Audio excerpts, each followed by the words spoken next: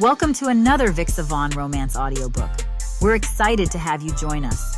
Whether you're into second chance romance, enemies to lovers, fake marriage, or any other trope, Vixa Vaughn offers you the chance to escape into stories that will carry you away into heart-pounding romance and gripping characters. While we want to get you the full experience, some parts of this audiobook are abridged to stay abreast of YouTube's community guidelines. If you want the full experience, you can always head to Vixa Vaughn Romance and use code VIXA40 to get the unabridged version of this audiobook for 40% off. Now sit back and enjoy the show.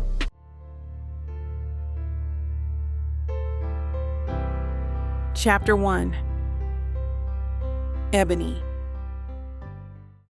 The best part of my job smells like old paper, Elmer's glue, and whatever shampoo the under 5 set is using this week. Today, it's a tie between strawberry and bubblegum. I'm sitting cross-legged on a rainbow-colored rug that's seen better decades, holding up a picture book about a narwhal who's afraid of the dark. And so, Nigel the narwhal decided that even the deepest, darkest ocean wasn't so scary with a friend.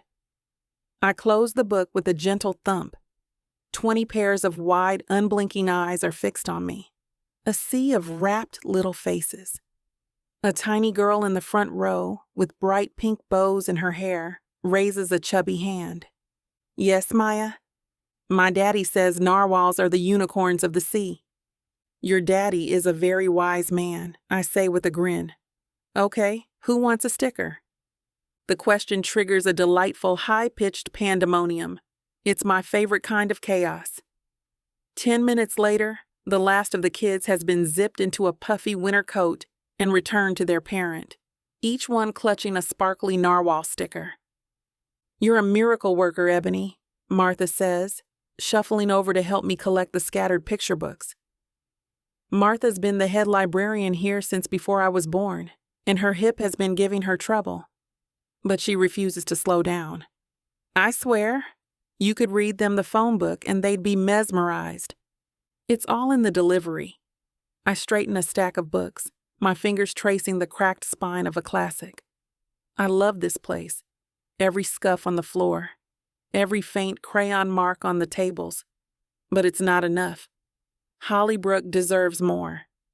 I was just thinking, if we had the new community center, we could have a dedicated storytime theater, with tiered seating and a little stage. Martha gives me a soft, tired smile. It's the one she uses whenever I bring up my grand, impossible dream. And a state-of-the-art computer lab, and a teen lounge, and a proper coffee shop. I know, honey. It's a beautiful dream. It doesn't have to be a dream. I lean against a bookshelf, the familiar weight of my ambition settling in my chest. If the town council would just approve the zoning variance for the old mill property, we could start fundraising in earnest. Markham Cole will never let that happen. He says it's a fiscally irresponsible fantasy. She says the words like they taste bad, which, to be fair, they do. I sigh. Markham's been a thorn in the side of this project for years, all while calling my dad his best friend. It's a political song and dance I'm tired of. One day, Martha, I'm not giving up. I know you won't. She pats my arm. Then her eyes catch on my tote bag, sitting on the checkout counter. A little slip of paper is peeking out of the front pocket. Don't tell me you actually bought a Powerball ticket. I feel a blush creep up my neck. It was a moment of weakness. The jackpot was so huge, the clerk at the corner store practically insisted. It's true, he'd said. Someone's gotta win it. Might as well be the person who brings all those books to Mrs. Gable every week. Well, you'd better check it. I'd hate for you to have the winning ticket for the biggest jackpot in state history just sitting there. She's teasing, but there's a hopeful little twinkle in her eye. I laugh, pulling the crumpled ticket out. Can you imagine? First thing I'd do is write a check so big this library wouldn't know what to do with itself. I smooth the ticket out on the counter and pull up the lottery website on my phone. My heart does a silly little pitter-patter, the way it does in the last 50 pages of a really good thriller. The page loads, the winning numbers displayed in a stark, bold font. I read the first number on my ticket. 8. It matches. Okay, that happens sometimes. I read the second. 15. It matches. 21, 33, 48. My breath catches. The air in my lungs feels suddenly thick, heavy. I look from the screen to the ticket, then back to the screen. Every single number lines up. A perfect, impossible row. Even the Powerball. 12. Ebony? Honey, you've gone pale. My voice comes out as a squeak. I can't form a word. I just turn the phone around and push it across the counter toward Martha, my finger trembling as I point at the screen, then at the ticket. She squints, adjusting her glasses. She reads the numbers, her lips moving silently, her eyes widen. Then they widen again until they look like they might pop right out of her head. A strangled gasp escapes her. Oh, my word. We stand for a full minute in dead silence, the only sound the hum of the library's ancient furnace. The world tilts and rearranges itself around those 6 little numbers. My dream for a community center isn't a dream anymore. It's a blueprint. Then Martha lets out a whoop so loud it probably startles the pigeons on the roof. She grabs me, pulling me into a fierce, bony hug. You did it. You magnificent girl. You actually did it. And then my phone rings. It's my mom. News in Hollybrook doesn't just travel fast. It achieves some kind of quantum velocity. Ebony, baby, is it true? The clerk at the corner store just called your father. Before I can even answer, another call comes in. My brother, Jamal. I switch over. Ebby? Tell me it's a joke. Are you seriously a gazillionaire? The drive home is a blur. My phone doesn't stop buzzing. It's a constant vibrating shock against my palm. My sister, Aisha. My cousins from out of state. My best friend from college. People I haven't spoken to since high school. The congratulations are a tidal wave, a joyous, overwhelming cacophony that leaves me feeling breathless and dizzy. I park in my driveway, in front of my little blue house, with its wreath on the door and the festive lights framing the windows, and just sit there for a second, the engine off, the phone still buzzing in my hand. This is good. This is everything I ever wanted for this town, for my family, for the library. This is a fairy tale ending, the kind of thing you read about in books. So why does a cold tendril of anxiety snake its way up my spine? I glance at the screen. A dozen missed calls, a flood of texts. Most of them are some variation of OMG or a string of champagne bottle emojis. I scroll through them, a smile on my face, trying to anchor myself to the joy, to the sheer, world-altering goodness of it all. Then I see it, a new message from a number I don't recognize. No name attached, just a string of digits. My thumb hovers over it, a sudden, inexplicable dread washing over me. I tap it open. The message is only 7 words long. 7 words that make the joyful buzzing in my ears go silent. 7 words that turn my cozy little home into a glass house. I know where you live. You owe me. Chapter 2. Nolan. The air in the server room is cold and clean, tasting of recycled air. It is a sterile environment, a controlled environment. I prefer it. 2 minutes to window, I say into the comms unit in my collar. My voice is flat, unemotional. Copy, comes the reply from my asset, a chief financial officer named Kenta Tanaka. He is currently 32 floors above me, downloading the last of the encrypted files that prove his CEO is a world-class embezzler. My eyes scan the concrete corridor. 1 entry point, 2 exits, one of which leads to a service elevator we have already disabled. The building's corporate security team consists of 12 men. 4 are currently on this level. All are former law enforcement, now overweight and complacent. They are not a credible threat, but I have learned never to underestimate complacency. It can make people unpredictable. 30 seconds! Tanaka whispers over the comms, his breathing shallow and rapid. He's panicking. Unacceptable. Breathe, Mr. Tanaka, I command. Slow and steady. You are an accountant walking to his car. Nothing more. They are looking for me. They have been looking for you for the last 3 hours. Their incompetence is our advantage. Egress point B is clear. Proceed. There is a moment of silence. I watch the camera feed on my tablet. Tanaka emerges into the parking garage, a slim laptop bag clutched in his hand. He walks with a forced casualness that screams, "Guilt, amateur." He reaches the black sedan waiting for him. The door opens. He gets in. The car pulls out, its headlights cutting through the dim light of the garage. I remain motionless in the server room, listening to the hum of the machines, until the car is off the property and has merged with highway traffic. Extraction complete. Another crisis averted. Another paycheck earned. The job is clean, impersonal. I feel nothing. My phone vibrates in the pocket of my tactical vest. An hour later, I'm in a hotel room that smells like bleach, stripping down my gear. The caller ID reads ALEX. I let it ring twice before answering. It is done, I say without preamble. Never a doubt. Alex's voice booms through the phone.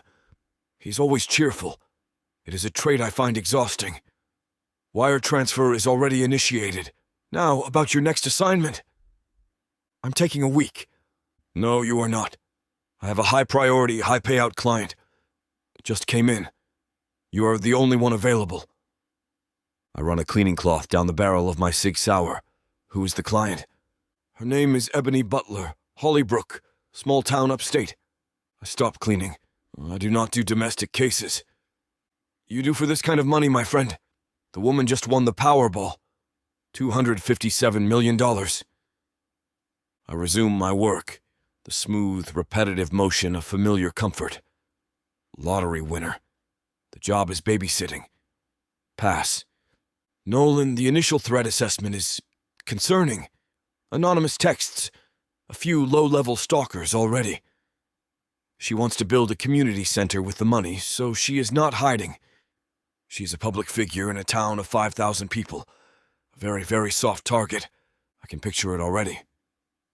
A naive woman with no concept of the predators her new wealth will attract. A security nightmare born of good intentions. It's a job for a mall cop, not for me. My skills are not required for this. The client is paying a premium that suggests otherwise. A figure so high you will question my sanity and then immediately accept. I'm sending you the file now. The key here is discretion. She does not want a visible team. She wants one man, embedded. You will be moving into her house. A cold, unpleasant sensation coils in my gut. Embedded in a civilian home. A place filled with personal effects, routines, and emotional clutter. It is a tactical contamination. Alex, read the file, Nolan. Take the job, or you can spend the next month in that mausoleum you call an apartment. Your choice. He hangs up before I can argue further. Alex. He knows exactly which levers to pull. I open my laptop and access the secure file. Ebony Butler, age 31. Head librarian at the Hollybrook Public Library. No criminal record, not even a parking ticket or public profile pictures show a woman with a wide, brilliant smile and kind eyes. In one, she is surrounded by children, reading a book aloud, her expression animated with joy. In another, she is covered in mud at some kind of charity run, laughing. She is the physical embodiment of everything I am not.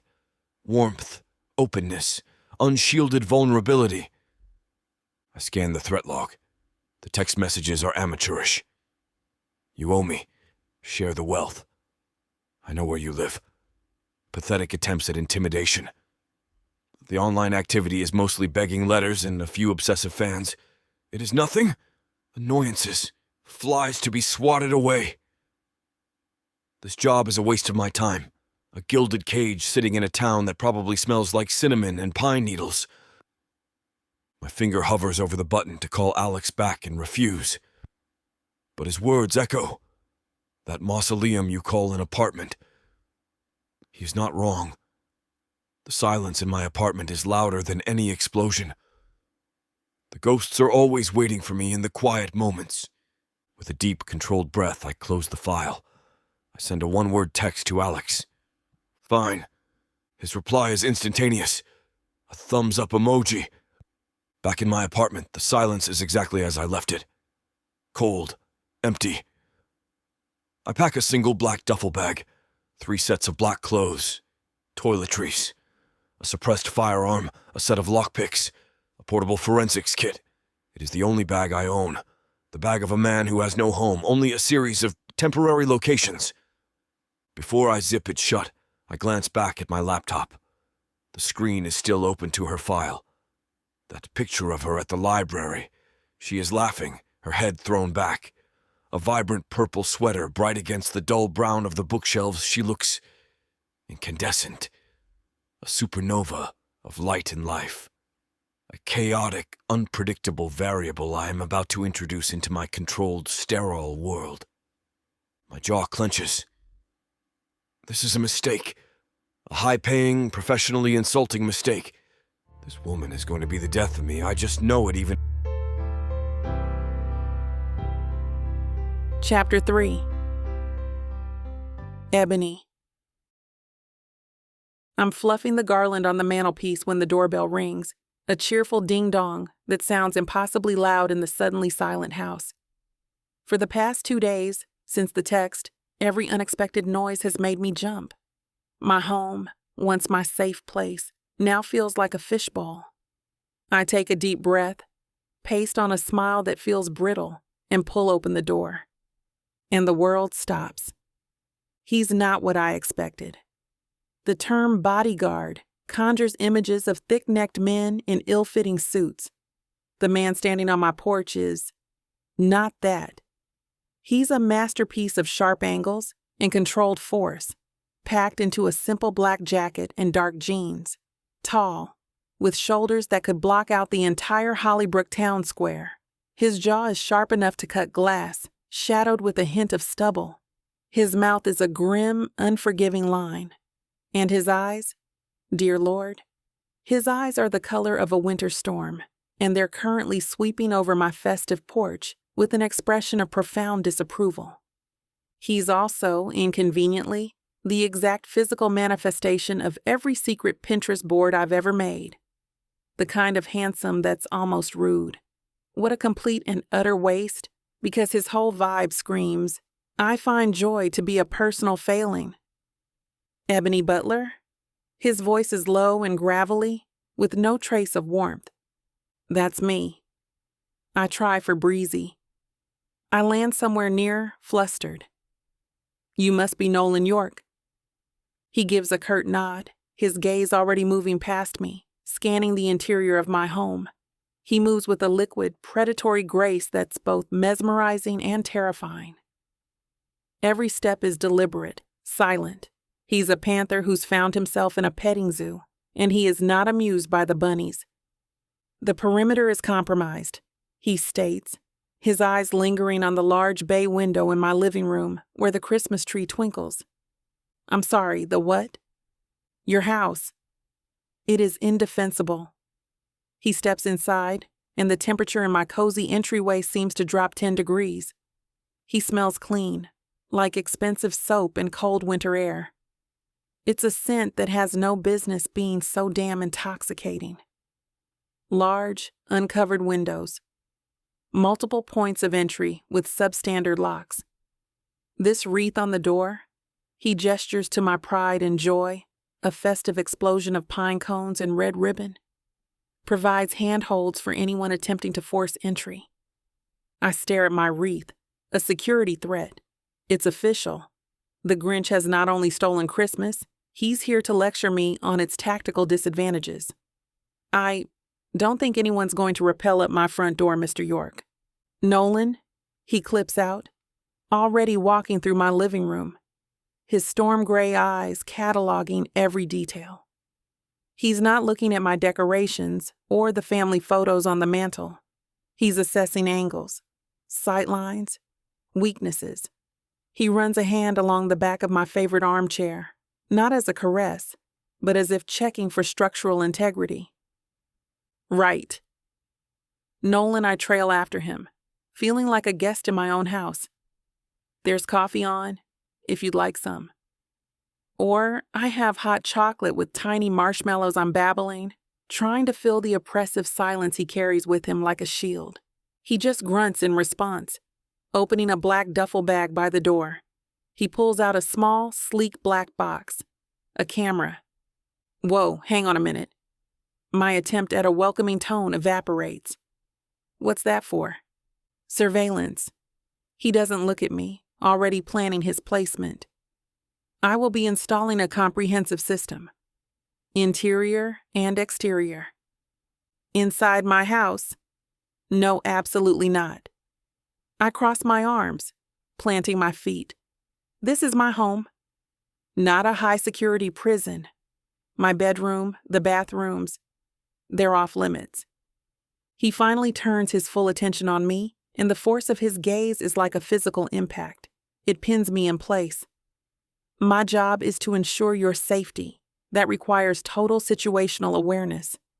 Your privacy is a secondary concern to your continued existence. Oh, this man is infuriating.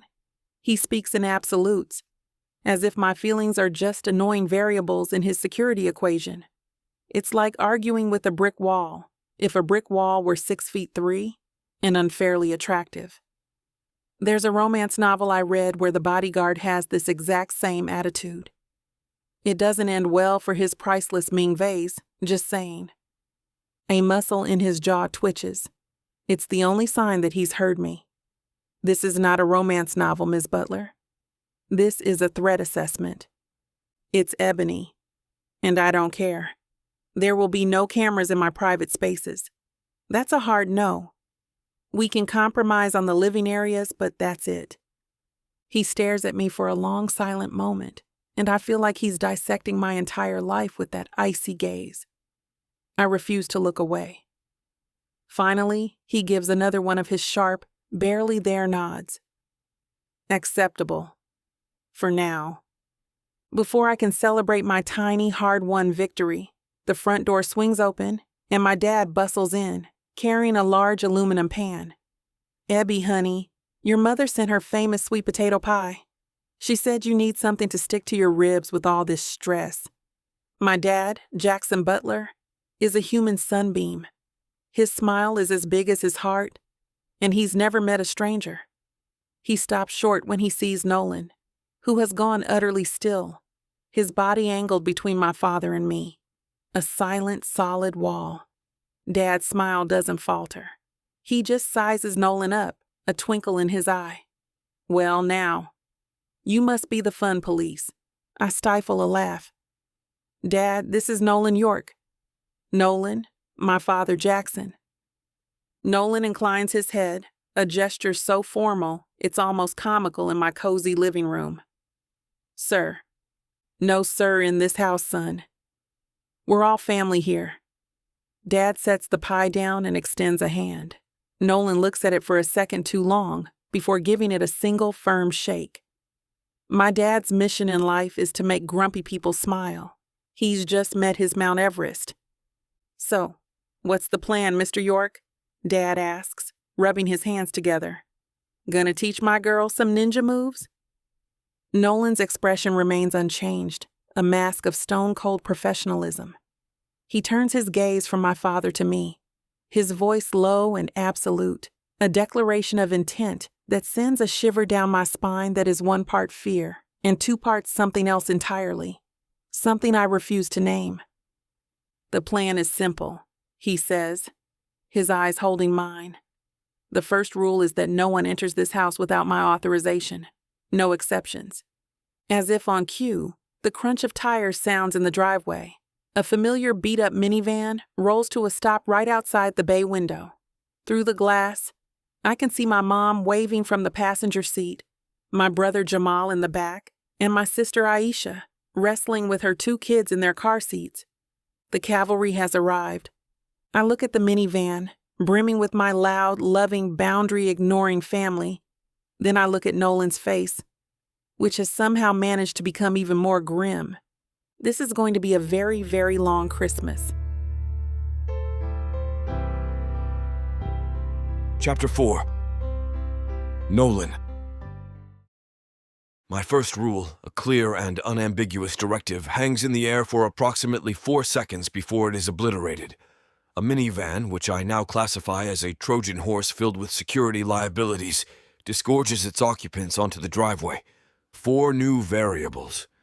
No, 6. The father is already inside, and the principal, Ebony Butler, a total of 7 civilians in an unsecured location. My mission parameters are disintegrating before I've even established a baseline. Before I can move to intercept, the front door bursts open again. The woman I assume is the matriarch, Simone, enters first, her arms laden with a casserole dish that smells overwhelmingly of cheese and spices. A direct violation of my yet-to-be-stated rule about outside food. "There is my baby girl!" she exclaims, heading straight for Ebony. She's followed by a young man, Jamal, who is already arguing with a young woman, Aisha, holding a toddler on her hip. They were all in the file. Then, a small girl of about 5, all bright pink bows and boundless energy, darts in around their legs and makes a beeline for the Christmas tree. This is not a family. This is a tactical breach, a multi-pronged assault of noise, color, and chaos. I attempt to regain control. I step forward, positioning myself in the entryway. A clear obstacle. "This area is on lockdown. I need everyone to..." My voice is swallowed by the cheerful pandemonium. Jamal claps me on the shoulder as he passes, a gesture of casual familiarity that sets my teeth on edge. "Hey, you must be the security guy. Good to meet you. Don't worry, we brought backup." He gestures with a bag overflowing with board games. Aisha smiles at me, a polite but dismissive gesture as she follows. "Do not mind him," she says. "He thinks Monopoly is a viable security strategy. I am being overrun. My authority, my entire professional purpose, is being cheerfully and systematically dismantled by a Tupperware-toting civilian militia. I draw in a slow, controlled breath, fighting the urge to physically clear the room. The small girl in pink abandons the tree and trots directly up to me. She stops a foot from my boots and cranes her neck back to look up at my face. Her expression is one of utter seriousness. "You are very big," she announces. "Maya, honey, leave the man alone," Aisha calls from the kitchen. The girl ignores her mother completely. "My name is Maya. What is yours?" "Nolan." The word comes out clipped, harsh. She wrinkles her nose. "That sounds grumpy. I'm going to call you Noli." A muscle in my jaw locks. Noli. The nickname is a tiny, glitter-encrusted grenade tossed directly at my professionalism. I do not respond. I simply stare down at her. Most people, children and adults alike, find my stare unsettling. They retreat. Maya is not most people. She reaches out a small, slightly sticky hand and pats my knee. "It is okay, Noli. You do not have to be grumpy forever." Then she skips away toward the kitchen, her mission of psychological warfare complete. I retreat to the periphery, my back against a wall, my eyes scanning the room. Exits, threats, but all I see is the Butler family, a swirling galaxy of warmth and noise. And at its center is Ebony, the sun. She moves through the chaos with an effortless grace, a warm smile for her brother, a gentle hand on her niece's head, a laugh that fills the room with a sound so rich and genuine, it feels like a physical presence. She is wearing a soft, cream-colored sweater, and the color makes her skin glow. Her skin is a deep, beautiful brown, the color of rich earth and warm honey. When she turns to look at her mother, the festive lights from the tree catch in her dark eyes, making them shine. There is a light that emanates from her, a fundamental goodness that I can observe but cannot compute. It is a vulnerability. It is a weapon. It is the single greatest threat in this entire house. An objective assessment of her features confirms she is aesthetically pleasing.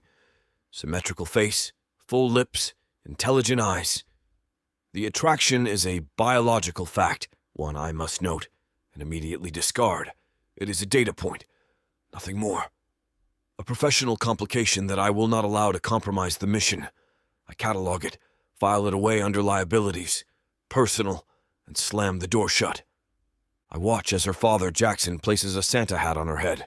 She rolls her eyes but leaves it on, the ridiculous white puffball bobbing as she moves. A surprising warmth spreads throughout my chest, an unwelcome, unauthorized sensation. It is a system failure, a breach in my defenses. I immediately quash it. My purpose here is to protect the asset, not to admire her. I am so focused on my internal system reboot that I do not notice the matriarch approaching until she is standing beside me, holding out a plate. On it is a slice of the sweet potato pie her husband brought earlier. "You are not eating," Simone Butler says. "It is not a question. I am working. Even soldiers have to eat."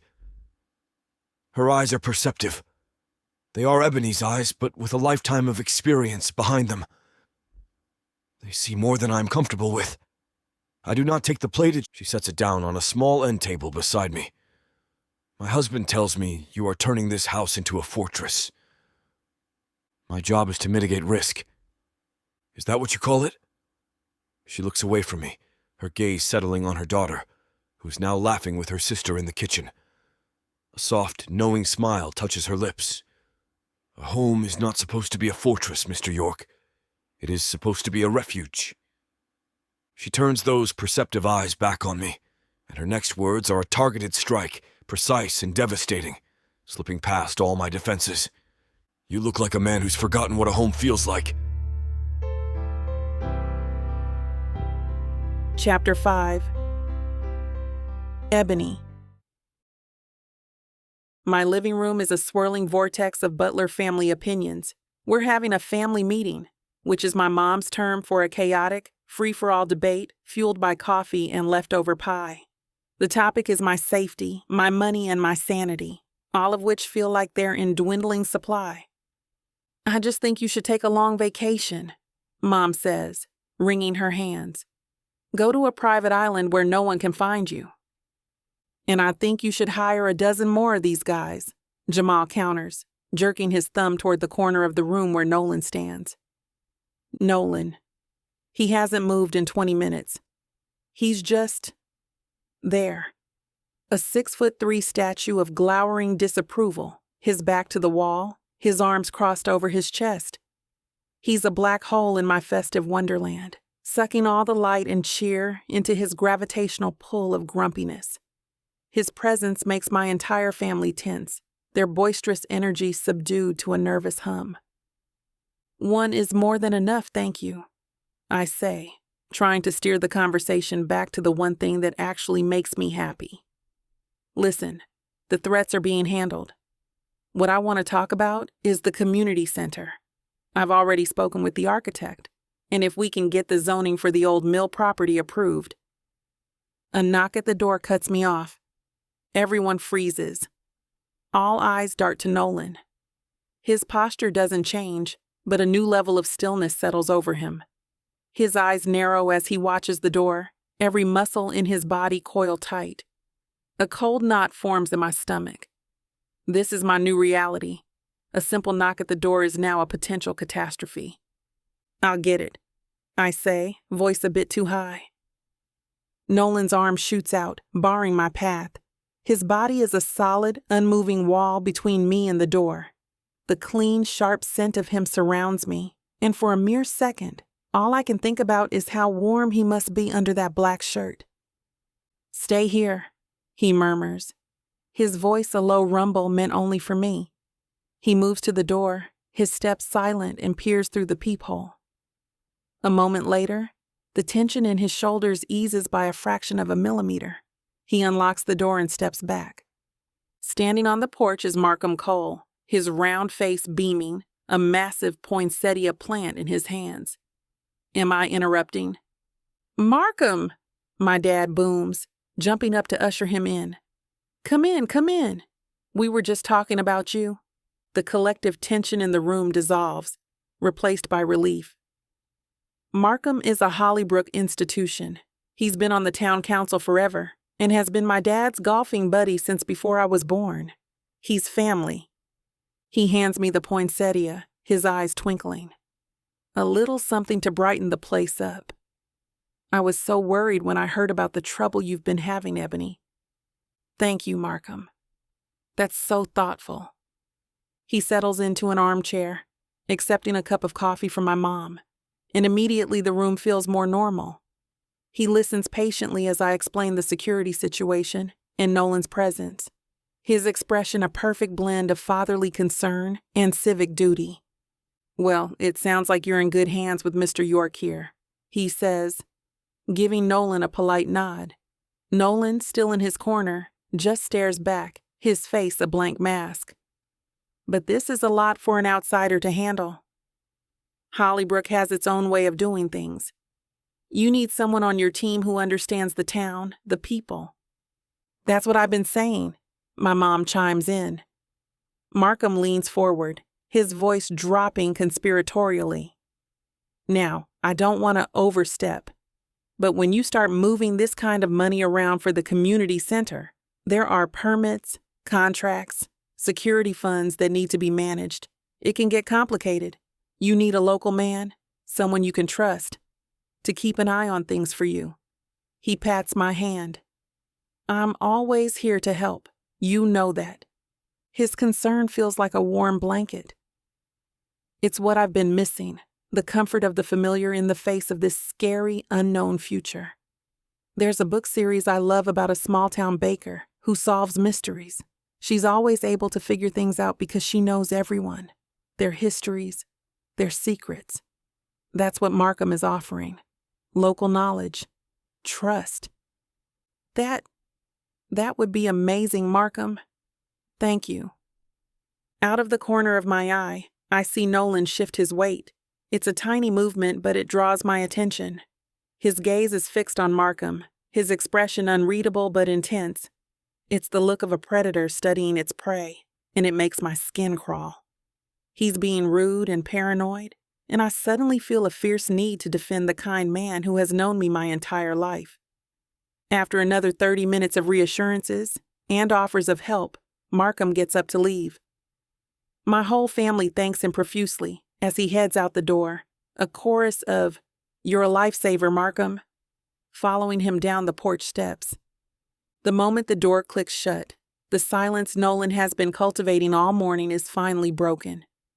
He steps forward from his corner, his presence immediately dominating the room again. He looks directly at me, stormy eyes devoid of any warmth. That man is a threat. The words are so blunt, so utterly absurd, that a bubble of angry laughter escapes me. What are you talking about? That's Markham Cole. He's a family friend. His questions were targeted. He was assessing your financial vulnerabilities and attempting to insert himself into your security planning. He was being helpful. I snap, my patience finally fraying.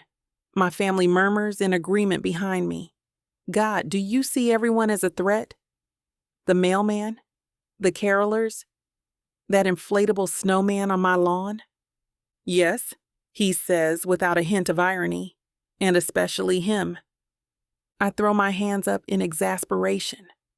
I am so tired of this cloud of suspicion hanging over my life, turning friends into suspects and my home into a prison.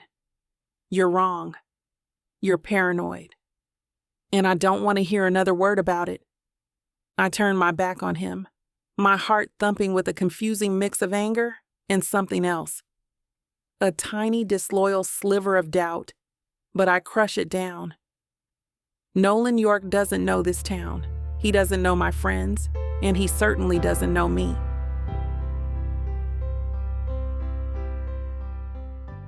Oh, so you think you're ready for some hockey romance, huh? Baby, you don't even know what you're about to step into.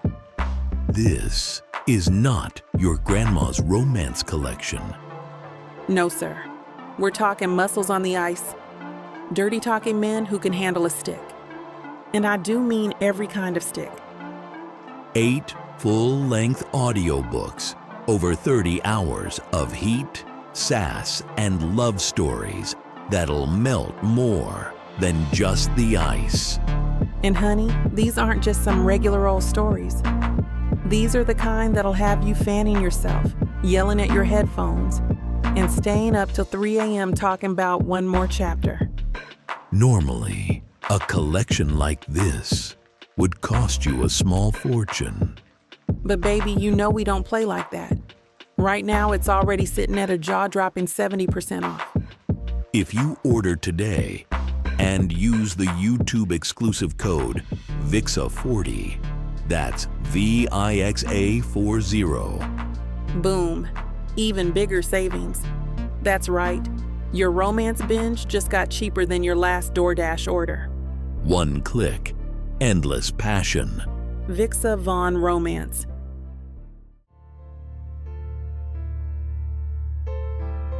Chapter 6. Nolan. Her anger is a tactical problem. It creates distance, unpredictability. It is a weakness in our operational security. At least, that is what I tell myself as I install the laser tripwire system across the property line after dark. The work is methodical, precise. The thin, invisible beams create a silent perimeter, a web of my own design. It is a necessary measure after her dismissal of the threat posed by Markham Cole. She operates on emotion and trust. I operate on data and paranoia. My paranoia will keep her alive. The cold night air does nothing to cool the low-level burn of irritation in my gut. Her defense of that man was illogical, dangerous. And the way she looked at me, her dark eyes flashing with disappointment. I catalog the memory and file it away. It is not relevant to the mission. Control is re-established with each security sensor I sync to my encrypted tablet. The house is now a hard target. I have turned her cozy, welcoming home into a cage. The thought should bring me satisfaction. It does not. The next morning, I am doing a systems check in the living room when Jackson Butler approaches. He's holding a monstrosity of knitted wool. It is a sweater of a violent, nauseating green, adorned with flashing LED lights, felt reindeer with googly eyes and a series of small, jingling bells. "Morning, Nolan," he says, his voice entirely too cheerful for this hour. "I found an extra one in my collection. Thought you might want to get in the holiday spirit."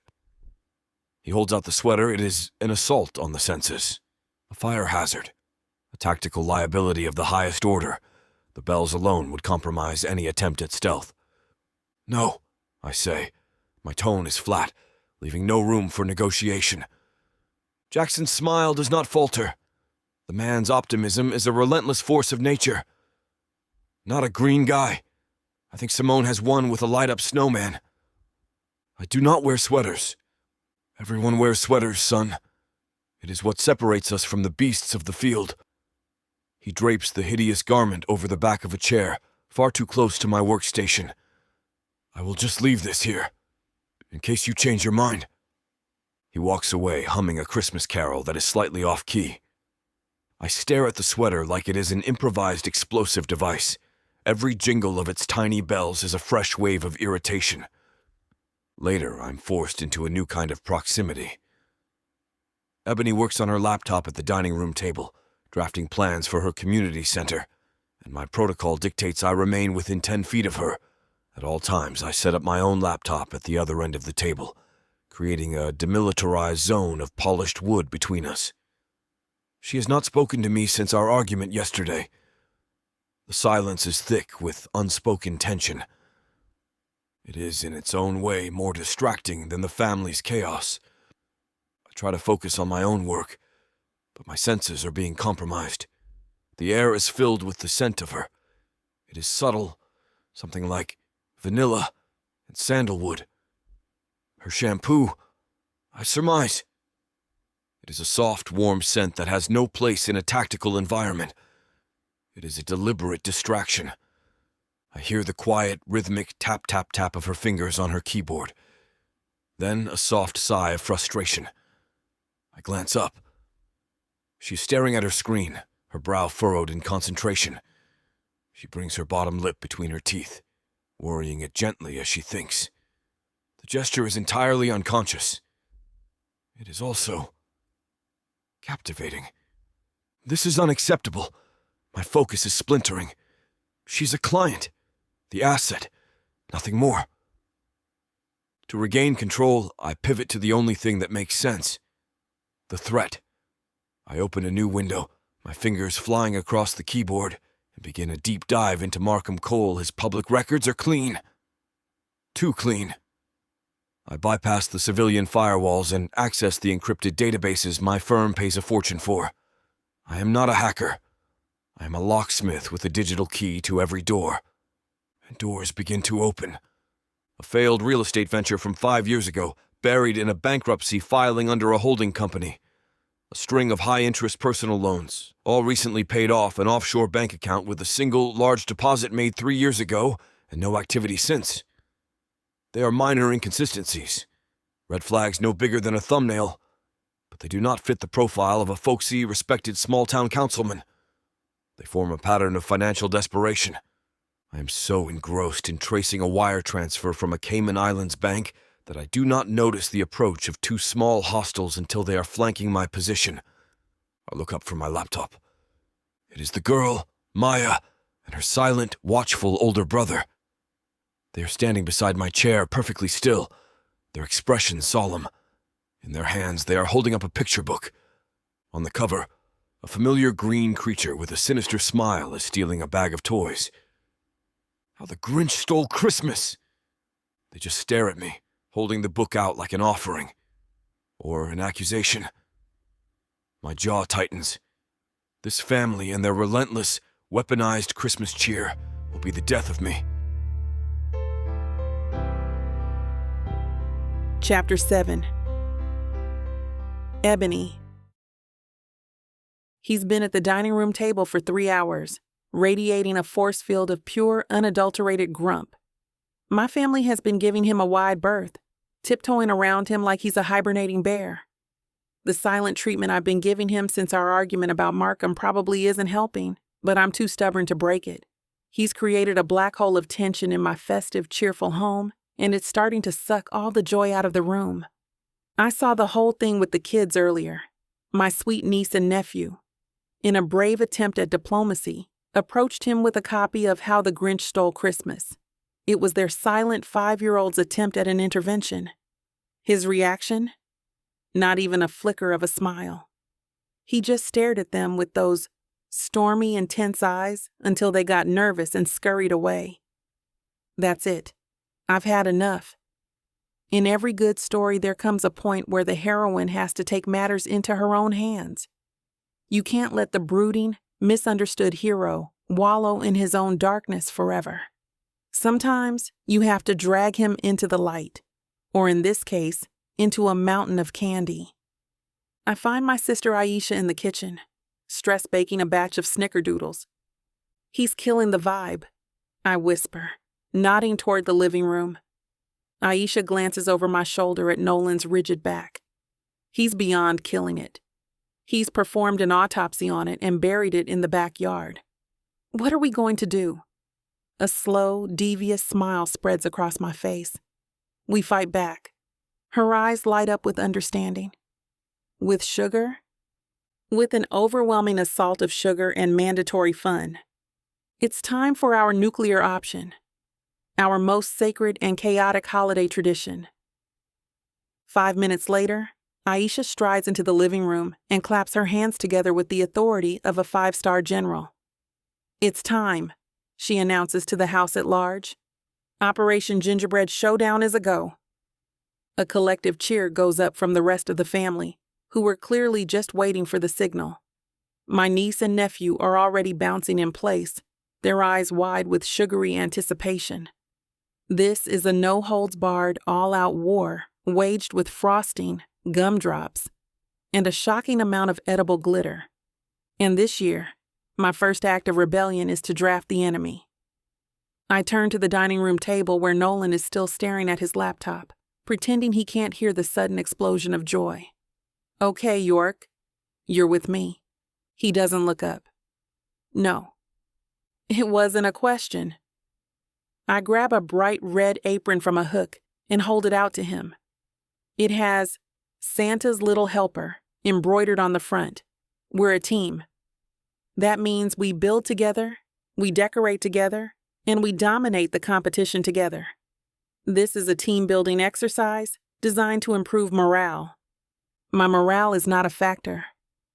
Look at it this way, I say, lowering my voice. Your primary objective is to stay close to me, right? Well, I'm about to be elbow deep in royal icing. If you want to maintain your 10-foot protocol, you're going to have to get a little frosting on your hands. It's a matter of operational security. The muscles in his jaw tighten. I found a loophole in his rigid logic, and he knows it. He stares at the apron in my hand like it's a venomous snake.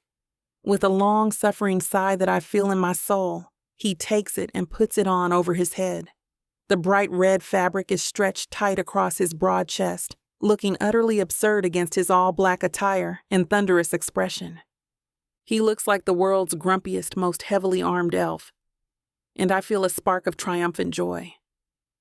The next hour is a masterclass in hilarious ineptitude.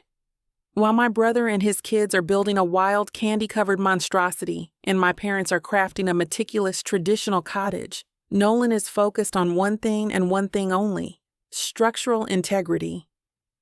The load-bearing walls are unstable. He growls as he tries to cement a gingerbread panel in place with a precise line of white frosting. The roof pitch is too steep. It is a collapse hazard.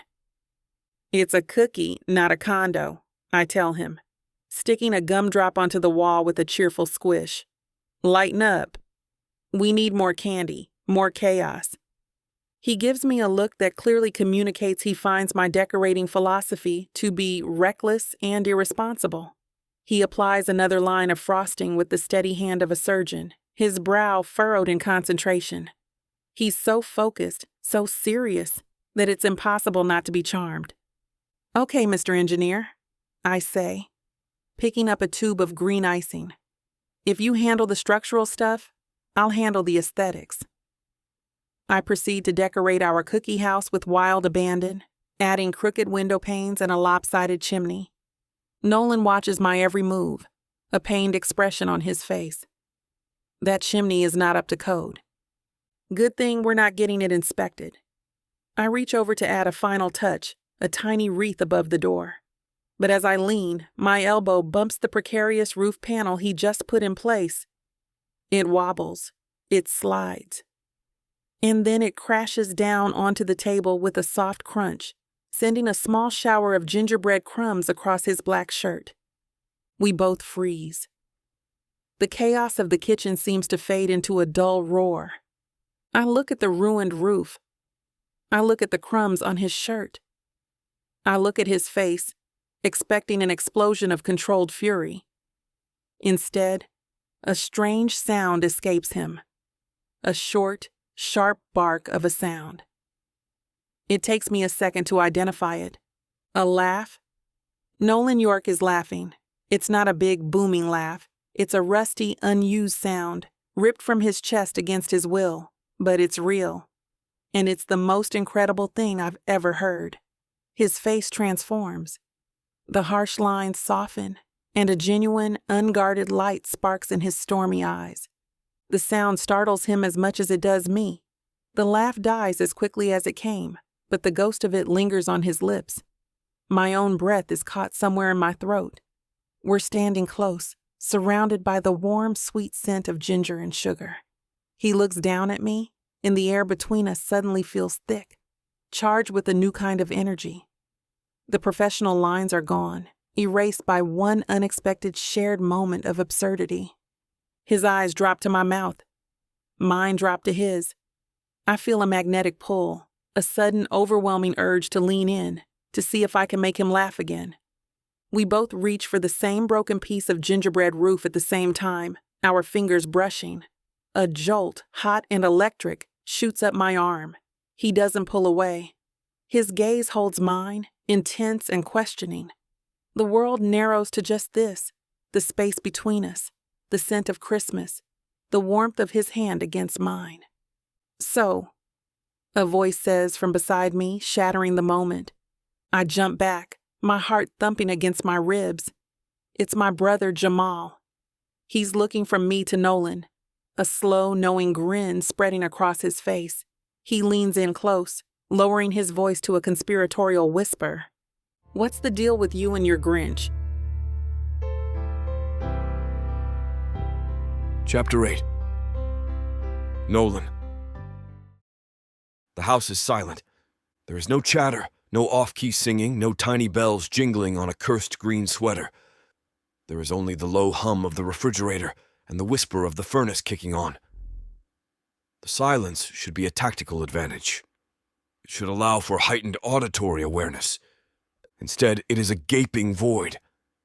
And my own thoughts, the ones I keep locked down and suppressed during the daylight hours, rush in to fill it. The chaos of the Butler family is a relentless denial of service attack on my memories. Their noise and their light and their sheer, overwhelming presence jam the frequency of my past. But in the quiet, the signal comes through, sharp and clear. I push myself out of the armchair, the leather groaning in protest. My body is coiled tight, a spring wound with a tension that has absolutely nothing to do with the current threat assessment I need to move. To patrol. To impose order on the environment because I cannot impose it on my own mind. Outside, the cold is a clean, sharp shock. It bites at the exposed skin of my face and neck. A welcome sensation. Snow crunches under the soles of my boots. The only sound in the sleeping world, I walk the perimeter I established earlier, my eyes scanning the dark, silent street, the deep shadows between the neighboring houses. The laser grid is active. The thermal cameras are online. The house is secure. My work is flawless. The asset is safe. And yet my gut is churning with a corrosive unease. Halfway through my circuit, my foot bumps something buried in the snow near the side of the porch. I crouch, my hand automatically moving to the Glock holstered at the small of my back. I brush away the fresh powder. It is a small plastic dinosaur, a Tyrannosaurus Rex, its plastic teeth bared in a silent, permanent roar. One of the boys' toys left behind after an afternoon of playing in the snow. I stare at the ridiculous, bright blue object. A toy. A symbol of a life so far removed from my own, it might as well be on another planet. A life of scraped knees and bedtime stories and forgotten dinosaurs in the snow. A life where the greatest threat is a monster under the bed, not one in a speeding car. I feel a sudden sharp pang in my chest, a sensation I do not recognize and immediately classify as a weakness. I stand up, leaving the dinosaur where it lies, and continue my patrol, my steps harder, faster.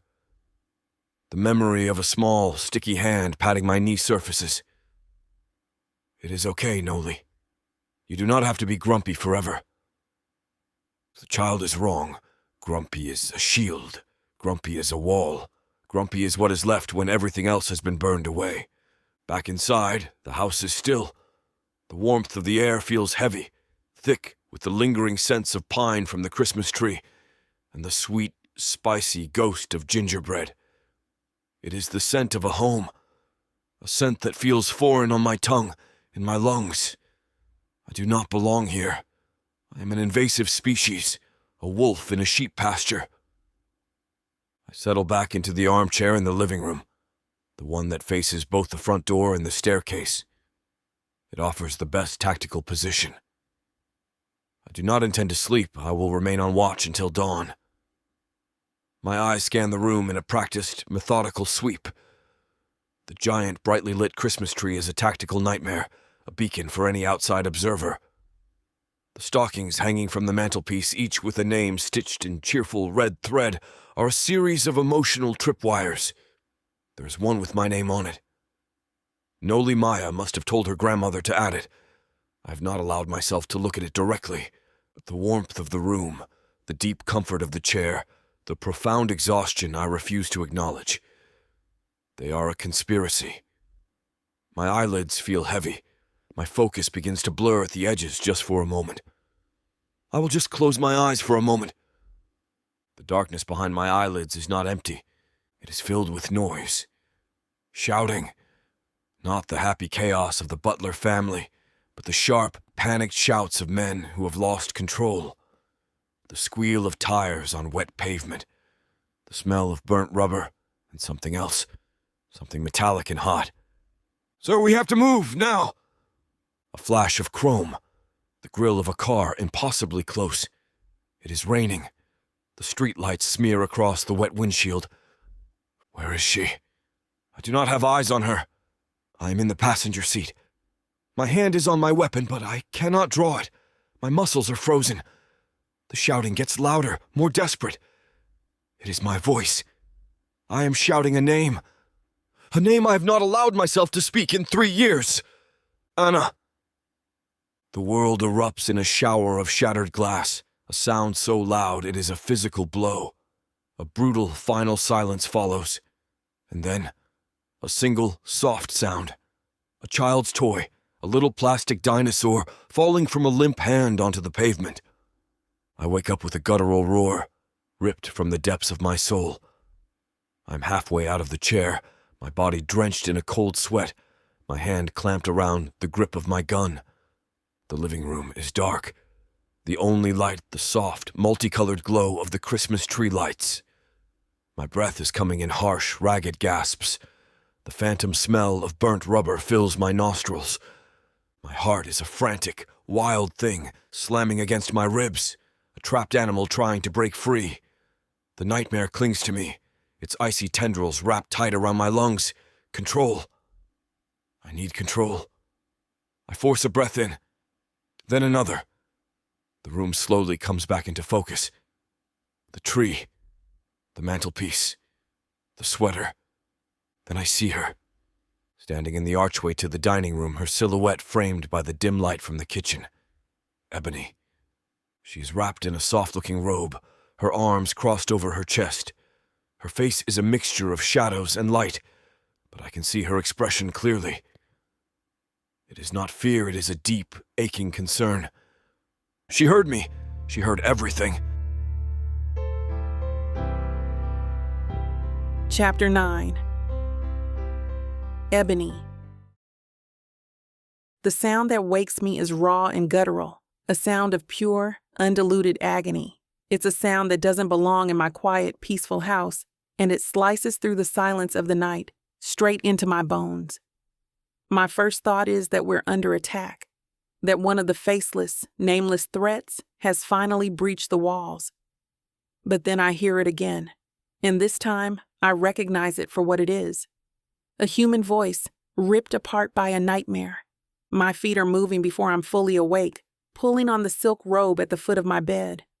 My family is all tucked away in their rooms, sleeping soundly.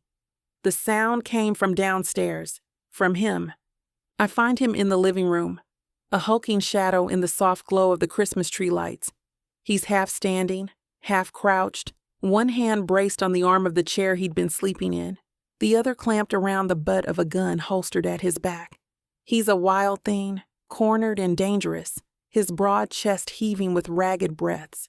The air around him is thick with a violence that really has nothing to do with me. My heart aches for him. In every good story, the stoic wounded hero has a moment where his armor cracks. I just never thought I'd be there to witness it. Nolan? I say his name softly, a quiet question in the dark. His head snaps toward me, his eyes wide and unfocused, still seeing whatever horrors his mind had conjured. For a split second, I'm just another threat in the room, and the raw, untamed power emanating from him is terrifying. Then he blinks, his eyes clear, the storm in them receding, and he sees me. Me. The transformation is instantaneous. The wild animal vanishes, and the bodyguard slams back into place. His posture straightens, his hand drops from his gun, and the mask of cold, detached control descends over his features. But it's too late. I saw what was underneath. There was a noise, he says in a low, rough rasp. A lie. A bad one. It's okay, I say, taking a tentative step into the room. You were dreaming. He doesn't confirm or deny it. He just stands there. A statue carved from shadows and secrets. His gaze fixed on me. The walls are back up, higher and thicker than before, but I can still feel the tremors from the earthquake that just shook his foundations. He's closed off, but he isn't pushing me away. He's letting me stand here in the aftermath. It feels like a strange, fragile kind of trust. I was just going to get a glass of water, I say, my voice still gentle. I'm handling a wounded creature, trying not to make any sudden moves. Do you want some? He gives a single jerky nod. In the kitchen, I fill 2 glasses, my hands not quite steady. When I come back, he's standing by the window, staring out at the dark, snowy street. He takes the glass from my hand, his fingers brushing mine. The contact is brief, but it sends a jolt of warmth through me, a stark contrast to the cold dread that still clings to him. We stand there in silence, drinking our water, the Christmas tree lights painting the room in soft, shifting colors. The quiet isn't tense or awkward anymore. It's something else, a shared space, a shared vulnerability. In some detective novels, I say softly, staring into my glass, the hero is haunted by a past case. It's what makes him so good at his job, but it's also his greatest weakness. He doesn't answer. He just keeps staring out the window, his jaw tight. But I know he heard me. I offered him a bridge, a way to talk about it without really talking about it. He didn't take it, but he didn't burn it down either. And for a man like Nolan, that feels like a victory. The next morning, the fragile truce of the night is gone, but something has fundamentally shifted between us. His vigilance, which once felt like a constant irritating judgment of my lifestyle, now feels different. It feels like a shield. I need to go to the library, I announce over breakfast. I have to finish the holiday schedule and prep for the New Year's reading challenge. No, Nolan says immediately, his eyes not leaving the screen of his laptop. The old me would have argued, would have bristled at the high-handed command. The new me, the me that heard him cry out in the dark, understands. I'm not asking, I'm telling you. It's my job, Nolan. I'm not going to hide in my house forever. You can come with me. You can sweep the building for assassins and check under the tables for bombs. But I'm going. He looks up at me, his gaze intense. I expect a fight, a cold, clipped refusal. Instead, after a long moment, he says, "Fine." We leave in 10. The library feels like the safest place in the world. It's my territory, my fortress of books and silence. But walking through the doors with Nolan at my back is a different experience. He moves through the space with a quiet, focused intensity, his eyes constantly scanning, missing nothing. He's a dark, imposing shadow in my cheerful, brightly lit world, and yet, for the very first time since this whole nightmare began, the knot of anxiety in my stomach begins to loosen. His paranoia has become my comfort. We work for hours in my small office, the silence punctuated by the rustle of paper and the clicking of keyboards. He stands by the door, a silent sentinel, while I lose myself in the familiar comforting world of spreadsheets and literary catalogs. It's almost normal. By late afternoon, the sun is beginning to set, painting the snow outside in shades of orange and pink. We pack up our things and head home, the cold air crisp and clean. As we turn onto my street, I'm feeling lighter than I have in days. Maybe I can get used to this new reality. Maybe I can find a way to live my life, even with a handsome, haunted shadow glued to my side. Then I see it. The front window of my house, the big, beautiful bay window that I love so much, the one where my Christmas tree stands. There's a dark, jagged hole in the center of it. A spider web of shattered glass spreads out from the impact point. I gasp, my hand flying to my mouth. Nolan sees it at the same time. A low curse escapes his lips, and he's out of the car before it's even fully stopped, his gun drawn, his body a fluid, deadly weapon. Stay in the car, Ebony. Lock the doors, but I can't.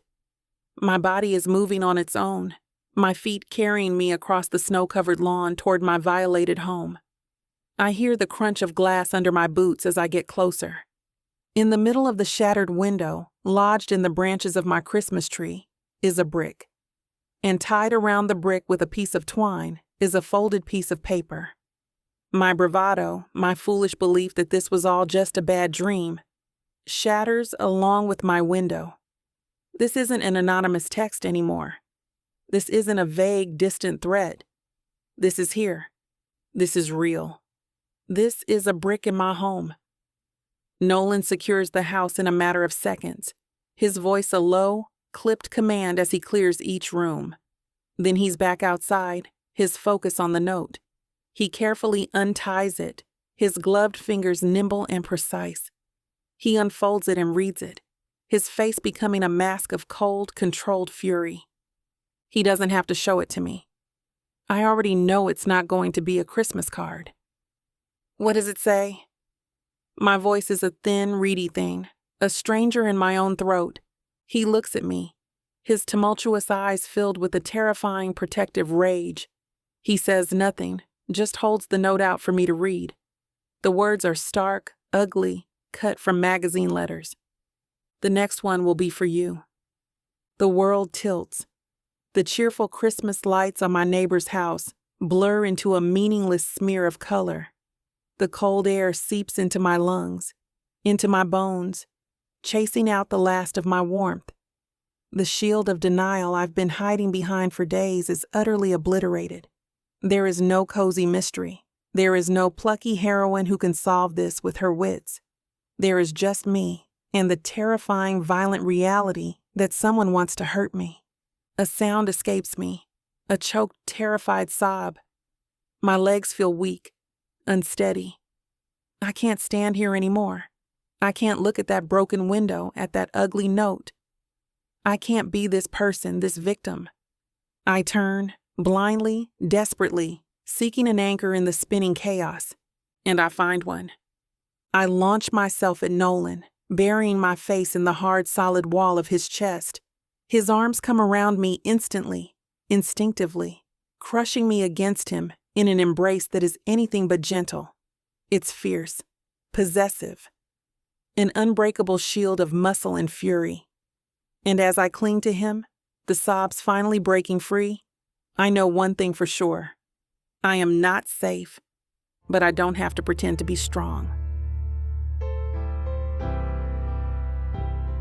Chapter 10. Nolan. She's trembling in my arms, a fine, violent shudder that runs through her entire body and into mine. My arms are locked around her, a cage of bone and muscle. My professional detachment, the wall of ice I've spent years perfecting, is a puddle at my feet. It is gone. In its place is a cold, clean fury that is terrifying in its purity. Her face is buried in my chest, her tears soaking through the fabric of my shirt. The scent of her shampoo, the soft vanilla and sandalwood fills my senses. It is a scent I've catalogued as a distraction. It is now an anchor. My hand comes up, pressing against the back of her head, holding her there. Protecting her from the sight of the shattered window, the ugly words on the note, protecting her from a world that I've allowed to breach my perimeter. Failure. The word echoes in the silent, screaming space of my mind. I failed to keep her secure. I failed to anticipate the escalation. I feel the vibration of her sobs against my ribs, and the fury inside me crystallizes into something harder, sharper. A promise. Whoever did this will pay. I will burn their entire world to the ground. This isn't a job, it is a reckoning. The distant wail of a siren grows louder. The local police. Incompetence. I already know how this will go. They will take a statement, sweep up the glass, and call it a night. They will see a brick through a window. I see a declaration of war. I gently disentangle myself from Ebony, my hands on her shoulders to steady her. Her eyes are wide, luminous with tears and terror. I have to get her away from this. Go inside, I command harshly. Go to the kitchen and wait for me. She nods, a jerky, puppet-like motion, and retreats into the house. Two police officers arrive in a squad car that looks like it belongs in a museum. The older one has a paunch that strains the buttons of his uniform. The younger one looks like he just started shaving. They survey the scene with an air of bored resignation. "Evening," the older one says, his eyes on the broken window. "Looks like you've got a case of some holiday hooligans." Hooligans. The word is so inadequate, it is insulting. "It is an escalating threat," I state, my voice devoid of inflection. He raises a skeptical eyebrow. "Right. The lottery winner.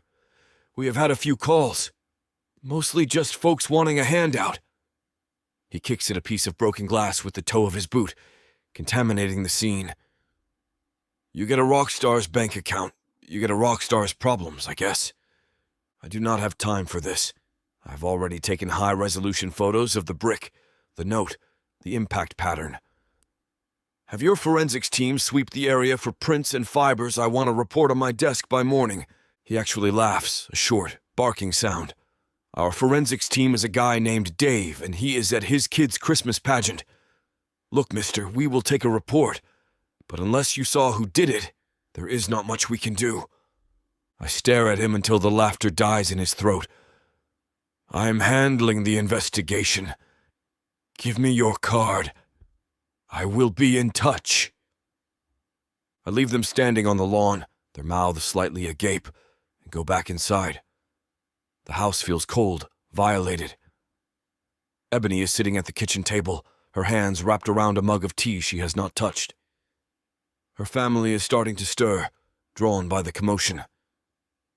"Everyone stays in this house," I announced to the room at large. "The lockdown is total, no one in or out." I look at Ebony. "Show me to the room you use as a den."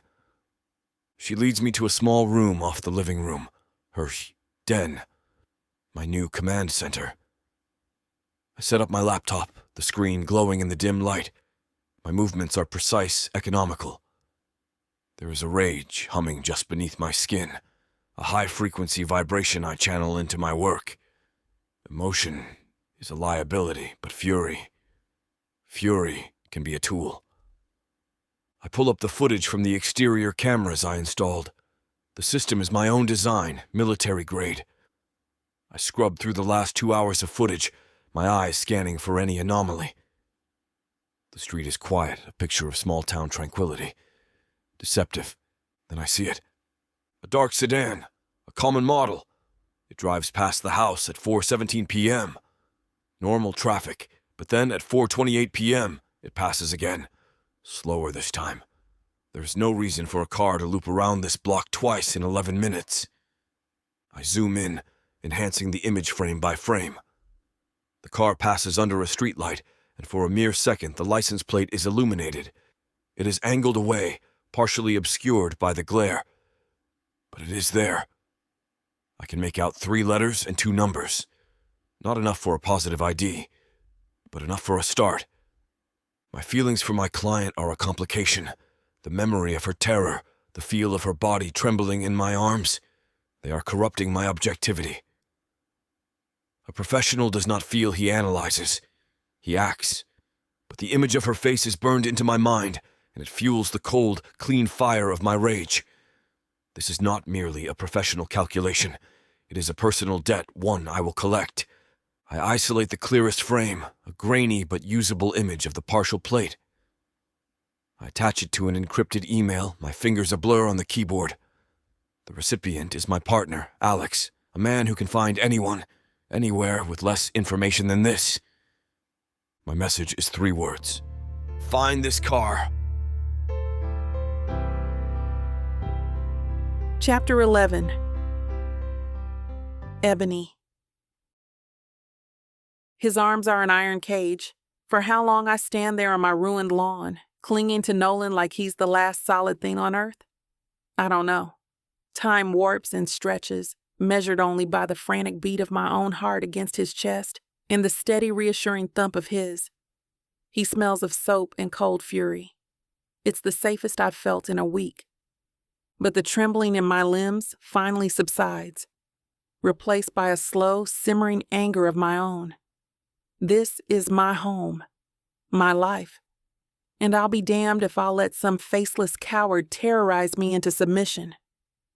In all the best mystery novels, the amateur sleuth heroine is the one who solves the case, not because she's a trained professional, but because it's personal. And this just got deeply, irrevocably personal. I pull back, swiping at my wet cheeks with the back of my hand. Nolan's hands linger on my arms, his grip firm, his stormy eyes searching my face. I'm okay, I say, and my words are shaky, but they're not a lie. The fear is still there, a cold, hard stone in my gut, but now it has company. Resolve, I'm not just going to sit in the kitchen and drink tea while you handle this, Nolan. Your family is inside, he says, his voice dropping to a low rumble. Stay with them. Stay where it is safe.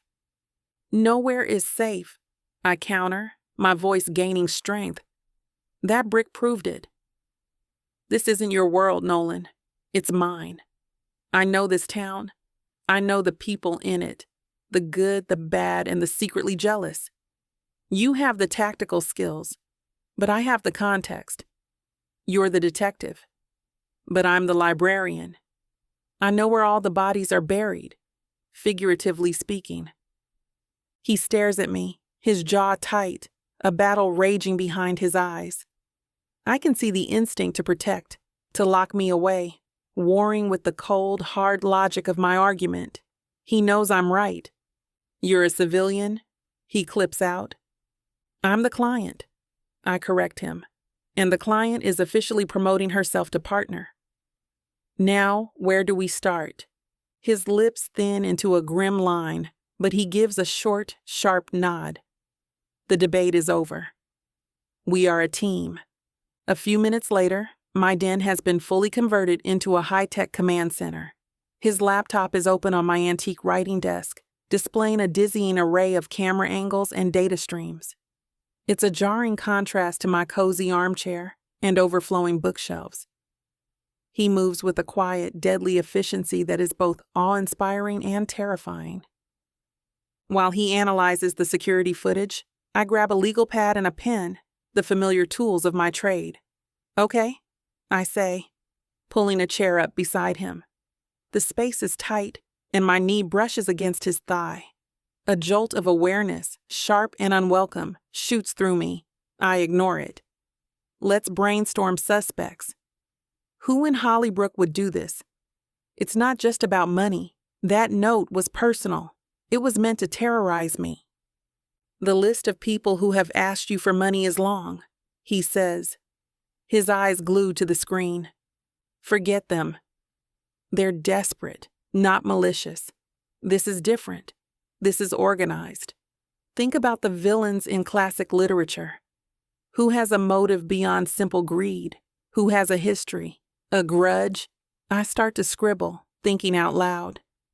There's old Mr. Henderson, who lost his family farm to the bank my grandfather co-founded. There's the Harrison family. My dad beat out their construction company for the town contract to build the new firehouse 10 years ago. They've never forgiven him. Nolan listens, his focus absolute. He doesn't dismiss my ideas. He takes them in, processing, analyzing. We work side by side. The silence between us no longer a wall, but a shared space of intense concentration. The professional line between us hasn't just blurred, it's been erased. We're two people on the same side of a terrifying fight. After an hour, my throat is dry and my brain feels like mush. I need coffee, I announce, standing up. Want some? He glances up from the screen, his stormy eyes meeting mine. The intensity there makes my breath catch. For the first time, I don't feel like he's looking at a job or a problem to be solved. He's just looking at me. Yes, he says, his voice softer than I've ever heard it. Thank you. When I come back with 2 steaming mugs, he's replaying the footage of the dark sedan, his expression grim. I set the coffee down beside his laptop. Thanks, Ebony. My name, not Miss Butler, not the asset. Ebony. The single word hangs between us, a small, significant marker of how far we've come in the last few hours. A warmth grows in my chest that has little to do with the coffee. I open my mouth to reply, but a sharp ping from his phone cuts me off. He picks it up, his thumb swiping across the screen. I watch his face as he reads the message. His entire body goes rigid. The air in the room turns to ice. The man I've seen for the past few hours, the partner, the protector, vanishes. In his place is the cold, deadly stranger I first met on my porch. "What is it?" I ask, the cold stone of fear reforming in my stomach. He looks up from the phone, his eyes like chips of flint. His voice is flat, devoid of all emotion, and it's the most terrifying sound I've ever heard. The partial plate. My partner ran it. He turns the phone screen toward me. It's a text message, stark and brutal. It's registered to a shell corporation, one with financial ties to Markham Cole. Danger, desire, secrets that could kill. Ooh, baby, you already know I'm staying for this ride. 8 full-length audiobooks. Stories tangled with mystery, betrayal, and the kind of passion you can't outrun. Oh, these heroes? They'll pin you to the wall 1 second and save your life the next. Talk about multitasking. Assassins, billionaires, men with dangerous pasts, and women strong enough to match them, secret for secret. Right now, you're snatching this up at a wild 70% off. 8 stories, endless passion, a love worth dying for. Click the link and buckle up, honey. 'Cause this ain't just romance. The romantic suspense audiobook bundle. Love has never been this dangerous. Vixa Vaughn Romance. Chapter 12. Nolan. The information on my phone screen is a lit fuse. Markham Cole. The name hovers between us, a toxic vapor. I watch as the color drains from Ebony's face, leaving her beautiful, expressive features a mask of stunned disbelief. Her mind is clearly struggling to connect the man she has known her entire life with the threat that just shattered her front window. "No," she whispers, shaking her head. "It cannot be. There has to be a mistake." "There is no mistake," I say, my voice becoming a flat, hard line. My initial assessment of the man was correct. My instincts, honed by years of identifying predators hiding in plain sight, were correct. There is a grim, cold satisfaction in that, but it is immediately consumed by the fury I feel on her behalf. She trusted him. He is one of her own. And he is the snake in her garden. But why? The question is a breath, full of a pain that has nothing to do with the physical threat and everything to do with the betrayal. "Money," I say. It is almost always the answer. Your father's success, your newfound wealth, his own financial instability. I have already seen the data. It forms a clear, ugly picture. Her family begins to stir in the other room, their voices rising with concern. They will want answers. They will want to know what has happened. And if I tell them that one of their oldest family friends is the one terrorizing their daughter, the situation will spiral out of my control. Panic is a contagion. Markham would hear about the accusation within the hour. He would know we are onto him. He would disappear, or he would accelerate his plans. Both outcomes are unacceptable. I make a decision, a calculated risk. I step closer to Ebony, lowering my voice so only she can hear. "We cannot tell them, not yet." She looks up at me, her eyes wide with confusion and hurt. They have a right to know. Telling them makes him a cornered animal. Right now, he thinks he is in control. He thinks we are reacting to random acts of violence. That gives us the tactical advantage. My hand comes up and I almost touch her arm. I stop myself, clenching my fist at my side instead. I need you to trust me on this, Ebony. We keep this between us. We gather more evidence. We build a cage and then we spring the trap. Can you do that? I'm asking her to lie to her family, to carry this corrosive secret with her. It is a heavy burden. I watch her internal struggle, her loyalty to her family at war with the cold logic of my strategy. Finally, she takes a shuddering breath and gives me a sharp, determined nod. Okay, she whispers. Okay, what do we do now? Now I go hunting. For the next several hours, I work. The fury that has been simmering inside me is a cold, clean fuel. I turn her den into a digital listening post. I activate a trace on Markham's cell phone. I access the town's traffic cameras and set up an alert for his vehicle. I deploy a microdrone, a piece of tech far beyond anything the local police department has ever seen. To provide aerial surveillance of his house, I'm building a digital cage around Markham Cole, and he has no idea he is even inside it. Every move he makes, every call he takes, I will see it. I will hear it. Ebony stays with me, a silent, watchful presence. She does not ask questions. She just refills my coffee, her movements quiet and subdued. She's processing the betrayal, her view of her safe, perfect little town crumbling to dust, and I am the one who handed her the hammer. Eventually, the emotional and mental exhaustion of the day takes its toll. I look up from my screen to see that she has fallen asleep in the armchair in the corner of the room, her head slumped to one side, her breathing deep, and even she looks young, vulnerable. The fierce, determined woman from a few hours ago is gone, replaced by someone who looks like she is carrying the weight of the world on her shoulders. My carefully constructed walls, the ones I use to keep the entire world at arm's length, feel porous. An unfamiliar, terrifying emotion is seeping through the cracks. It is not lust. It is not even the fierce, protective rage that has been driving me for hours. It is something quieter, softer, an ache. This feeling is a threat. It is a critical mission failure waiting to happen. It compromises my judgment. It makes me want to do illogical, reckless things. Like the thing I do now. I stand up, my joints protesting, and walk over to the closet in the hallway. I pull out a thick, soft-looking quilt. It smells like her. Like cinnamon and old books, I return to the den and gently, carefully, drape it over her sleeping form. My fingers brush against the warm skin of her neck. She stirs, a soft murmur escaping her lips, and settles deeper into the chair. The act of tenderness is so foreign, so outside my normal operational parameters, that it feels like I am disarming a bomb.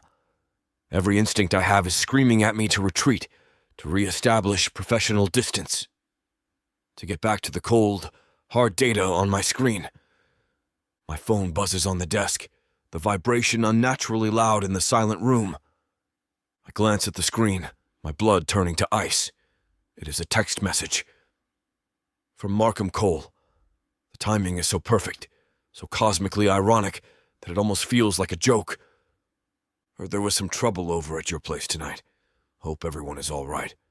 Thinking of stopping by in the morning to check on poor Ebony. Chapter 13. Ebony. I'm staring at the plywood. A big, ugly sheet of it has been nailed over the gaping hole in my bay window, a brutalist scar on my charming, festive home. It blocks the morning light, casting the living room in a gloomy, perpetual twilight. Every time I look at it, I see the brick. I see the ugly, cut-out letters of the note, and I see Markham Cole's smiling, fatherly face. The knowledge is a poison.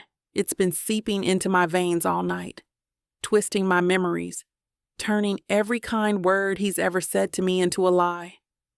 My family is trying their best to be cheerful, but their forced smiles and hushed conversations are just adding to the oppressive atmosphere. They don't know the truth. And the weight of keeping that secret from them, of pretending that the boogeyman isn't a man we've invited into our home for 2 decades, is crushing me. Nolan is a silent, charged presence at the edge of the room. He's been watching me all morning, his gaze intense.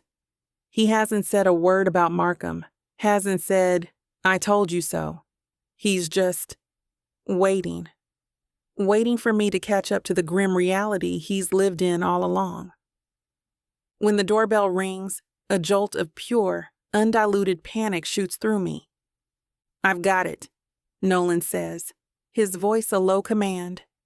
He moves toward the door, his body a fluid, lethal shadow. I already know who it is. His text from last night is burned into my brain. Thinking of stopping by in the morning to check on poor Ebony. The condescension, the false sympathy. It makes me sick to my stomach. He opens the door and there's Markham, holding a box of donuts, his face a perfect mask of concern. "Just wanted to see how you all were holding up," he says, his voice oozing sympathy. "Jackson called me. I came as soon as I could." He steps inside, and it takes every ounce of my self-control not to flinch away from him. He's the villain in a mystery novel who's returned to the scene of the crime to watch the investigation unfold, to gloat in plain sight. Nolan doesn't move from his position by the door, a silent, intimidating force that blocks any further entry. His presence is the only thing keeping me anchored. "That's so kind of you, Markham," my mother says, her voice trembling with gratitude as she takes the donuts from him. Markham's eyes find me and he tuts, shaking his head. "Oh, Ebony, you poor thing. To have this happen in your own home." He walks toward me, his arms open for a hug, and my body goes rigid. Before he can reach me, Nolan takes a single, deliberate step forward. It's not an overtly threatening move, but it's enough. Markham stops, his arms dropping awkwardly to his sides. He clears his throat, his folksy charm faltering for a moment. "It was probably just kids, you know. Teenagers with nothing better to do. Still, it just proves my point. This is a lot for an outsider like Mr. York to handle on his own. You need a local man on your security team, someone to liaise with the community, to show these people you're not some easy mark." He's selling it, laying it on thick for my parents, who are nodding along in agreement. And as he talks, I look at him. I really look at him. I look past the friendly, crinkly-eyed smile and the concerned neighbor act. I see what Nolan saw from the very beginning. It's in his eyes, a flicker of something cold and calculating, a deep, hungry greed that his folksy charm can't quite conceal. Nolan's warning echoes in my ears. That man is a threat. He wasn't being paranoid. He was seeing the truth. And I was too blind, too trusting to see it. The realization knocks the air from my lungs and leaves me feeling hollowed out and foolish. The world I knew, the safe, cozy town I loved, is a fiction. It's a pretty story I told myself. The real world is the one Nolan lives in. A world of threats and predators and men who smile while they sharpen their knives. "Thank you for the offer, Markham," I say, my voice surprisingly steady. "But I don't think that will be necessary." Nolan has the situation completely under control. The words hang in the air, a clear, unambiguous declaration. I am siding with the stranger, the bodyguard, the Grinch, over the man I've known my whole life. Markham's smile tightens. The friendly mask slips. And for a second, I see the ugly, resentful thing hiding underneath. It's a look of pure, venomous frustration. Then it's gone, replaced by his usual concerned facade. "Of course, dear," he says, his voice a little too smooth. "Whatever makes you feel safe." He doesn't stay long after that. The air is too thick with unspoken things. I watch him walk down my porch steps, a wolf in sheep's clothing, and a cold, hard anger begins to solidify in my chest. The moment the door clicks shut behind him, I turn to Nolan. My family is buzzing with confusion, but I don't care.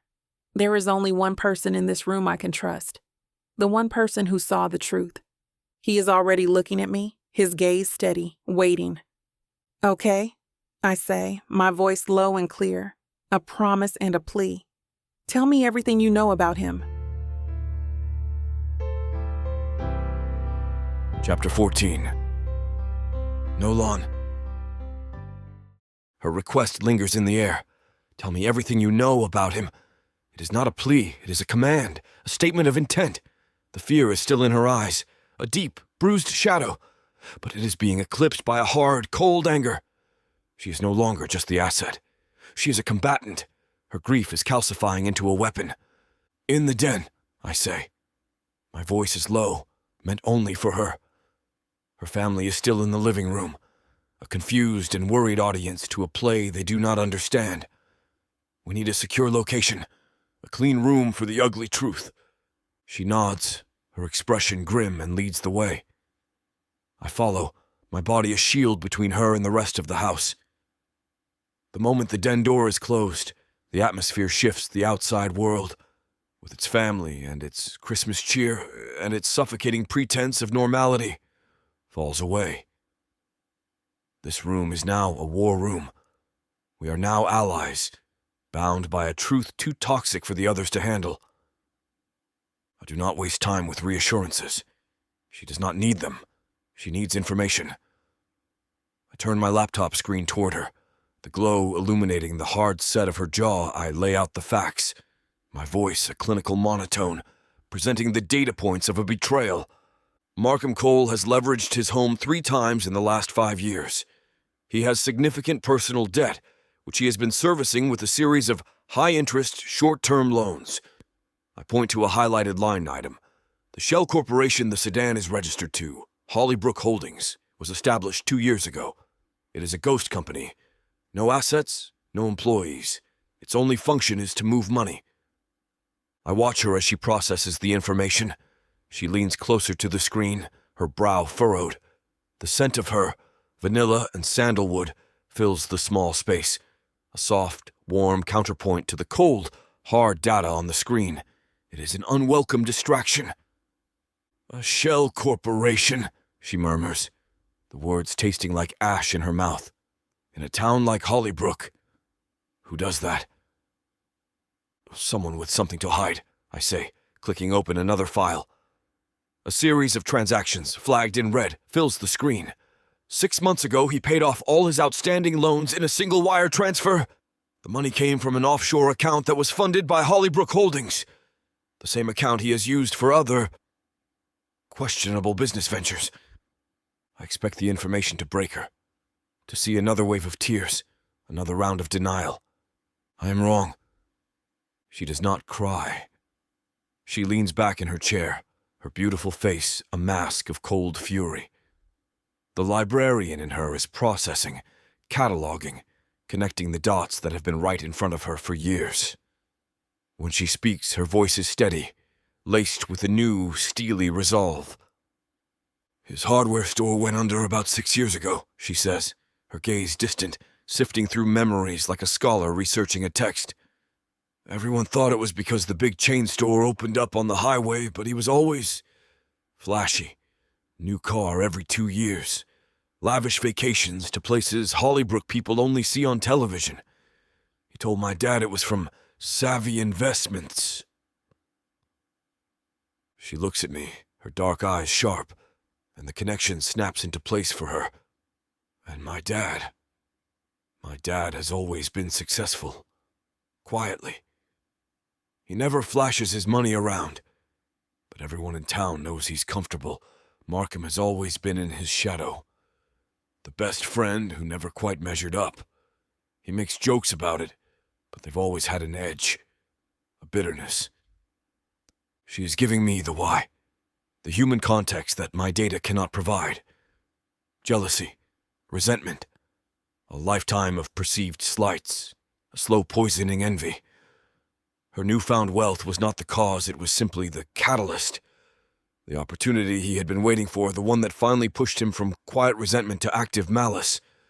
She is intelligent, resilient, strong, and she is my partner in this. The realization is a dangerous, undeniable fact that lodges itself in my chest. He is escalating, I say, forcing my focus back to the mission. My voice is harsher than I intend. The text messages were a test. The brick was an escalation. He's trying to frighten you into accepting his help. He wants to control your money, to embezzle it through his shell corporation under the guise of managing a security fund. And we're not going to let him, she says, her voice firm. The word seals the alliance between us. We don't tell the family. Not until we have something concrete, something they can't deny. It would break my dad's heart to hear this without proof. Agreed, I say. We act as if nothing has changed. We let him think his plan is working. A secret. It is a powerful, intimate thing. It forges a bond between us that is stronger than any professional contract. We spend the next hour in the quiet, focused intensity of our shared purpose. The professional distance I have so carefully maintained is gone. She is no longer just a client. She is Ebony, and I am a man sitting in a small, cozy room with a woman I am beginning to admire far more than is safe. She is a natural intelligence analyst, her librarian's mind perfectly suited to the task. She maps out Markham's network on a legal pad, his business associates, his golfing buddies, the other members of the town council. She provides a detailed personality profile, predicting his patterns, his vanities, his likely reactions. She is a force. And my awareness of her, of the soft scent of her skin, of the way our shoulders brush when she leans in to look at the screen, is a constant, low-level hum beneath my tactical analysis. I'm deep into tracing the ownership of the offshore bank, a difficult task that requires all my concentration, when the den door flies open, shattering the silence. It is her sister, Aisha, her face flushed with excitement, utterly oblivious to the atmosphere of conspiracy she has just barged into.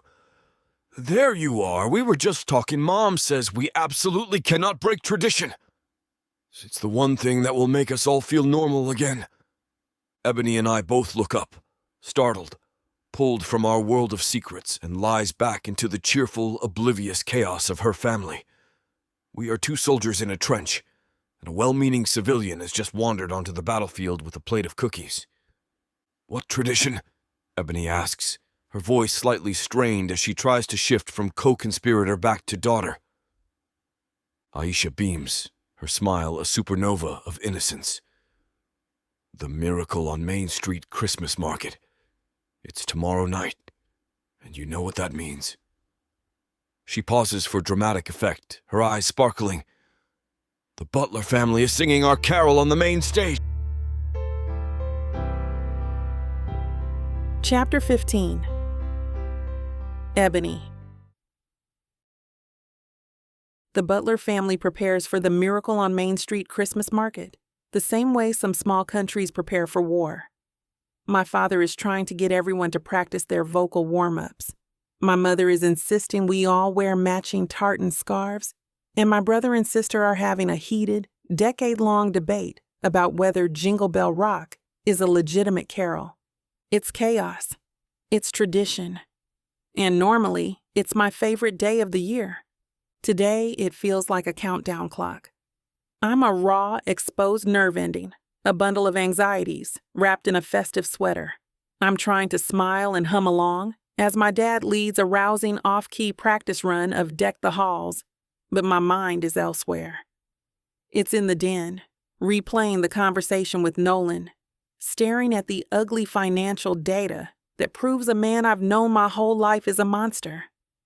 Every cheerful fa-la-la-la-la from my family sounds like a ticking bomb. They don't know. They're happily debating scarf choices while I'm mentally casting our family friend as the villain in a psychological thriller. The dramatic irony is so thick, I feel like I'm suffocating on it. Nolan is a silent anchor in the swirling sea of my family's chaos. He's been in full tactical mode all morning, a dark, unmovable storm cloud on the periphery of our festive preparations. While my dad was worrying about our harmonies, Nolan was mapping the market, analyzing choke points, and identifying every possible threat from the man who will undoubtedly be there, smiling in the crowd. He pulls me aside an hour before we're scheduled to leave, his presence a sudden pocket of intense focused silence in the noisy house.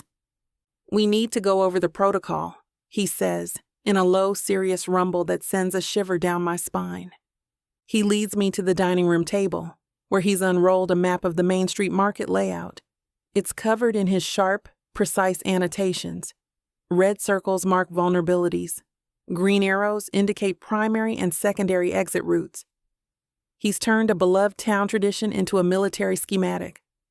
And God help me, I find it incredibly reassuring.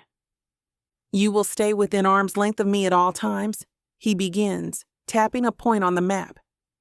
"If we get separated, you are to proceed immediately to the designated rally point behind the old firehouse. Do not stop. Do not talk to anyone." "Got it," I say, my voice sounding a little breathless.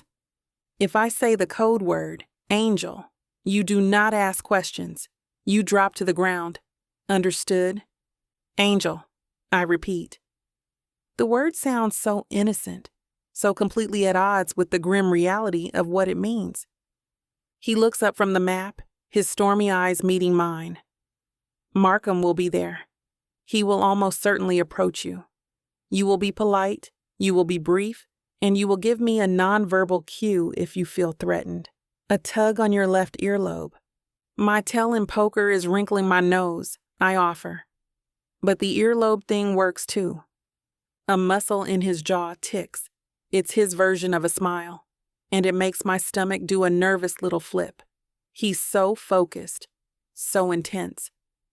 All of that formidable energy, all of that lethal, controlled force is currently dedicated to one thing: keeping me safe.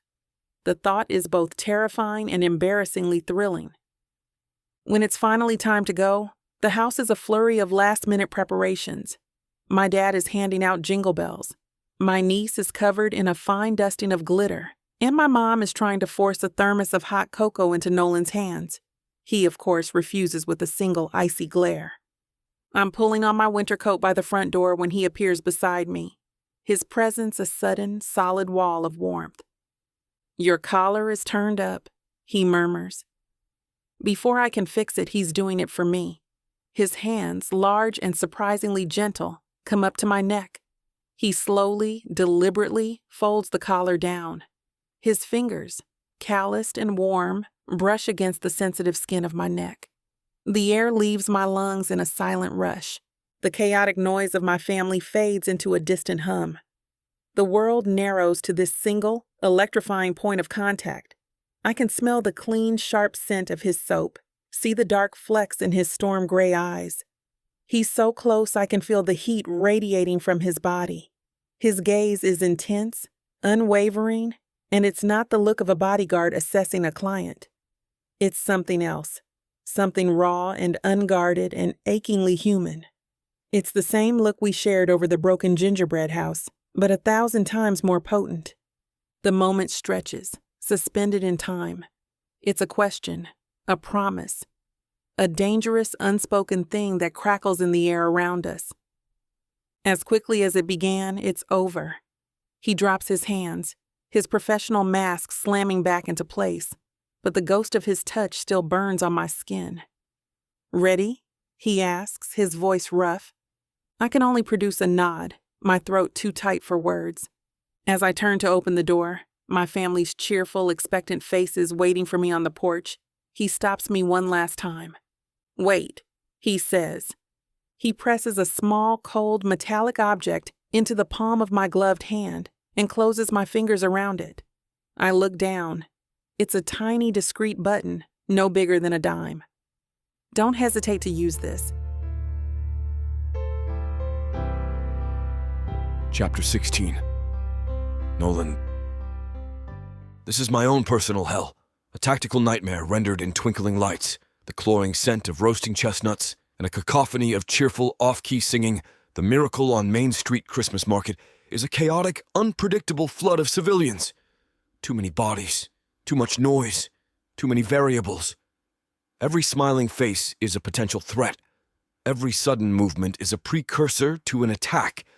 The overlapping sounds of carolers, laughing children, and vendors hawking their wares create an auditory fog, making it impossible to isolate a single, targeted threat. The air is ripe with the smell of roasting chestnuts and pine, a sensory assault that clogs my filters. My hand is a firm, constant presence on the small of Ebony's back as we move through the throng. The wool of her coat is soft under my palm, a single grounding point of contact in the swirling chaos. "It's beautiful, isn't it?" she asks, her voice a little too bright. She's trying to ignore the tension coiling between us, the invisible leash I have her on. "It is a tactical nightmare," I say, my eyes sweeping a nearby rooftop. No clear vantage point, but too many chimneys for cover. She sighs, a small puff of white in the cold air. "You must be a real hit at parties." "I do not go to parties." My gaze lands on a man in a bulky coat whose hands are not visible. I track him until he pulls out a roasted chestnut and offers one to his child, threat neutralized. My focus returns to her. She's a bright, warm flame in this sea of humanity, a beacon of light that draws the eyes of everyone, including the predators. She feels my tension through my hand. "Nolan, you're holding on to me like I'm about to float away," she murmurs, her voice low. "My job is to maintain proximity," I state, my grip not loosening. Her nervous energy radiates from her in waves. Good. Fear is a survival trait. Complacency gets you killed. My eyes continue their constant sweep and assess. Rooftops, unsecurable. Alleyways, multiple, dark, offering too much cover. The faces in the crowd, a shifting, unpredictable mass. And then I see him. Markham Cole. He is standing near the hot cocoa stand, partially obscured by a family in matching reindeer antlers. He's not drinking cocoa. He is watching us. Ebony follows my gaze, and a small, sharp intake of breath tells me she sees him too. Her entire body goes rigid under my hand. "He's here," she whispers, the words laced with dread. "I see him," I growl. Markham laughs at something a neighbor says, a broad, folksy politician's laugh, but his eyes do not leave Ebony.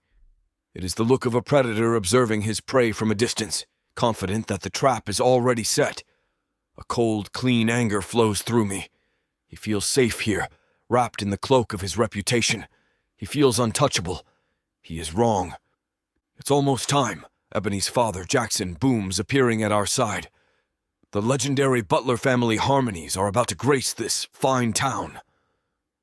He claps me on the back, a gesture I tolerate. With a clenched jaw, I maneuver myself slightly, keeping my body between Jackson and any potential line of sight from Markham. We move backstage, into a cramped, noisy tent that smells of damp wool, cheap hairspray, and hot cider. The family is a bundle of cheerful, nervous energy. "Noli! Noli!" Maya runs up and tugs on my pants leg. "Wish us luck!" I look down at the small child. I do not do luck. I do threat mitigation. I give her a curt nod. It is the best I can offer. Ebony's mother, Simone, approaches, holding out a small, steaming paper cup. "Hot cider, Nolan. It will keep you warm." "No, thank you," I say. My hands need to be free. My senses need to be sharp. "Just take it, son," Jackson insists. "A man can't guard on an empty stomach." I'm not hungry. My focus is singular. I position myself at the edge of the stage wing, my back to the canvas wall, giving me a clear sightline of both the stage and the backstage entrance. Then they are on. The lights come up, and the crowd roars with affection. The Butlers, for all their chaotic energy, have a simple, unpolished charm. Their harmony is not perfect, but it is full of a genuine joy that is infectious. And then there is Ebony.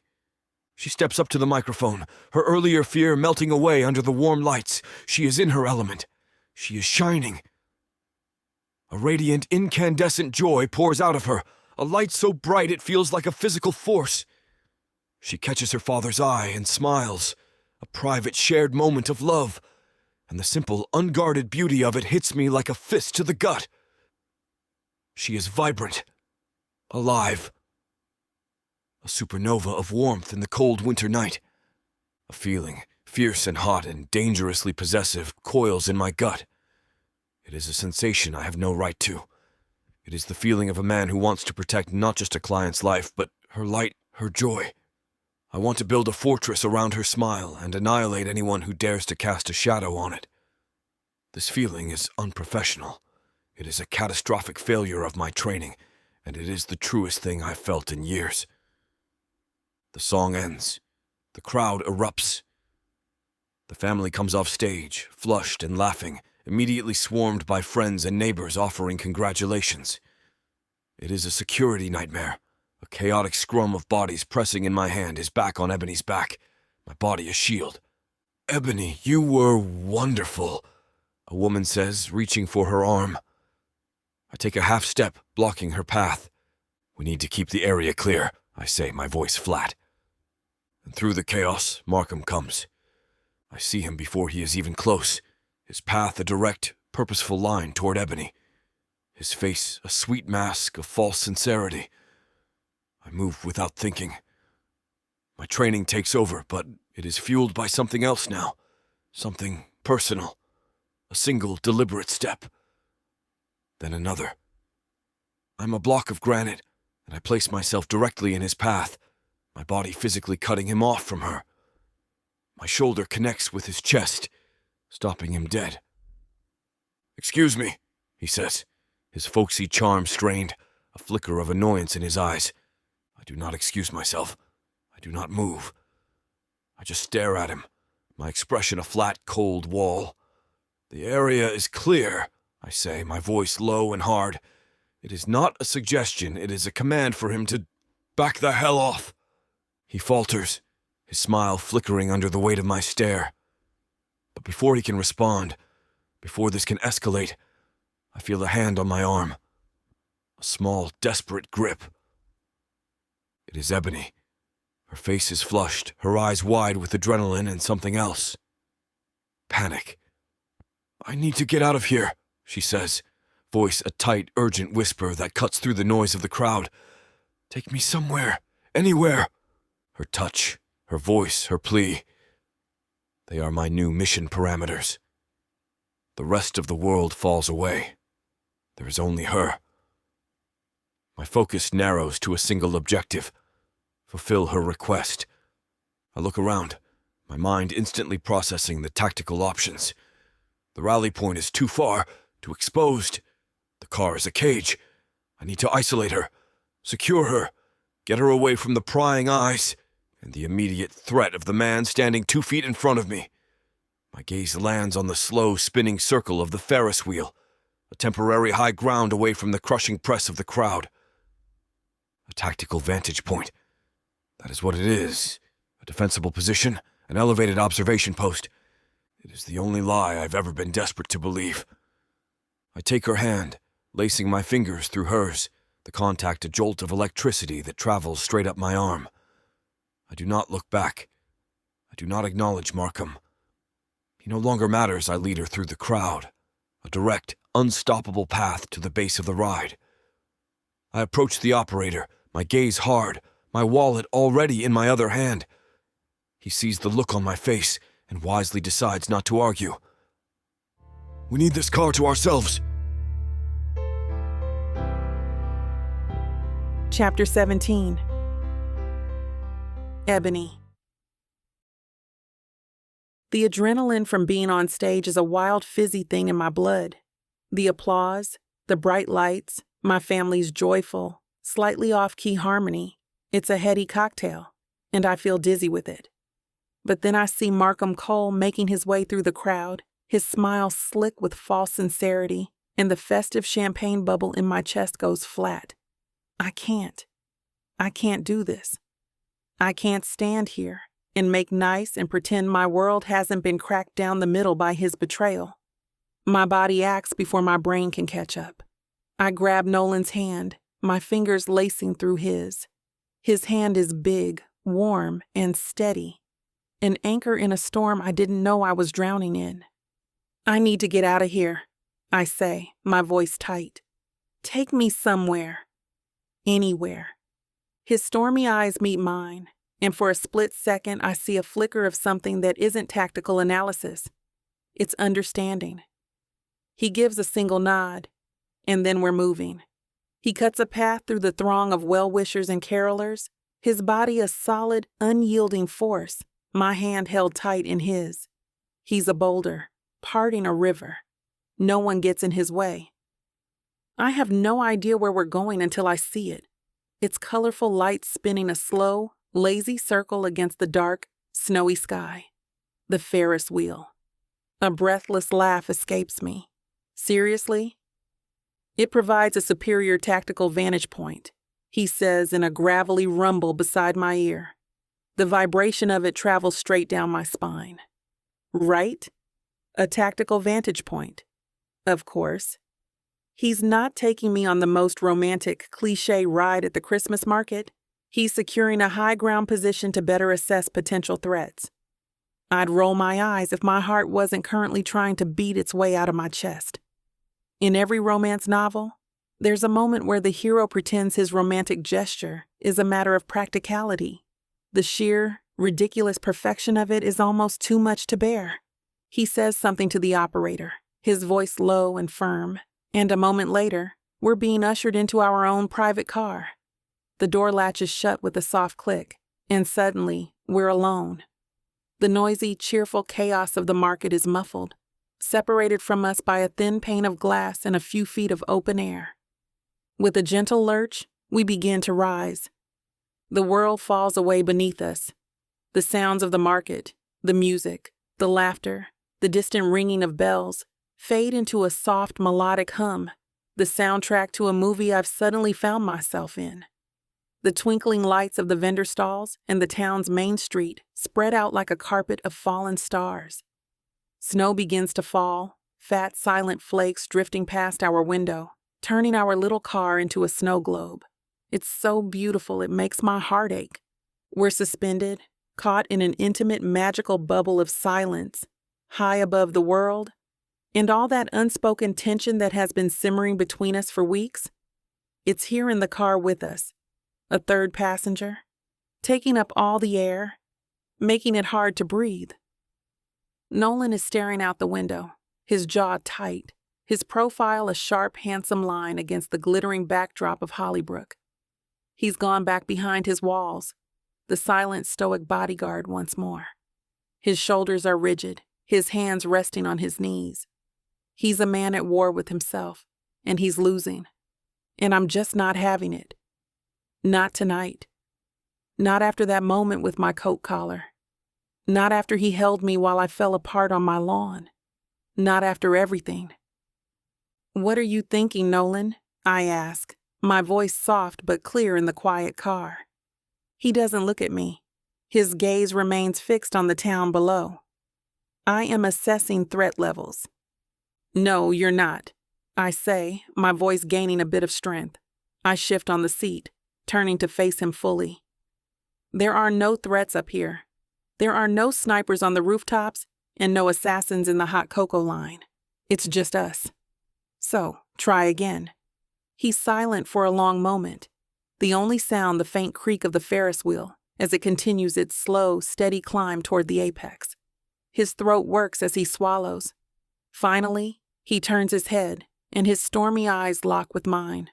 The raw, unguarded emotion in them, a turbulent mixture of frustration, longing, and a profound, bone-deep weariness, makes my breath catch.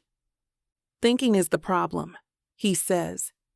His voice a rough, tortured rasp that seems torn from the very depths of him. "I have not been able to think clearly since the moment I met you. My training, my protocols, my rules, they do not function correctly where you are concerned. You are a system-wide failure, Ebony." The confession hits me with the force of a physical blow. It's a crack in his armor, a complete system failure of the grumpy, detached fortress he's built around himself. He's not just a bodyguard. He's a man who is just as lost in this thing between us as I am. Calling me a system-wide failure is the most romantic, beautiful, and utterly Nolan thing he could have possibly said. The car reaches the very top of its arc, pausing for a moment, and we're suspended at the peak of the world. The whole of Hollybrook glitters beneath us, a perfect storybook Christmas town. The snow falls faster now, a thick, silent curtain of white, isolating us completely from everything and everyone.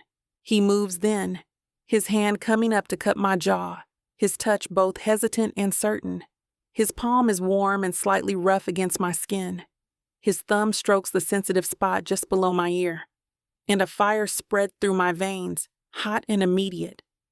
His eyes are dark, hungry, filled with a desperate, possessive light I've never seen before. It's the look of a starving man who has just been presented with a feast. Ebony, he breathes, my name a prayer and a curse on his lips. It's a sound of pure, unadulterated surrender. And then his mouth crashes down on mine. It's not a gentle kiss. It's not tentative or questioning. It's a kiss of desperation, of starvation. It's the sound of every rule he has ever made for himself, every wall he has ever built, shattering into a million pieces. His lips are firm, demanding, moving against mine with a fierce, hungry urgency that steals the air from my lungs. A soft, broken sound escapes my throat, and I meet his hunger with my own, my hands coming up to tangle in his short, thick hair, pulling him closer. He groans, a low, guttural sound of pure, agonized pleasure, and pulls me flush against him. His other hand slides from my jaw down my back, pressing me against the hard lines of his body until there is no space, no air, no thought between us. The world tilts, spins, and then disappears completely, leaving only this, only him, only the frantic, desperate beat of two hearts that have finally, irrevocably, found their rhythm in the silent, snowy sky. Chapter 18. Nolan. The kiss ends, her lips soft and impossibly warm, part from mine. Reality, cold and brutal, comes crashing back in. The gentle lurch of the Ferris wheel beginning its descent is a physical jolt, a stomach-dropping plunge back into the mission I've just catastrophically compromised. What the hell did I just do? The Christmas festivities and a Ferris wheel are a lethal dose together for my control. I release her, my hands dropping from her face as if she is a live electrical wire. I immediately retreat to my side of the small car, putting as much distance between us as the space will allow. It is not enough. Her scent, that vanilla and sandalwood chaos agent, is everywhere. The taste of her is still on my lips. The imprint of her body is seared into mine. I do not look at her. I cannot. I fix my gaze on the approaching ground, on the chaotic swarm of the market below. My mind is a maelstrom of self-recrimination. Every rule in my operational handbook, every lesson learned from a past failure that nearly destroyed me, I've just taken a match to all of it. For a kiss. For a moment of inexcusable, unprofessional weakness. I compromised the asset. I compromised the mission. I compromised myself. The ride ends. The operator opens the door with a cheerful grin that I want to remove from his face. We step out into the noise and the light, the magical bubble of silence shattered. The walk back to the car is a silent, punishing trek. I can feel her beside me, can feel her occasional questioning glances. I do not acknowledge them. My focus is a laser beam. Get the asset home. Secure the perimeter. Re-establish protocol. The drive back to the house is worse. The enclosed space of the car is thick with unspoken words, with the ghost of what happened between us in the sky. My knuckles are white on the steering wheel. My jaw is clenched so tight it aches. I'm a machine processing a catastrophic error. Error. Primary directive violated. Error. Emotional compromise detected. Action. Reboot. Re-establish parameters. Purge corrupted data. But the data will not purge. The memory of her gasp, the desperate way she clung to me. It is a virus that has bypassed all my firewalls. Back at the house, the Butler family descends upon us, a wave of cheerful questions about the performance. The noise is a welcome distraction, a smokescreen I can use to retreat. I murmur a noncommittal response and immediately head for the den. My command center, my fortress of solitude. I stare at the screens, at the surveillance feeds of Markham Cole's house, at the financial data I have been analyzing. I try to force my mind back into tactical mode, to see the world as it should be, a clear, cold landscape of threats and objectives, but the data on the screen blurs. All I can see is her face, her eyes dark and wide in the colored lights of the Ferris wheel. For the rest of the evening, we are two magnets repelling each other. If she is in the living room, I remain in the den. If she comes into the den, I find a reason to patrol the perimeter. We move in a state of carefully orchestrated avoidance, but I am aware of her every move. I hear her laugh at something her father says, and the sound is a physical blow to my gut. I see her walk past the doorway, and my eyes track her path, an involuntary, unprofessional reflex. I have to fix this. I have to rebuild the wall. Later, she brings me a mug of coffee, setting it on the edge of the desk. She lingers for a second, a clear invitation to speak. I do not take it. "The perimeter is secure, Ms. Butler," I say, my eyes fixed on my laptop screen. The name, the formal title, feels like ash in my mouth. It is a pathetic attempt to put the lid back on Pandora's box. There has been no activity at the target's residence. "Nolan," she starts, her voice soft. "Go to bed, Miss Butler." I cut her off, my voice harsher than I intend. "It is late. You need to rest." I feel her standing there for a long, silent moment. I can feel her hurt, her confusion. It is a necessary cruelty. I am a danger to her. My lack of control is a danger to her. The further she is from me, the safer she will be. She turns and walks away.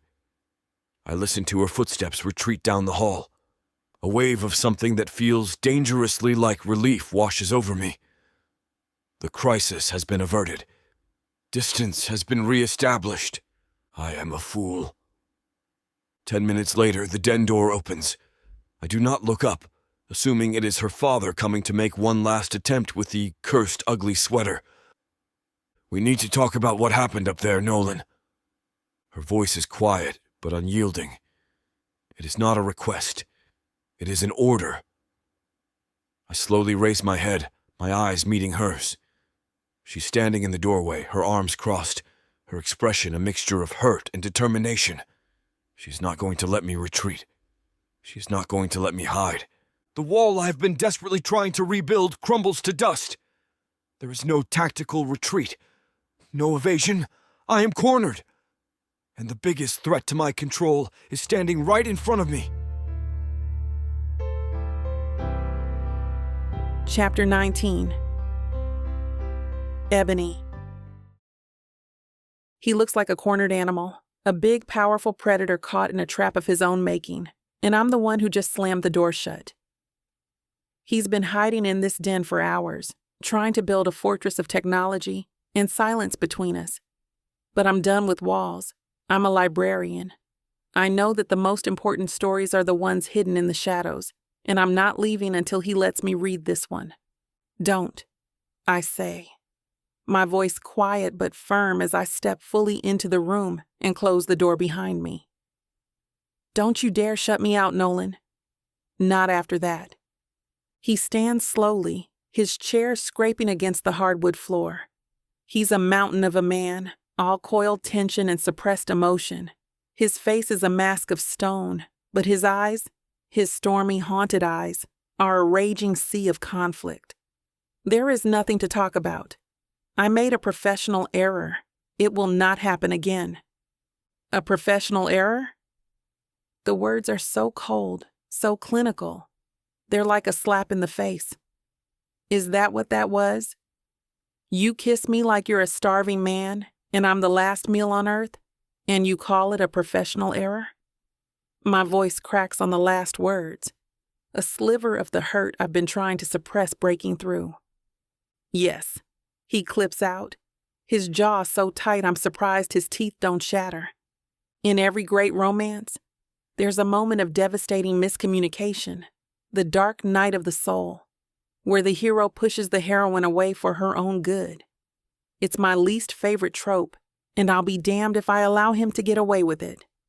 Nonsense, I say, my voice dropping to a low, angry whisper. Look at me, Nolan. And for once in your life, stop lying. To me and to yourself. He finally meets my gaze, and the raw agony there makes my own anger falter. This isn't a man pushing me away out of cruelty. This is a man who is drowning. It was a mistake, he says, his voice a rough, broken thing. He takes a step toward me, then stops himself, his hands clenched into fists at his sides. Not because I did not want it. God, Ebony, that's the problem. He finally says my name. And it's a sound of pure self-recrimination. My only job, my entire purpose for being in this house, in your life, is to keep you safe. And that requires distance, objectivity, control. He gestures around the room at the surveillance monitors, at himself. I have lost all three. That kiss, it was a complete and total abdication of my duty. It makes you vulnerable. It makes me vulnerable. And that is a mistake I cannot afford to make. I listen, and the last of my hurt dissolves, replaced by a feeling of profound, aching understanding. He's not rejecting me. He's trying to protect me from himself, from the ghosts that haunt him, from the failure he sees every time he closes his eyes. He thinks his feelings are a liability, a weakness that will put me in danger. He's so brilliant and so wrong. You're right, I say softly. He flinches, the word clearly not what he was expecting. I take a step closer, into his space, into the magnetic field of his tension. That kiss compromised you. It broke all your rules. It turned your black and white world into a messy, complicated shade of gray. I look up into his tortured eyes, letting him see the absolute sincerity in mine. But you're wrong about one thing. It doesn't make me feel vulnerable. Nolan, I feel safer with you than I have with anyone in my entire life. The confession hangs. A raw, undeniable truth. I can see the impact of my words in the sudden stillness of his body, in the way his breath hitches. When you're near me, I continue, my voice barely a whisper. The fear, the anxiety that's been my constant companion for weeks, it gets quiet because I know you would burn down the entire world to keep me safe. Not because it's your job, but because it's me. Your feelings don't make you a liability, Nolan. They make you the only person on this planet I can truly trust. He looks like I've just ripped out his soul and shown it to him. He is a man utterly undone. We both know what this is. This living, breathing, terrifying thing between us. And we both know he's right. As long as Markham Cole is out there, a threat hanging over my life, we can't have this. Not fully. You're right. I say again, and this time, my voice is full of a sad, reluctant strength. We can't. Not now. It's a promise and a sacrifice all in one. We have to end this. We have to get Markham. And then we can talk about what happens after. After. The word is a tiny flickering candle of hope in the darkness. He gives a sharp nod, his eyes still locked on mine. He is accepting my terms, sealing our pact. The promise of after is a tangible thing in the air, a future we now have to fight for, together. A sharp electronic ping from his laptop shatters the moment. We both jump, startled, pulled from the emotional precipice back into the harsh reality of our situation. Nolan turns to the screen, his body immediately shifting back into tactical mode. An alert is flashing in the corner of one of the surveillance feeds. What is it? I ask, moving to stand beside him, our shoulders brushing. He doesn't answer. He just enlarges the window, his expression turning to stone. On the screen is a grainy nighttime image from the drone hovering near Markham's house. Markham is standing on his front porch, shaking hands with another man. A man with a long, ugly scar down the side of his face. A man who looks less like a disgruntled small-town resident and more like a hardened criminal. "I know him," Nolan says, his voice a low, deadly growl. His name is Leo Gant. A low-level enforcer. He does not work for greedy councilmen. He works for organized crime. Fake love? Baby, ain't nothing fake about what you're about to feel. 9 full-length audiobooks, dozens of hours of passion, drama, and the kind of chemistry you can't fake. Oh, these couples swear it's just for show. Fake fiancés, pretend dates, contracts and schemes. But baby, when the sparks start flying, somebody's catching feelings. Enemies turned lovers, friends turned more. And listen here, this ain't no skimpy sample pack. You're getting the whole buffet. And right now, it's already sitting pretty at 70% off. Take a look at VixAvaughnRomance.com. Hot fomance. I fake do. This diva don't do I do easily. Only serve it up if you deserve me. Playeress. A fake southern fiancé. Fake lover. Faux love. Wife for hire. The Fake Love Romance Audiobook Bundle. It's time to play pretend and never look back. Vixa Vaughn Romance.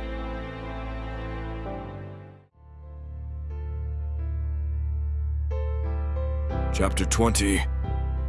Nolan. The name is a key. It unlocks a new, darker room in this investigation, a room I know all too well. Leo Gant. I've not seen him in person in 5 years, but I know the face, the ugly, bisecting scar, is a signature. Low-level enforcer for the Bertinelli crime family out of Albany. A specialist in intimidation and blunt force negotiation. He's not a killer, but he is the man you hire when you want someone to understand that killing is an option that is very much on the table. He is not a man a small-town councilman like Markham Cole should know. He is a different species of predator entirely. This is not a white-collar crime of opportunity. Markham has brought a wolf into this sheep pasture. Organized crime? Ebony's voice is a strained whisper beside me, pulling me from my analysis. She is staring at the grainy image on the screen, at the brutal line of Gant's scar. The last of her small-town innocence is dying right here, in the cold blue glow of my laptop screen. The world she thought she knew, the one of bake sales and Christmas pageants, is a fiction I have just forced her to read the grim, non-fiction sequel. Markham is not just an opportunist, I say, voice flat and hard. I force myself to meet her gaze, to make her understand the paradigm shift, the new set of rules we are now playing by. He's not just trying to scare you. Hiring a man like Gant means he is willing to escalate to physical violence. This is no longer about a brick through a window, Ebony. This is a professional threat, and it will be treated as such. I watch her absorb the information. I see the fear in her eyes, a deep primal fear that makes my own hands clench into fists under the desk. But I also see something else, a hardening, a resolve. She does not shatter. She solidifies. The fear is there, but she is packing it down, turning it into fuel. What was he doing before this? She asks, her voice steady, her focus absolute. Before he started working for them. The question is smart. Tactical. She's already thinking like an analyst, not a victim. The unwelcome spark of admiration I feel is a liability I immediately try to suppress. I pull up Gant's file. He was a leg breaker for a loan shark in Boston. Did 3 years for aggravated assault. He's a blunt instrument, not a strategist. This is a crucial piece of the puzzle. Gant is the muscle, the hired intimidation. Markham is the brain, however inept and desperate he might be. Then we need to figure out his plan, she says, her role as my partner now a given, an undisputed fact between us. If Markham is the strategist, we need to think like him. We need to know his world. For the next 2 hours, we work. The dynamic between us is seamless, a well-oiled machine operating in the tight, charged confines of her den. I provide the tactical framework. She provides the invaluable human intelligence. We create a timeline, a complete schematic of Markham Cole's life, and the picture that emerges is one of quiet, festering desperation. He has golf with my dad every Tuesday morning, she says, pointing at the calendar on my screen. Rain or shine. It's a ritual. An opportunity for intelligence gathering, I murmur, typing. He uses your father to gauge the family's mood, their plans. He plays poker with the mayor and the police chief on Thursday nights at the VFW hall. My fingers pause over the keyboard. A meeting with the two most powerful people in town, right after the brick was thrown through your window. A cold fury snakes up my spine. He was managing the narrative, controlling the investigation from the inside, making sure it was dismissed as holiday hooligans. He is the head of the planning committee for the Christmas festival, she continues, her eyes scanning the timeline we are building, a web of deceit and manipulation. He has access to every town event schedule, every security plan, every blueprint for every public space. We map his movements, his known associates, his financial transactions. We cross-reference them with the timeline of the threats. The first text message, the day she was accosted at the grocery store, the brick A pattern emerges. A clear, deliberate escalation designed to create panic, to make his offer of help seem not just reasonable, but necessary. He's not just trying to scare her into giving him money. He's trying to methodically dismantle her sense of safety until he is the only one she feels she can turn to. Our heads are bent close over the laptop, the space between us charged with an intense, focused energy. Her arm brushes against mine, and the contact is a low-level electric current that my body registers with infuriating clarity. I am so acutely aware of her, the scent of her skin, the soft sound of her breathing, the fierce intelligence in her eyes, that it is a struggle to maintain my focus. My professional detachment is a distant memory, a casualty of this shared dangerous intimacy. I am no longer just protecting her. We are fighting this war together, and that is the most dangerous thing of all. He is getting desperate, I growl as I look at the pattern. The threats are getting bolder, closer together. The store incident, the brick, they were only 2 days apart. His timeline is accelerating. Why? She asks. What's the rush? He has to know that the more he does, the more likely he is to make a mistake. I point to the final entry on his loan statements, a highlighted figure that glows like a beacon of doom on the screen. He has a balloon payment due on a high-risk loan at the end of the year. A very large one. The kind of loan that gets guys like Leo Gant sent to your house if you miss a payment. He needs your money before then, or he loses everything. The final piece of the puzzle clicks into place. It is a convergence of motive, means, and opportunity. A ticking clock that is about to strike midnight on Markham Cole's life. I look at the town's festival schedule, at the list of cheerful, innocent holiday events. My eyes land on the biggest one of all, a public gathering. A chaotic, high-emotion event where security will be stretched thin, where the entire town will be a captive audience, a place where a single moment of panic could be used as a diversion for something else. An event that Markham himself, as head of the planning committee, is in charge of. The realization is a sudden, cold certainty in my gut. It is the only move on the board that makes sense. Christmas Eve, I say, the words tasting like poison. The annual tree lighting ceremony on the town square. Ebony looks at me, her eyes wide with dawning horror as she follows my logic to its brutal, inevitable conclusion. That's his endgame, she whispers. Yes, I say, my gaze fixed on the date, the ticking clock now deafening in my ears. That is when he plans to make his final move. Chapter 21. Ebony. My home is no longer my home, it's a cage. A beautiful, well-decorated cage, full of Christmas cookies and simmering fear, but a cage nonetheless. Nolan has put the house on complete and total lockdown. No one goes in or out without his express authorization, which, so far, has been granted to exactly no one. My family is trying their best, but the festive cheer that once filled these rooms has curdled into a thick, anxious silence. My father keeps staring at the plywood over the bay window, a muscle ticking in his jaw. My mother flinches at every creak of the floorboards. Jamal and Aisha are having hushed, worried conversations in the kitchen, and my niece and nephew, sensing the oppressive shift in the atmosphere, are quiet and subdued. They're all trapped here because of me, because of my stupid, impossible luck. The lottery win that was supposed to be a fairy tale has turned into a grim, high-stakes thriller, and I'm the final girl who hasn't even made it to the third act.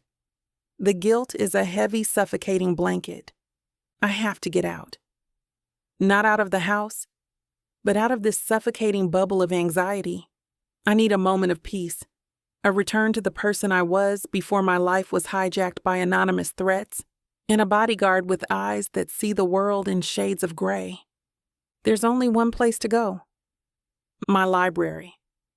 It's a small room at the back of the house, a space I carved out for myself, with floor-to-ceiling bookshelves, a deep, comfortable armchair, and a window that looks out over the quiet, snow-covered garden. It's my sanctuary, my fortress of solitude. In this room, I am not a lottery winner or a target. I'm just a woman who loves books. I slip inside, closing the door softly behind me, and the familiar scent of old paper and leather bindings envelops me like a hug.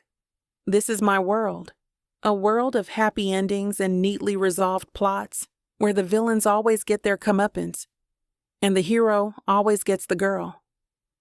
I run my fingers along the spines of my favorite novels, the familiar titles, a calming litany. Feeling a little more like myself, I sink into the armchair, pulling my feet up underneath me. The window beside me is a perfect, clear pane of glass, a stark contrast to the ugly plywood in the living room. Snow is beginning to fall again, fat, lazy flakes drifting down to blanket the dormant rose bushes in the garden. It's peaceful. It's perfect. For a moment, I can almost pretend that everything is normal, that Nolan isn't standing guard just outside my door, a silent, lethal shadow, that there isn't a man out there with a scarred face who gets paid to hurt people. That's when I hear it. A soft crunch. My head snaps up. It's probably just a branch, heavy with snow, falling to the ground. Or a squirrel. My garden is full of them. But the sound was too deliberate, too heavy. I stare out the window, my heart giving a single hard thud against my ribs. The garden is empty. The snow is a perfect, unbroken sheet of white. I'm being paranoid. I'm starting to think like Nolan, seeing threats in every shadow. I let out a slow breath, trying to calm the sudden, frantic fluttering in my chest. I turn my head, ready to lose myself in the comforting presence of my books, and a flicker of movement in my peripheral vision makes me freeze. I slowly, deliberately turn my head back to the window. He's standing there. Not 10 feet from my window, in the midst of my mother's frozen rose bushes, is a man. He's a stranger, but I know him instantly. The grainy surveillance photo on Nolan's laptop didn't do him justice. The scar that runs down the side of his face is a pale, ugly river in the dim afternoon light. His eyes are small and dark and utterly devoid of emotion. They are the eyes of a shark. He's just standing there, staring at me. A monster who has stepped out of a gritty crime novel and into my cozy small-town romance. My brain short-circuits. It's a system overload, a complete and total failure to process the impossible reality of what I'm seeing. He is not supposed to be here. Nolan's perimeter, his lasers, his cameras. They were supposed to stop this. He doesn't move. He doesn't smile. He just watches me. A silent, terrifying message. I can get to you whenever I want. Your walls are meaningless. Your guardian is useless. The air leaves my lungs in a silent, suffocating rush. The room, my sanctuary, is no longer safe. It's a glass box, and I'm the specimen on display. The scream that has been building in my chest since I saw the brick finally breaks free. It's not a sound I recognize. It's a raw, primal shriek of pure, undiluted terror. The library door bursts open so hard it slams against the wall. Nolan is there, a black blur of motion, his gun in his hand, his face a twisted mask of lethal fury. He's a storm, a hurricane, a force of nature unleashed. He takes in the scene in a fraction of a second. Me, pointing a trembling finger at the window, my face a mess of tears and terror. He moves to the window, his weapon held at the ready, but the garden is empty. The man is gone. The only sign he was ever there is a single set of footprints in the otherwise perfect snow, leading away into the shadows of the neighboring yard. I'm shaking so hard I can't stand. My legs give out, and I collapse back into the armchair, my arms wrapped around myself, trying to hold my splintering world together. Nolan is beside me in an instant, his gun holstered, his big warm hands on my shoulders. He crouches before me, his stormy eyes searching my face, his own breath coming in harsh, ragged gasps. "Are you hurt?" he asks, his voice a low, rough rasp. I can only shake my head, the sobs choking me. He holds my shaking body, his grip a firm, grounding pressure. His rage is a palpable thing in the small room, a cold, deadly fire that seems to burn all the oxygen from the air. He looks from my face to the footprints in the snow, and his expression hardens into something I've never seen before. Something utterly terrifying in its calm, controlled lethality. "He wanted us to see him," Nolan says, his voice a deadly quiet whisper that cuts through my sobs and chills me to the bone. It's a message. Chapter 22. Nolan.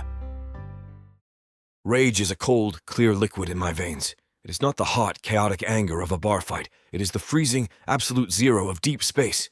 It is a controlled, silent fury I have not felt in 3 years. Not since the last time I failed.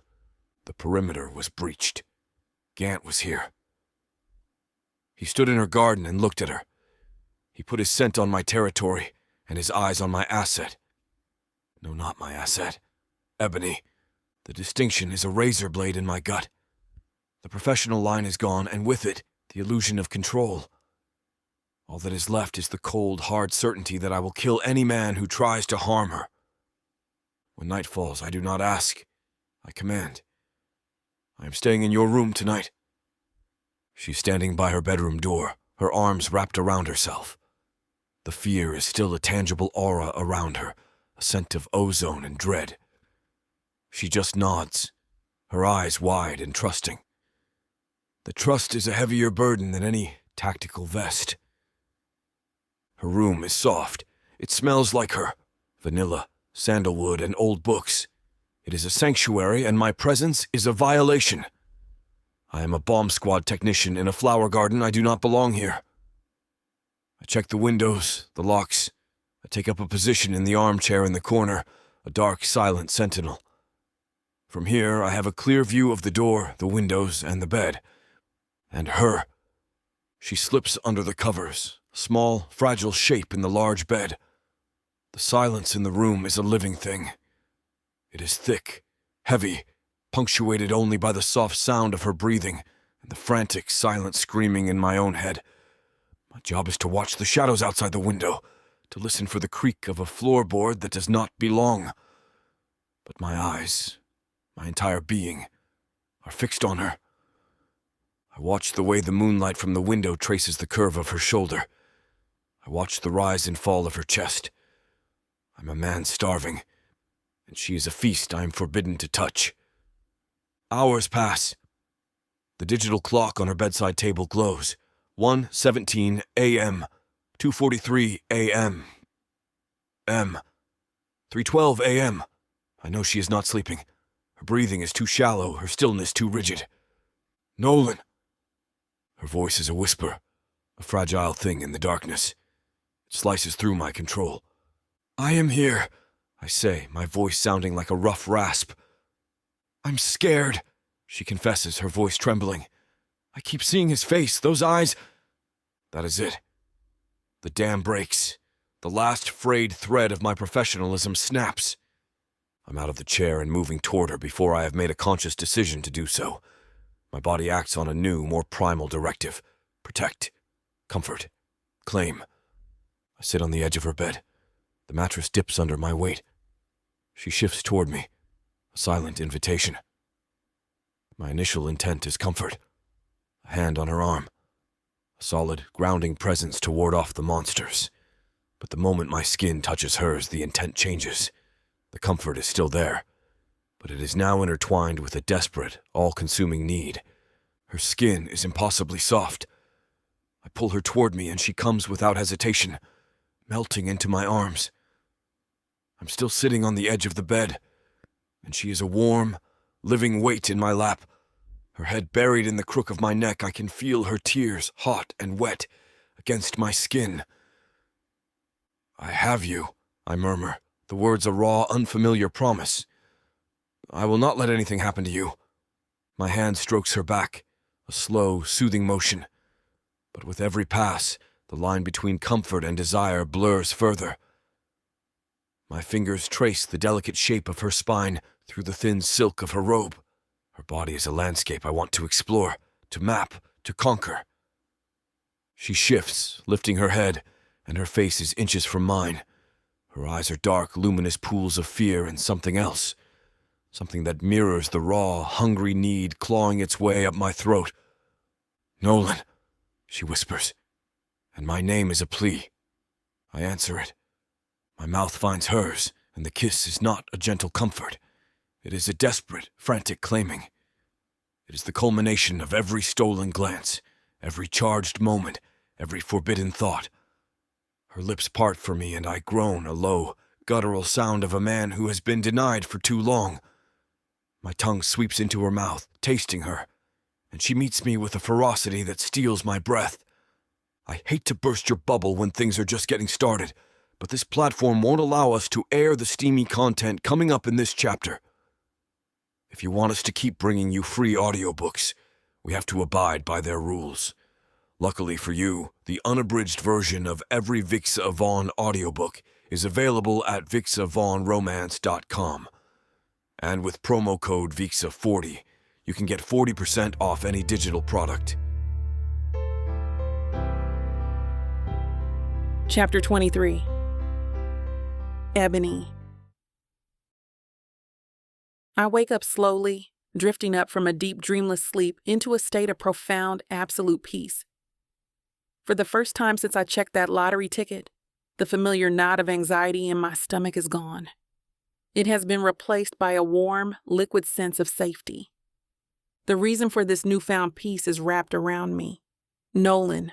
His arm is a heavy, solid weight around my waist, holding me securely against the hard planes of his body. His bare chest is warm against my back, and his slow, steady breathing is a calming rhythm against my hair.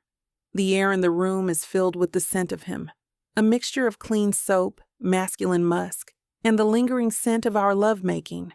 I feel cherished, protected, not like a client or an asset, but like something precious. This is the morning after.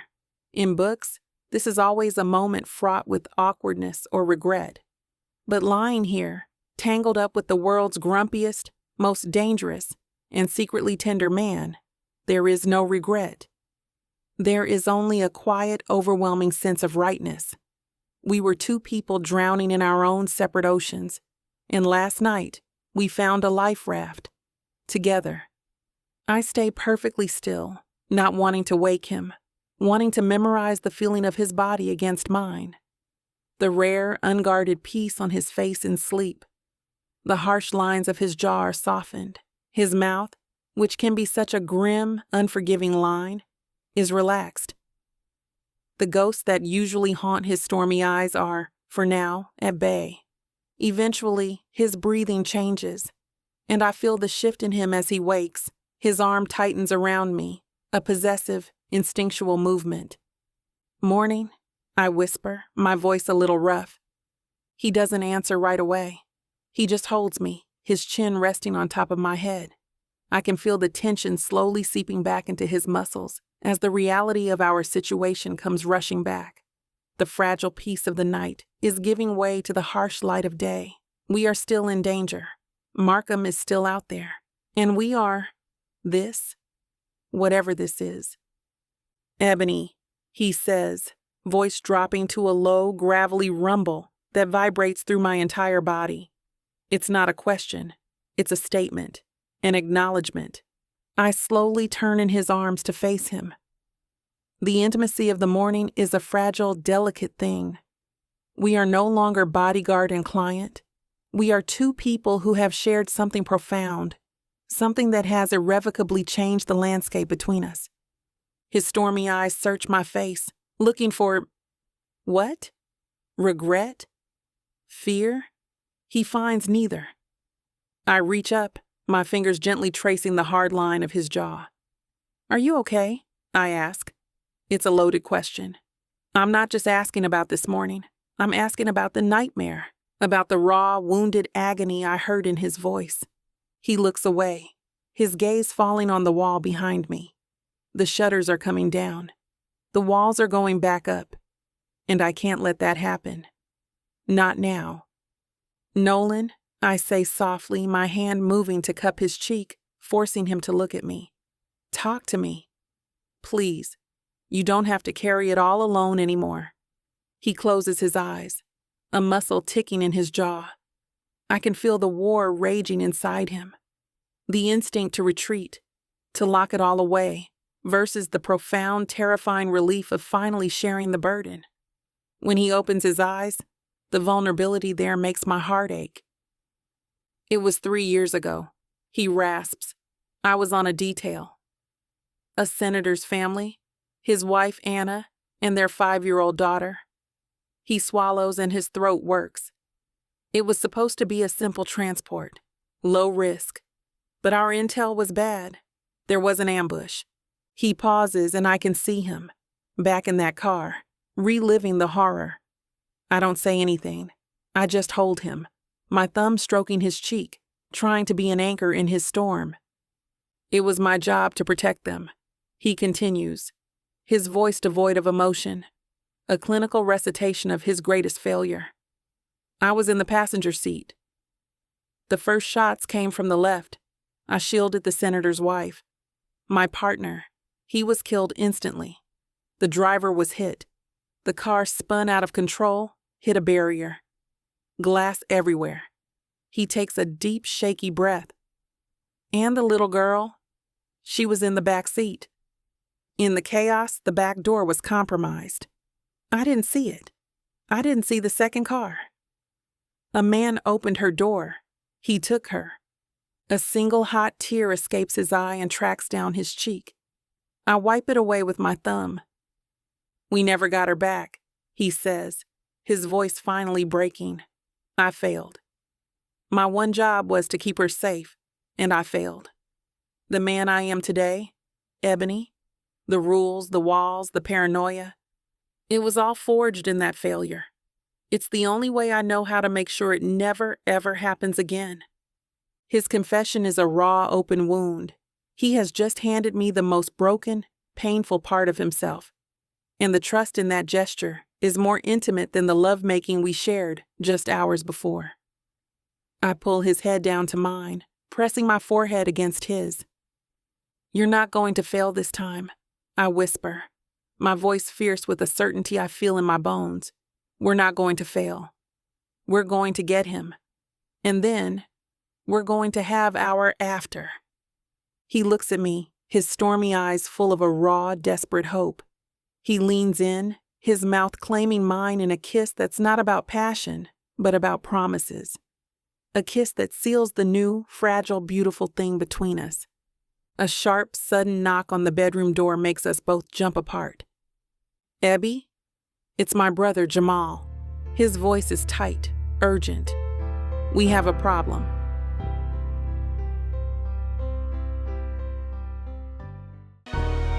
Oh, honey, subtle is not on the menu.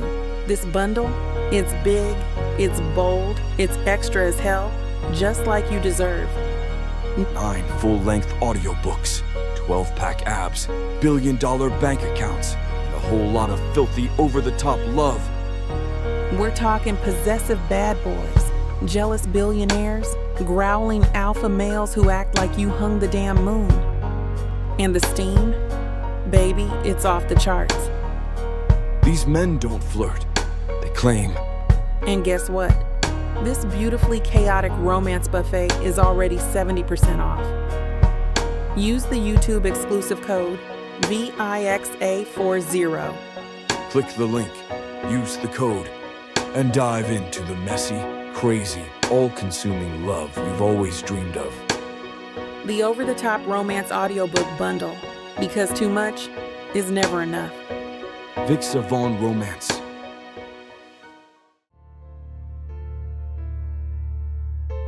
Chapter 24. Nolan. The knock on the door is a tactical breach. Jamal's voice, tight with a worry that sounds dangerously like accusation, is the detonator. My intimate, protected world with Ebony shatters. "One moment," I say, my voice becoming a low command. I am already moving, untangling my limbs from hers. The loss of her warmth, a sudden, shocking cold.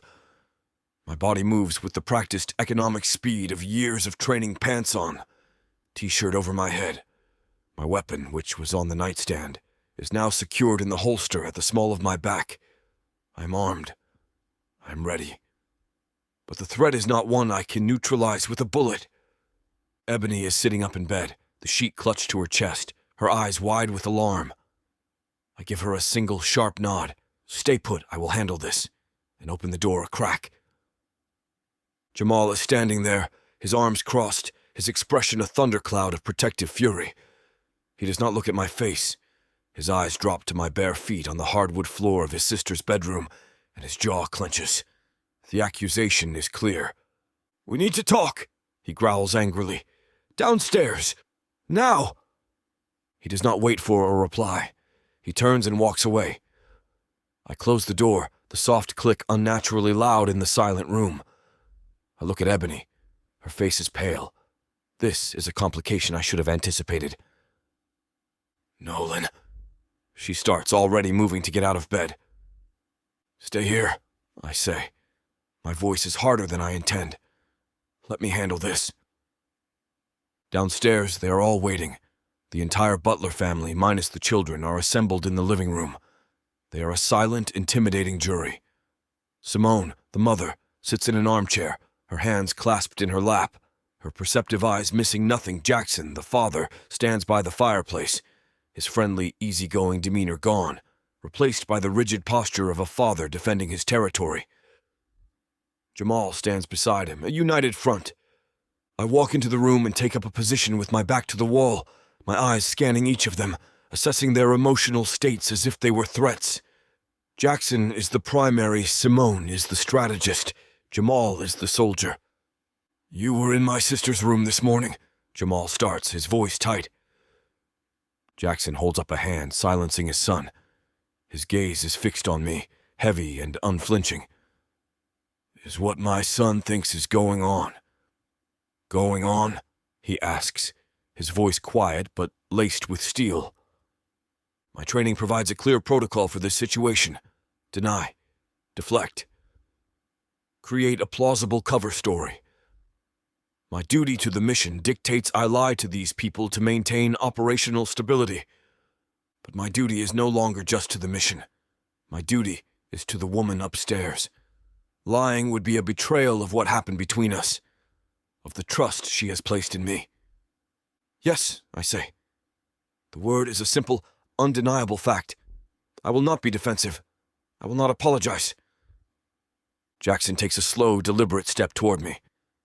He's not a physically imposing man, but right now, his protective fury makes him seem 10 feet tall.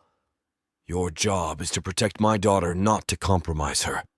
"My feelings for Ebony do not compromise my ability to protect her," I state, my voice a flat, even line.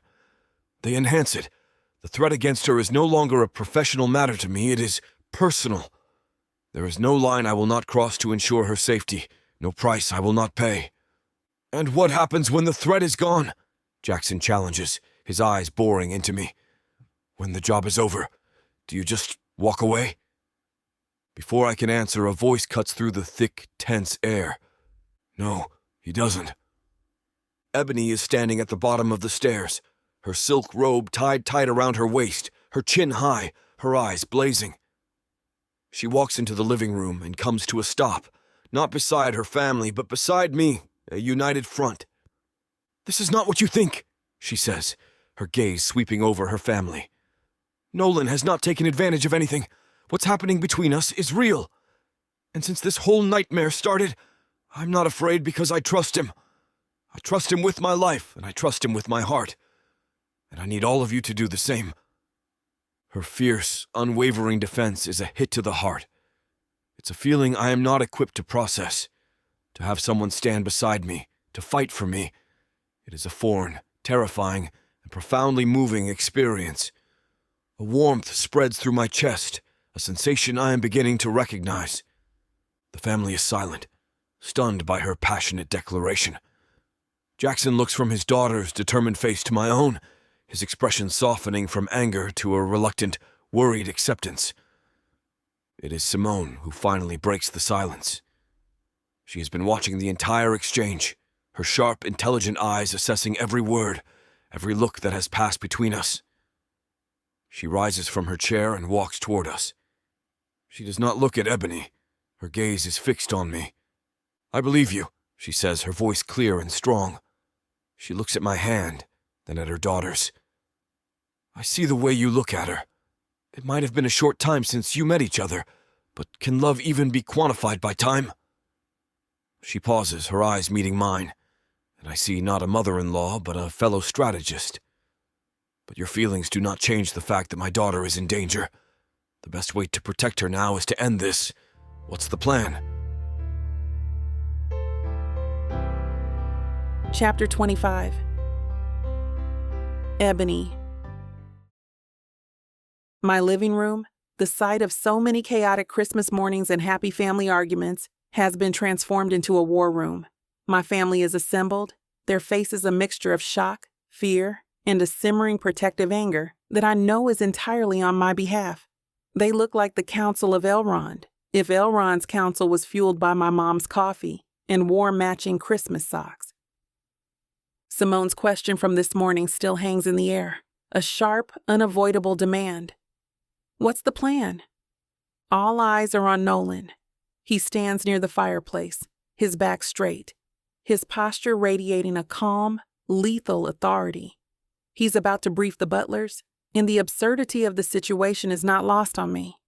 Markham Cole is the primary threat, Nolan begins, his voice the clipped, dispassionate tone of a general briefing his troops. His objective is financial. His methods have escalated from intimidation to the involvement of a professional criminal element. Our objective is to neutralize the threat by creating a controlled scenario to elicit a confession and facilitate his arrest. My dad sighs. I step forward, placing a hand on Nolan's arm. The muscle beneath my fingers is coiled tight. I'm his translator, the bridge between his world of tactical jargon and my family's world of sweet potato pie and feelings. What Nolan is saying, I begin, my voice steady, is that Markham is the bad guy. A much, much worse guy than we ever thought. He hired a professional criminal, and he's planning something big for the Christmas Eve tree lighting ceremony to scare me into giving him money. I take a deep breath. We're going to set a trap, and we're going to catch him. The full, ugly truth lands in the quiet room. I watch my father's face as he processes the betrayal. The color drains from his cheeks, his expression crumbling from disbelief to a deep, profound hurt. Markham has been his friend for 40 years. "That jerk," he finally whispers, his voice thick with a cold, quiet rage I've never heard from him before. He looks at me, his eyes full of a fierce fatherly fire. What do we need to do? And just like that, the butlers are activated. His tech is good, my brother Jamal says, nodding toward Nolan's laptop. Jamal's the lead programmer for a video game company. He speaks fluent nerd. but you're trying to monitor a whole town. You need more processing power, more eyes. I can set up a private encrypted comms network for us, and I can write a script to scrub social media and local traffic cams for any mention of Markham or his new friend. Nolan turns to look at my brother, and I see a flicker of something that looks almost like professional respect in his stormy eyes. What is your network's latency? Jamal grins. Sub-zero. Nolan gives a single sharp nod. You are on communications and digital surveillance. I know Markham, my dad says. His voice a low growl. I know how he thinks. He's arrogant, vain. He believes he's the smartest man in any room. If you want to trap him, you have to appeal to his ego. Make him believe he's won, that he's outsmarted everyone. This is the portion of the story where the quirky team of misfits assembles, each bringing their unique, improbable skill to the heist. My tech genius brother, my dad the amateur psychologist, my mom the unflappable logistical queen, and me, the librarian, the bait. The plan comes together, a strange and wonderful collaboration between Nolan's tactical genius and my family's intimate knowledge of the battlefield. We'll use Markham's own desperation against him. We'll leak false information that I'm spooked, that I'm looking to hire my own local security consultant, and that I'm willing to pay a fortune for it. He'll want to meet somewhere he feels he has the advantage, my dad says. Somewhere he can control. His office at the town hall, Jamal suggests. No, I say. The idea taking shape in my mind, a perfect, chilling piece of literary symmetry. Not his territory. Mine all eyes turn to me. The town library. After hours, it's the one place in this town I know better than anyone. Every corner, every exit, every shadow. Nolan looks at me, his gaze intense, and I can see him processing the tactical advantages. Neutral ground, easily secured, with limited access points. I'll agree to meet him on Christmas Eve, I continue, the words tasting like metal in my mouth. Just before the tree lighting, I'll tell him I want to discuss his proposal to manage my security fund. I'll be the bait. A chorus of protest erupts from my family. Absolutely not, my dad booms. Ebby, no, it's too dangerous, Aisha pleads. But Nolan is silent. He's watching me, and only me. He's not looking at a fragile client who needs to be protected. He's looking at his partner. He's waiting for my decision. He's trusting me to make my own call. The fear is a cold, slithering thing in my gut. My home has been violated, my life threatened. I am terrified. But sitting here, surrounded by my ridiculous, wonderful, fiercely protective family, and with this incredible, dangerous, and surprisingly tender man who trusts me, I am not weak. I look at each of them, my strange and wonderful team. Then my eyes land on Nolan, and I give him a small, determined smile. Let's do it. Chapter 26. Nolan. The library is a grid, a series of sight lines, choke points, and kill zones. I've walked every inch of it, my mind mapping it not as a repository of books, but as a tactical environment. The children's section, with its low tables and colorful rugs, offers minimal cover. The history stacks are a labyrinth of blind corners. The main reading room, where the meeting will take place, has 4 large windows, all of which are now liabilities. I am turning her sanctuary into a battlefield, and she is my frontline soldier. The thought is a shard of ice in my gut. Again, I say. My voice is flat, devoid of all emotion. It is a tool, and I am using it to build a wall of procedure and protocol around the raw, visceral fear that I am willingly putting her in the line of fire. We are in the den, our war room. It is late. Her family is asleep. The only light comes from the glow of my laptop, which displays a blueprint of the library I have annotated with our operational plan. Ebony is sitting across from me, her expression a mixture of exhaustion and fierce determination. The memory of last night, her body shattering around mine, the scent of her skin, the sound of her voice crying out my name is a constant, distracting hum beneath my tactical focus. I shove it down. That was a different man. Tonight, I am only what she needs me to be. Her guardian. The distress signal, I prompt, my voice hard. A tug on my left earlobe means I feel threatened, but the situation is manageable, she recites, her voice a little hoarse. Tugging on my right earlobe means the threat has escalated and I need immediate extraction. And the code word? Angel, she whispers. If I say the word, Angel, it means he has a weapon, and I am in immediate, life-threatening danger. The word tastes like poison. Her life, reduced to a single, arbitrary word. The ghost of another name, Anna, another failure, claws at the edges of my control. I force it back. The earpiece is active, I say, tapping the tiny flesh-colored device in my own ear. Jamal has the comms network locked down. It is a closed loop. Only he, you, and I can hear it. I will be in the surveillance van across the street. I will have eyes and ears on you the entire time. I hold up a small, discreet button, the size of a cufflink. This is your primary audio device.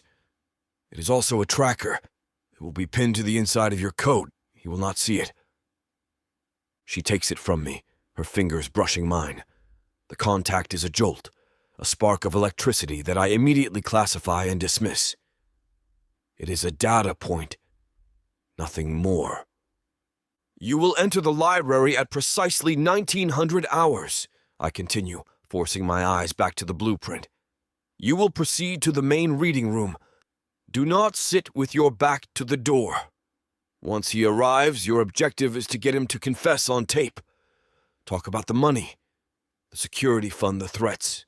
Use his arrogance against him, just as your father suggested. And what if he doesn't confess? She asks, her voice small. What if he just hurts me? The question hangs in the air, a cold, ugly thing. The image of Leo Gant's scarred face flashes in my mind. The rage I felt last night returns, a cold, clean fire. He will not have the chance, I say, and my voice is a low, deadly promise. The moment I perceive a credible threat, I am coming in. I bypass the local chief. The state police tactical team will be staged 2 blocks away, waiting for my signal. I gave them just enough evidence, the link to Gant, to secure their cooperation. They are not Markham's friends. This is a controlled environment, Ebony. Every variable is accounted for. It is a lie. There are always variables. The human element. Her. Me. What happened between us in her bed? Those are the variables that can get us both killed. The weight of my past failure presses down on me, a physical crushing sensation in my chest. I see a flash of shattered glass, hear the echo of a child's name shouted in the rain. I'm putting another innocent woman in the path of danger. A woman I care for more than is tactically advisable. My control, the iron discipline that has been the cornerstone of my existence for years, is beginning to fracture under the strain. I stand up, pacing the small room, the motion a necessary release for the violent energy coiling in my gut. I stop in front of her. I look down into her beautiful, intelligent, trusting face. And I know I have to give her the one thing I have left to give, not a plan, not a piece of technology, a promise. I crouch in front of her so our eyes are level. I take her hands in mine. They are cold. I need you to listen to me, I say. My voice is a low, raw thing, stripped of all artifice. Forget the protocols. Forget the code words if you are scared. If you feel for 1 second that you are in over your head, you say my name. That is it. Just my name. And I will be there, do you understand? She swallows, her throat working. She gives me a small, trembling nod, her eyes shining with unshed tears. I will not let anything happen to you, I say, and the words sound like a vow. Chapter 27. Ebony. It's Christmas Eve. My house, which should be a chaotic explosion of joy and last-minute gift wrapping, is quiet. A heavy, unnatural silence hangs in the air, thick with unspoken fears. It's the kind of quiet you get in the third act of a horror movie, right before the monster makes its final terrifying appearance. My family is trying to pretend. My mom is humming a carol as she bastes a turkey, but her tune is brittle and off-key. My dad is staring at the fireplace, his hands clenched on the mantelpiece, his knuckles white. They're all playing their parts, trying to be brave for me, and it's the most heartbreaking performance I've ever seen. It's time. I stand by the front door, my winter coat feeling as heavy as a suit of armor. Nolan has already done a final check of the audio device, pinned to the inside of my lapel, his fingers brushing against the fabric of my sweater. A brief, warm touch that was meant to be professional but felt like a promise. My mom is the first to come to me. She pulls me into a hug that's too tight, too desperate. "Be safe, baby," she whispers into my hair, her voice thick with tears she refuses to shed. "Remember everything Nolan told you." My dad is next. He just holds my face in his big, warm hands and looks at me, his eyes saying everything his voice can't. "I love you. I'm proud of you. I'm so scared for you." He presses a small, smooth stone into my palm. It's the worry stone he's kept in his pocket for as long as I can remember.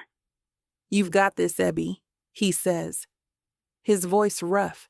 "You're a butler. We don't break." Jamal gives my shoulder a squeeze, his eyes intense behind his glasses. "I've got your back, Ebby. I'm listening to every word, every breath. You're not alone in there." I look at them. My wonderful, ridiculous, brave family, who have turned their home into a headquarters and their love into a shield. I am the hero in this story, the one who has to walk into the dragon's lair, but they are my fellowship. And I'm not doing this just for me. I'm doing it for them, for our town, for the memory of the man I thought Markham Cole was. Then I turn to Nolan. He's standing by the door, his face a grim, unreadable mask. But his eyes are a turbulent storm of emotions I'm just beginning to learn how to read. Fear, rage, and something else. Something so tender, it makes my heart ache. He doesn't say a word. He just holds the door open for me. The drive to the library is only 5 minutes, but it feels like an eternity. The streets of Hollybrook are a festive wonderland, bathed in the warm glow of 1,000 Christmas lights. We pass the town square, where the giant Christmas tree stands, waiting to be lit. We pass the corner where carolers are gathered, their joyful voices muffled by the glass of Nolan's SUV. It's a perfect Christmas card, a picture of everything I love about this town. A beautiful, perfect lie. Nolan's hand finds mine on the center console, his fingers lacing through mine. His grip is a firm, grounding pressure, a silent promise. I am here. I will not let you fall. I cling to him, drawing strength from his steady presence. His promise from last night echoes in my head. Just say my name. It's my own personal code word, my ultimate safety net. He pulls the surveillance van into a parking spot across the street from the library. The building is dark, a silent, sleeping giant against the snowy landscape. My library, my sanctuary. Tonight, it's a trap. "Comms check," Nolan's voice says, not from the driver's seat beside me, but a tinny, intimate whisper directly in my ear. I touch the tiny, invisible earpiece, the strange, foreign object, a stark reminder of how much my life has changed. "I hear you," I whisper, my voice trembling slightly. "I will be with you every step of the way," he says, and his voice in my ear is a steady, calming presence that coils around me like a blanket. "You are not alone."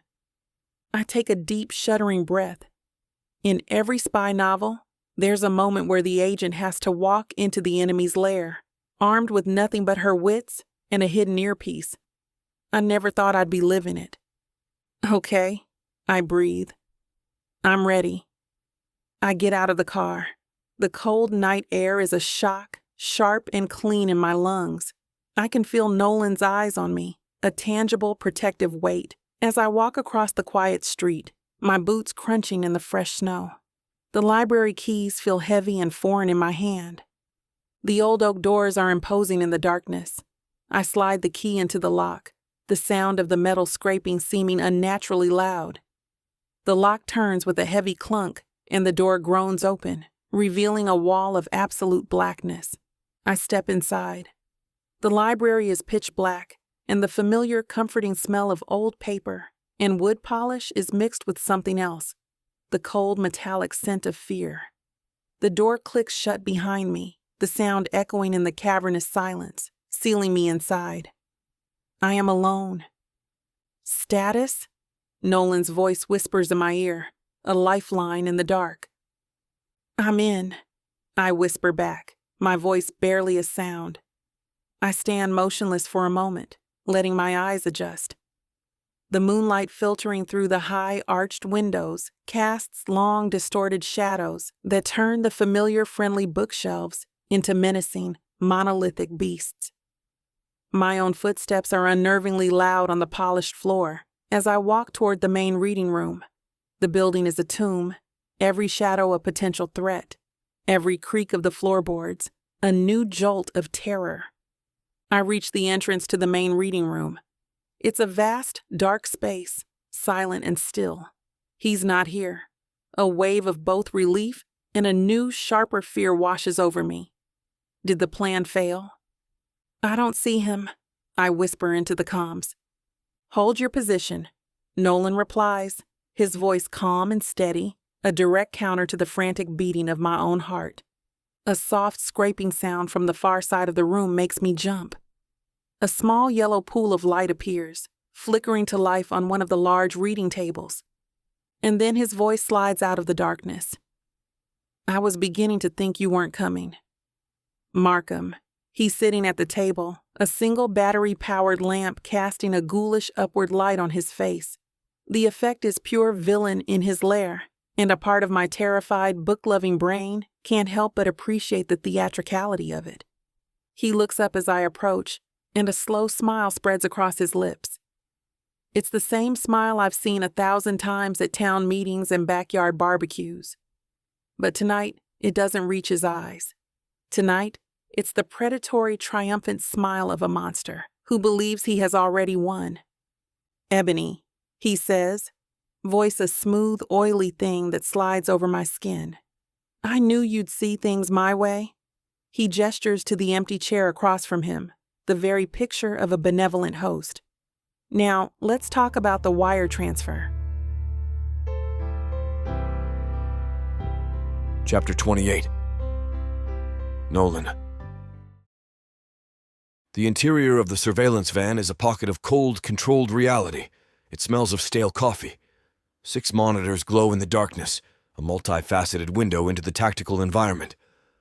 I have 4 camera feeds from inside the library, 2 exterior, a thermal overlay, and a dedicated audio channel patched directly from the device pinned to the inside of Ebony's coat. Jamal's voice is a calm, steady presence in my ear. Comms are green. Audio is crystal clear. I'm tracking his cell phone. He is not communicating with anyone. Copy, I say, my own voice a low growl. My eyes are locked on the primary video feed, the main reading room. I watch as Ebony walks into the frame, a solitary, brave figure in the cavernous, shadowy space. My hands are clenched on the console, my knuckles white. I've willingly sent the most valuable asset I've ever been tasked to protect into a cage with a predator. The decision goes against every instinct, every fiber of my training. Markham's voice, slick and condescending, fills my earpiece. I knew you'd see things my way. Now let's talk about the wire transfer. The sheer, unmitigated arrogance of the man is like a snake coiling around my neck. I watch him on the screen, his posture relaxed, confident, utterly unaware that he is the one in the trap. I listen as Ebony plays her part. Her performance is flawless. She is the perfect combination of frightened and desperate, her voice trembling just enough to be convincing. She asks him about the money, about the security fund he proposed, her questions couched in the language of a scared woman looking for a savior. She is leading him, expertly, into the web. "Of course, a wire transfer would be the cleanest way," Markham says, his voice dripping with false sympathy. "A one-time payment to my holding company.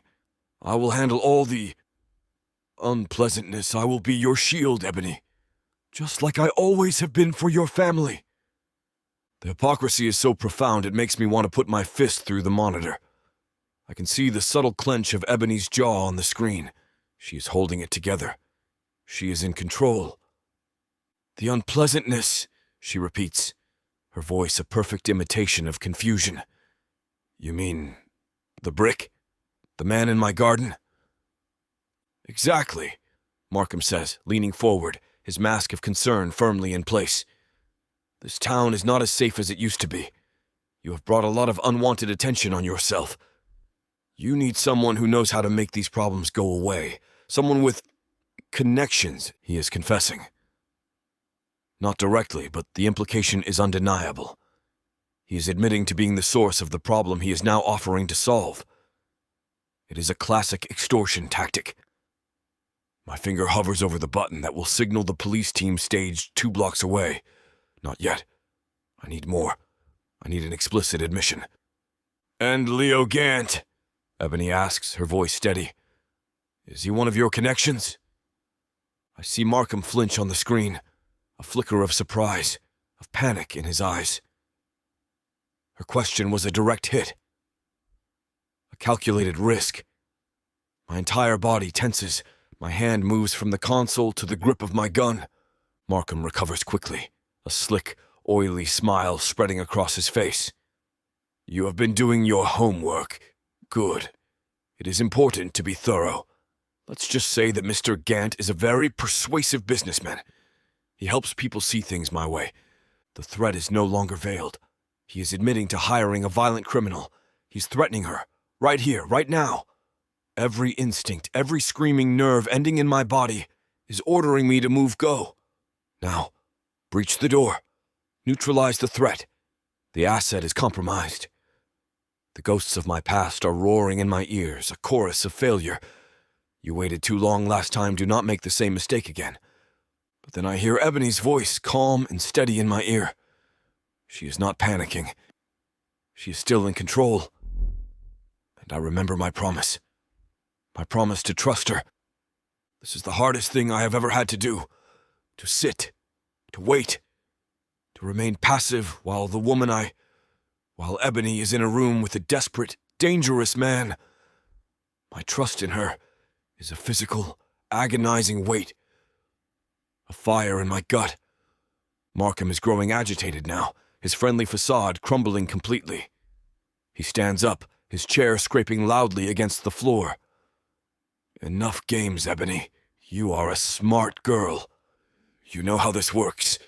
You will transfer the money, and your problems will disappear. You refuse. And I will not be able to control what a man like Mr. Gant might do to you, or to your family." He takes a step toward her. My hand tightens on my weapon. "Move, you fool! She is in danger!" But I hold. I wait. I trust her. It is an act of pure, agonizing faith. He stops, his eyes narrowing, his head cocked to one side. A tiny red recording light on the micro camera I hid in a hollowed-out book on the shelf behind her has just flickered a 1 in a million malfunction. A catastrophic variable. "What was that?" Markham asks, his voice sharp, suspicious. He takes another step toward her, his eyes scanning the bookshelf. "Are you wearing a wire?" Chapter 29. Ebony. The question hangs in the air, sharp and deadly as a shard of glass. Are you wearing a wire? Markham's folksy friendly mask doesn't just slip, it shatters. The face underneath is a twisted, ugly thing, a snarl of desperation and cornered animal rage. The man I've known my whole life is gone. In his place is a stranger, a villain from a story far darker than any I've ever read. What was that? He hisses, taking a step toward me, his eyes darting from my face to the bookshelf behind me, where the camera flickered. What are you doing, Ebony? My heart is a frantic hummingbird, trapped in my ribs.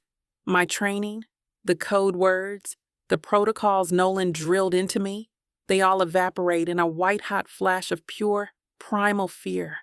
My mind is a blank page. He's spooked. Nolan's voice is a low, urgent growl in my ear, a lifeline in the chaos. The plan is compromised. Stay calm. I'm coming in. But Markham is moving too fast. He lunges, not like a clumsy, middle-aged man, but like a predator, his hands reaching for the front of my coat, for the audio device pinned there. I don't think. I react. My librarian instincts, honed by years of handling heavy, oversized reference books, take over. My hand shoots out and grabs the closest thing to me on the table, a massive, leather-bound copy of the complete works of William Shakespeare. It's a beast of a book, a 10-pound collection of tragedies and comedies, and I swing it with all my might. The heavy corner connects with Markham's shoulder with a sickening thud. He stumbles back with a grunt of pain and surprise, his face a shocked mask of disbelief.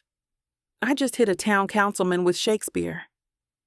There's a dark, hysterical bubble of laughter in my chest, and I violently shove it down. "Get away from me," I yell, my voice shaking but loud. I hold the book in front of me like a shield. He's no longer trying to persuade me. The time for manipulation is over. His eyes are wild, his face flushed a blotchy, ugly red. "You stupid little girl," he snarls, his voice a venomous whisper. "Did you really think you could outsmart me? I built this town. I own it." He lunges again, and this time he's too fast. He bats the heavy book from my hands, sending it skittering across the polished floor.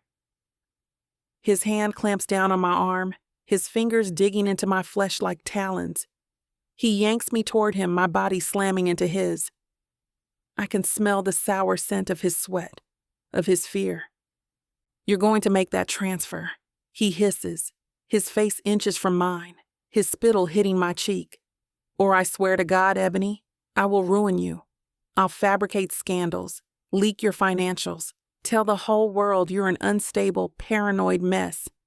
Your precious community center will be a pile of rubble before you ever break ground." He's grabbing me, shaking me, his friendly, avuncular mask completely gone, revealing the desperate, dangerous man underneath. "I'm 30 seconds out." Nolan's voice crackles in my ear, a steady, deadly promise. "Just hold on, Ebony. Do not engage him." His tactical advice is sound. I should be a passive victim. I should wait for my hero to rescue me. That's how it works in the books. But looking into Markham's eyes, I don't just see a villain. I see the man who taught me how to ride a bike, the man who brought my dad soup when he had the flu, the man who sat in the front row at my high school graduation, cheering. I see a man who has been so consumed by his own bitterness and jealousy that he has set his own life on fire, and he's trying to drag me into the flames with him. And my fear is finally, blessedly replaced by a wave of pure, pitying anger. I ignore Nolan's advice. This is my library, my town, my story. And I'll be damned if I let Markham Cole write the ending. "Is this really who you want to be, Markham?" I say, my voice quiet but clear, cutting through his ragged, desperate breathing. He falters, his grip on my arm loosening slightly. My question has thrown him. He was expecting screams, tears, compliance. He was not expecting a conversation. "What are you talking about?" He spits. "The man I grew up knowing, the man who was my father's best friend, he would never do this," I say, my voice gaining strength. I'm not talking to the monster in front of me. I'm talking to the ghost of the man he used to be. Appealing to the last, flickering ember of decency I have to believe is still buried somewhere in the ashes of his soul. "He would be ashamed of you," Is this pile of money really worth your entire life? Your reputation? Your soul? Shut up, he hisses, but there's a flicker of something in his eyes. Doubt. Shame. Ebony, what are you doing? Nolan's voice is a low, angry snarl in my ear. Stop talking. That is an order. It's over, Markham, I say, my voice softening. There's no way out of this. But you can still choose how you handle the ending. You can be the man who went down fighting, a cornered, pathetic rat. Or you can be the man who finally did the right thing. For a single suspended moment, I think it's working. His face crumples, the rage giving way to a profound, soul-crushing despair. His grip on my arm goes slack. He looks lost. A broken man in a dark, empty library. The heavy oak doors of the library burst open with a deafening crash. The room is flooded with light, with the shouts of men, with the controlled, chaotic energy of a tactical raid. I see Nolan first, a black-clad wraith, his gun held in a two-handed grip, his face a mask of cold, lethal fury. He is a storm, a hurricane, the righteous avenging angel from every thriller I've ever read. Behind him, uniformed police officers pour into the room, their weapons drawn, their voices a chorus of loud, authoritative commands. Markham is a deer in the headlights, stunned, blinded, his moment of potential surrender, obliterated by the harsh, unforgiving light of reality. He is cornered, trapped. The game is over. Chapter 30. Nolan. The breach is a flash flood of noise and light and controlled violence. I'm the tip of the spear, the first man through the door, my weapon a steady, solid extension of my will, sweeping the room for threats. But my eyes are not on the target. My eyes are on her. She is standing in the exact center of the reading room, her face pale in the sudden harsh glare of the tactical flashlights. That ridiculous, wonderful Shakespeare book is on the floor a few feet away. Markham is sputtering, his hands raised in surrender as the local police swarm him, a blue tide of righteous small-town justice. Their voices are a chaotic chorus of commands. On the ground, hands behind your back. It is all background noise, a distant, irrelevant frequency. The entire world, with its flashing lights and shouting men, has narrowed to a single point of focus. The only signal I am receiving, the only thing that matters in the entire universe, is the sight of Ebony, standing, breathing, unharmed. The threat is neutralized.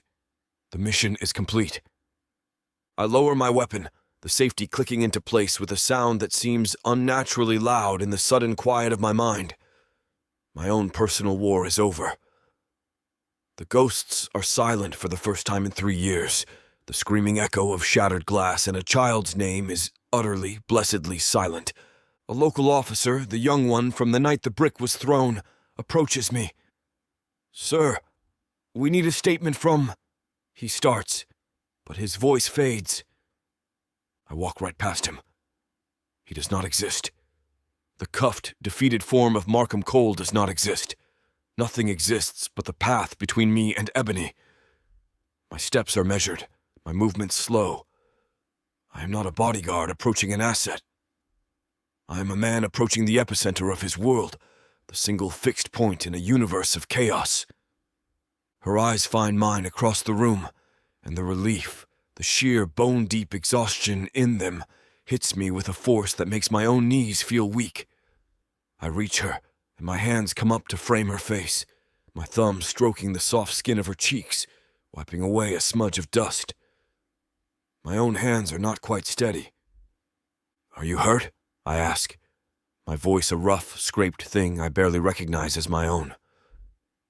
My eyes do a quick, practiced scan of her body, her arms, her neck, her torso, checking for injuries, for any sign of harm. My clinical assessment is warped by a desperate, personal terror. She is perfect, untouched, safe. She shakes her head, a single silent tear tracing a path through the dust on her cheek. I'm okay, she whispers, and the sound of her voice, steady and whole, is the most melodious thing I've ever heard. And then she is in my arms. I pull her against me, my arms locking around her, holding her so tight I am afraid I might break her. She buries her face in my chest, her hands clutching the fabric of my tactical jacket, and a long, shuddering sob of pure, unadulterated relief racks her body. I hold her, my cheek pressed against the top of her head, breathing in the scent of her, the familiar, comforting smell of vanilla and old books. The adrenaline from the operation, the cold, clean fury that has been my fuel for days, drains away, leaving behind something new, something quiet and warm and profound. It is a feeling I do not have a name for, but it feels like peace. It feels like coming home after a war I did not even know I was fighting. We remain there for a long time, a silent island in the middle of the controlled chaos of the police investigation.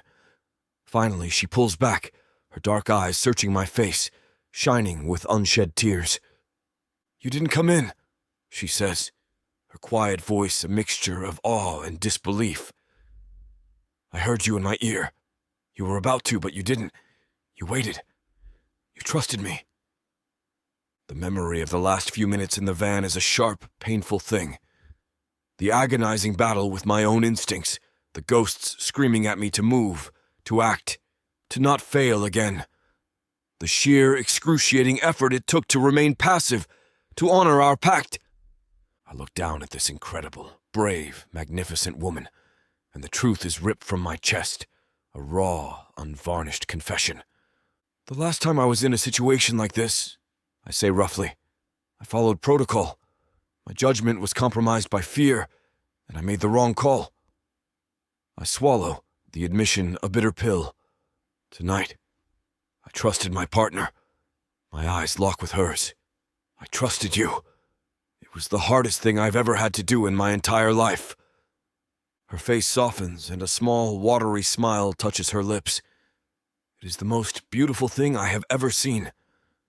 She reaches up, her hand cupping my jaw, her touch a gentle, grounding force that quiets the last of the tremors inside me. "You did," she says softly, her voice full of a profound understanding that I have done nothing to deserve. That's what matters. Her words are a balm, an absolution. She is not just a woman I protect. She is my partner. In this moment, I know that with a certainty that settles deep in my bones, rearranging my entire world on its axis. As the police lead a sputtering, defeated Markham Cole out of the library and into the cold Christmas Eve night, a quiet calm begins to settle over the room. I look around the space, her space. The scene of her terror, but also the scene of her victory. The books stand as silent witnesses on their shelves, their spines a colorful, chaotic tapestry. This place is more than just a building to her. It is a symbol of everything she loves: community, knowledge, a safe harbor for the people of this town. It's the heart of her dream. And I look at her, at the librarian who faced down a monster and won.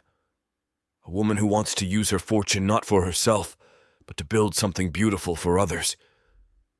The idea that began to form in my mind days ago, the one I dismissed as illogical and sentimental, now feels like the only thing that is making sense. It clicks into place, sharp and clear. My life up to this point has been a series of temporary assignments, of protecting assets and neutralizing threats. A hollow, transient existence. But looking at her, at the future shining in her eyes, I realize I do not want another temporary assignment. I want a permanent one. A blueprint begins to form in my mind, not for a tactical operation, but for a community center, for a life, a new assignment. Chapter 31. Ebony. Returning to my house is like stepping from a black and white movie into glorious, chaotic Technicolor. The moment Nolan and I walk through the door, we're enveloped in a tidal wave of butlers.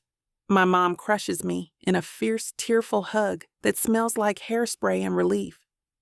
My dad claps a stunned Nolan on the shoulder with a force that actually makes the big man rock on his feet. a wide, incredulous grin splitting his face. Jamal and Aisha are both talking at once, a barrage of questions and exclamations of relief. "You were incredible, Ebby. A total warrior librarian. I had the state police comms patched into my headphones. Jamal set it up. It was better than Call of Duty." "That jerk is never going to see the light of day again," my dad booms, his voice thick with a satisfaction that is almost primal. The rest of Christmas Eve passes in a joyful, surreal blur. The oppressive cloud of fear that has been hanging over our holiday for weeks has finally, blessedly, lifted. The ugly plywood on the window is still there, an ugly reminder of the battle we just won, but no one seems to notice it anymore. The festive spirit, which had felt so forced and brittle before, is now real, earned. My dad puts on his favorite Vince Guaraldi Christmas album, the smooth, gentle jazz filling the air.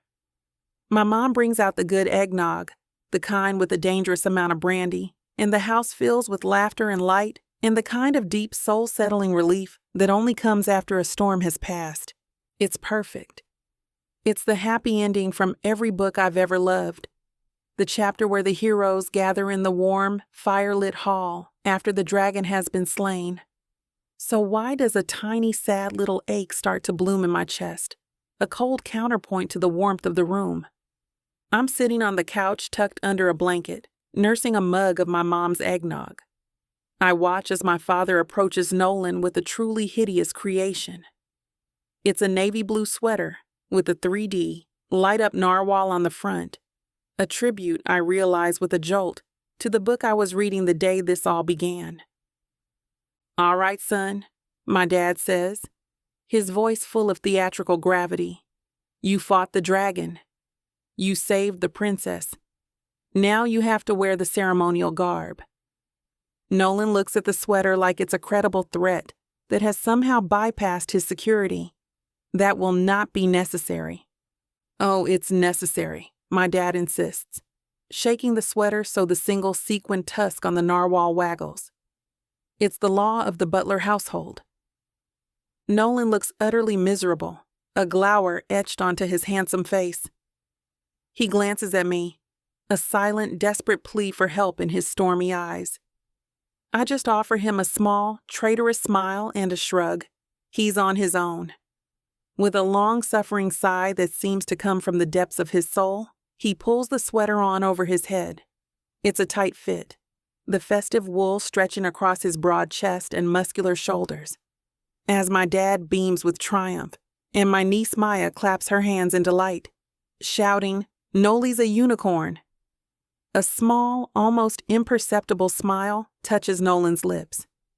It's a tiny, fleeting thing, but it's there, and the ache in my chest intensifies into a sharp, painful pain. The job is over. The threat is neutralized. Markham is in a holding cell, and his hired muscle, Leo Gant, was picked up an hour ago trying to skip town. Nolan's contract is officially complete. He's free to go. The thought is a cold, unwelcome stone in my gut. He can pack his single black duffel bag, take off the ridiculous narwhal sweater, and walk out of my life forever. He can go back to his sterile, silent world of tactical gear and corporate extractions. And I'll go back to my world of library books and story hours. I feel like a character in a historical romance who has spent a single magical night with a soldier who is due to leave on the morning tide. Our story is over. I watch him for the rest of the night, a silent, secret observer. I watch the way he listens intently as Jamal explains the intricacies of a new video game, his expression a mask of concentration. I watch the way my mom fusses over him, making sure he gets the last slice of her famous apple pie, and he actually eats it. I watch the way he crouches down to show my nephew how to work the remote for a new toy car, his large, capable hands surprisingly gentle with the small plastic controller. He's not a black hole of grumpiness anymore. He's just here, a quiet, solid, essential part of the beautiful, chaotic landscape of my family. He fits. He belongs. He looks up from across the room and catches me watching him. His stormy eyes meet mine, and the look that passes between us is a silent, secret conversation. It's full of the memory of last night, of our kiss on the Ferris wheel, of his raw, painful confession in my bedroom. It's a look that says everything and nothing at all. This is the sliver of the story, after the villain has been vanquished, where the hero and heroine are supposed to get their happily ever after. But our story is more complicated than that. He's a man who builds walls for a living, and I'm a woman who has spent her whole life trying to tear them down. Can we really find a middle ground? And after? Later, when the house has finally settled into a quiet, peaceful hum, when my family has all gone to bed, dreaming of the Christmas morning to come, I find him in the den. The narwhal sweater is gone, replaced by his usual, anonymous black t-shirt. He's packing his laptop into its case, his movements precise and efficient, the actions of a man who is erasing himself from a space. My heart feels like it's splintering in my chest. I stand in the doorway, my arms wrapped around my middle, my courage failing me. What happens now, Nolan? The question hangs in the quiet room, a fragile, terrifying thing. He stops what he's doing, his back still to me. His shoulders are a rigid line of tension. For a long moment, he doesn't answer. And in that silence, I feel my own happily ever after slipping through my fingers, turning to dust. Chapter 32. Nolan. Sleep does not come. It is a tactical retreat my body refuses to authorize. Beside me, Ebony is a warm, solid presence in the darkness, her breathing deep and even. She is a safe harbor, a quiet port after a long and brutal war. But my own mind is a storm-tossed sea. Her question from last night echoes in the silent room. A repeating, unanswerable query that has brought my entire operating system to a halt. What happens now, Nolan? For my entire adult life, the answer has been simple. The threat is neutralized. The job is over. I pack my single bag, I collect my payment, and I move on to the next sterile hotel room, the next hollow assignment. The mission dictates the parameters of my existence. But the mission is over. And for the very first time in a decade, I am without a directive. I am a soldier without a war, and the silence is deafening. I think about my apartment. It is not a home. It is a secure location. White walls, black furniture. No personal effects, save for the ghosts that occupy the empty spaces. The air is recycled. The silence, absolute. It is a mausoleum, a place where a man goes to wait for his next assignment, the only thing that gives his life shape and purpose. And then I think about this house. This house is a chaotic, relentless assault on the senses. It smells of pine needles and cinnamon and baking sugar.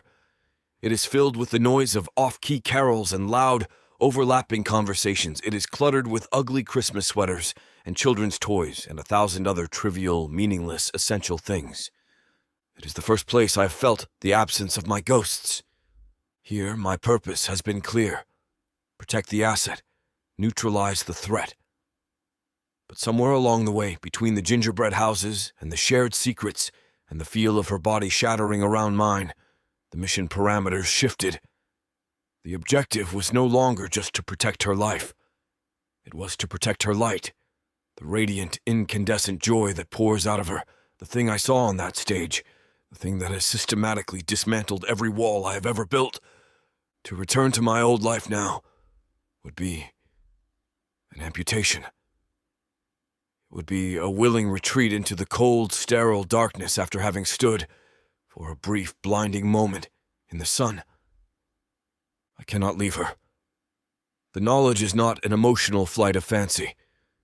It is a cold, hard, tactical fact. Leaving her would be a fundamental failure of a mission that is not over. It has simply changed. The external threat is gone, but the internal directive to protect her, to be the guardian and protector of her light, remains. But I cannot just stay. To what end? As what? The boyfriend? The live-in lover? Those are civilian terms, formless and undefined. I do not function in a world without structure, without a clear objective. I need a mission, a new assignment. My mind flashes back to the library, the scene of our victory, the place that is the heart of her dream, the community center, a place of safety, of knowledge, of warmth, a fortress built not of concrete and steel, but of books and hope. Protecting her life was the short-term goal. Protecting her dream, that is a long-term strategic objective. That is a mission a man could build a life around. An idea, the one that began to form in the aftermath of the raid, solidifies. It is illogical. It is sentimental. It is financially irresponsible. I look at the woman sleeping beside me, her face soft and peaceful in the pale moonlight filtering through the window. The fierce, protective feeling that coils in my gut is no longer a liability. It is a compass. It is my new true north. I know what I have to do. I slip out of bed, my movements silent, my body moving with a renewed sense of purpose. The cold of the floorboards is a welcome shock. I find my discarded pants and pull my phone from the pocket. The screen glows in the darkness, illuminating my path. I walk out of her room, closing the door softly behind me. I go downstairs, past the slumbering Christmas tree, and into the den. My war room, my sanctuary. I find the business card I need in my wallet. The pre-dawn hours of Christmas morning are quiet, the world holding its breath. I dial the number, my thumb steady. It is an international call. The person on the other end will be furious that I am calling at this hour. I do not care. The phone rings twice, then a sleepy, heavily accented voice answers. "Allo?" "Philippe," I command sternly. "It is Nolan. I need you to assemble your best architectural design team. I'm sending you a file. I need a full set of professional blueprints rendered and delivered to my inbox in the next 3 hours." Chapter 33. Ebony. I wake up to a cold bed. The realization is a slow, seeping dread that starts in my toes and works its way up, chasing the last of the sleep from my bones. The space beside me, the space that was filled with Nolan's solid, reassuring warmth all night, is empty. The pillow still holds the faint indentation of his head. The sheet still carries his clean, masculine scent, but the heat is gone. He's been gone for a while. A wave of pure, unadulterated panic washes over me, cold and sharp. Our conversation from last night, my fragile, hopeful question, "What happens now, Nolan?" echoes in the silent room. He never answered. He just held me, his silence a heavy, unreadable thing. And now, the empty space beside me feels like the loudest, most definitive answer he could have possibly given. The job is over. He left. The thought knocks the air from my lungs and leaves a hollow, aching void in my chest. This is a part of the book I always hate. The bittersweet farewell. The hero, having saved the day, rides off into the sunset, leaving the heroine to her quiet, safe, and now painfully empty life. I've read it 100 times, and it always makes me want to throw the book against the wall. I just never thought I'd be living it. I force myself out of bed, my movements slow and heavy, as if I'm moving through water. I pull on a robe, my fingers clumsy. Downstairs, the sounds of Christmas morning are in full swing. My dad's booming laugh, the sizzle of bacon from the kitchen, the excited squeals of my niece and nephew as they discover what Santa has brought them. It's a symphony of joy that feels utterly, painfully foreign to the misery that has taken up residence in my heart.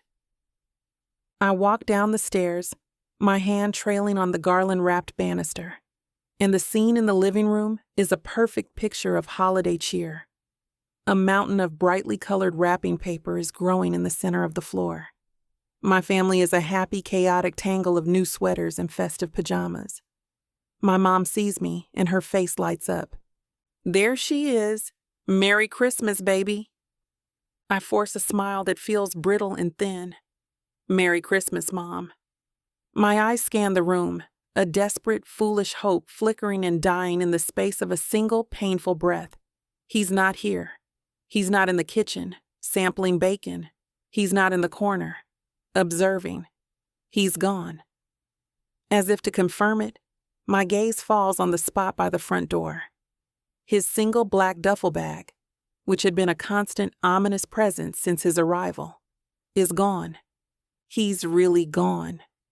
I try to smile, to play my part in this happy family portrait, but I feel like a ghost at my own Christmas. I accept a mug of coffee from my mom, her eyes searching my face with a worried expression. I pretend not to notice I unwrap a gift from Jamal, a first edition of one of my favorite classic mysteries, and I force a sound of delight that feels like a lie.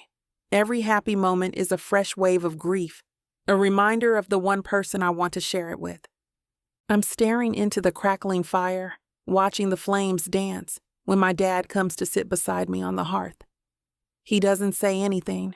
He just hands me a warm, gooey cinnamon roll from the plate in his hand, the scent of it sweet and comforting. "He's a good man, Ebby," he says quietly, his eyes fixed on the fire. It's not a question. It's a statement of fact. I manage a nod, my throat too tight to speak around the lump that has formed there. My dad gives me a knowing sideways glance, a small, gentle smile playing on his lips. "That man's been through a war, honey. More than one, I'd guess. He just needs a minute to figure out how to handle the piece." He gives my knee a squeeze. "Be patient." His words are a strange, confusing little spark in the darkness of my despair. Be patient. It's not a platitude. It feels like intel, like he knows something I don't.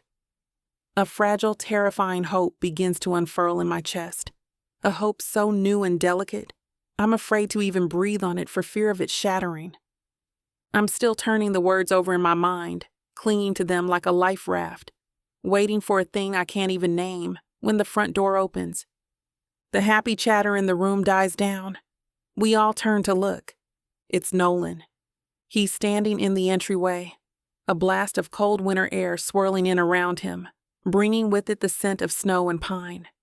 He has a dusting of fresh snowflakes on his dark hair and on the shoulders of his jacket. He's not wearing his usual tactical black. He's in a simple gray Henley and jeans, and he looks uncertain, nervous. His stormy eyes, which are usually so guarded and intense, are wide and vulnerable. He looks at my family, a silent question in his gaze, and then his eyes find mine across the room. The world narrows to just him. My heart, which had felt so heavy and dead just a moment before, gives a single powerful thud against my ribs, then another. It's restarting. In his hands, he's holding a large rolled-up tube of paper, tied with a simple red ribbon, like a blueprint, or a promise. My family is silent, watching, waiting. The air is rich with a new, breathless anticipation. Even my niece and nephew have stopped playing, their eyes wide and curious.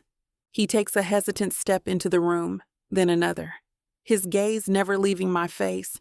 The vulnerability, the raw, open emotion there is the most beautiful, terrifying thing I've ever seen. "Ebony," he says, his voice a little rough, a little unsteady, but clear and strong in the quiet room. "I have something for you." Chapter 34.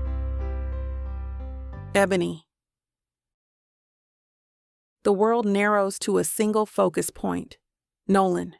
He stands in my living room, the chaotic, happy debris of Christmas morning all around him, and he is the quiet, steady center of it all. The nervous, vulnerable look in his eyes is a language I'm only just learning to speak, but I understand every word. He's terrified, and he's about to change my life. My family seems to understand, too. A hush has fallen over the room. My dad lowers the Lego creation he was building with my nephew. My mom puts her hand on his arm. They are a silent, breathless audience. Nolan takes a slow, deliberate step toward me, the rolled-up tube held in his hands like a sacred offering. He stops at the coffee table near me, his gaze never leaving my face. I was awake all night. He begins, his voice a low, rumbling thing. Thinking about your question. What happens now? He gestures with the tube. This is what happens now. He places the tube on the table and carefully unties the red ribbon. With a soft, rustling sound, he unrolls it. My breath catches in my throat. It's a blueprint, not a sketch or a drawing, but a full professional architectural rendering. My eyes scan the crisp blue lines, the precise lettering. I see floor plans for a computer lab, a senior activity center, a small cafe. And there, in the heart of the building, taking up the entire west wing, is a sprawling state-of-the-art library, complete with a dedicated children's storytime theater. It's the Hollybrook Community Center. It's my dream. Not a vague, hopeful idea, but a real, tangible plan, rendered in perfect, excruciating detail. I don't understand, I whisper, my eyes tracing the lines, my heart thumping a wild, frantic rhythm against my ribs. My job is to analyze threats and create strategic solutions, he says as a low, steady rumble that wraps around me, holding me in place. And I have come to realize that the greatest threat to your future is not a man like Markham Cole. It is the possibility that this dream, that it might not become a reality. He taps a finger on the blueprint. I spent the night on the phone with one of the best architectural firms in the world. They owed me a favor. These are the preliminary designs, based on the notes and sketches I saw you making. He saw them. He paid attention. The thought is a wave of warmth that washes over me. But the permits, the foundation, I start, my practical librarian brain struggling to catch up with the sheer, impossible romance of the moment. I took care of it, he says simply. I used my life savings to establish the foundation and get the project fully accredited and insured. The money is already in an account waiting for you.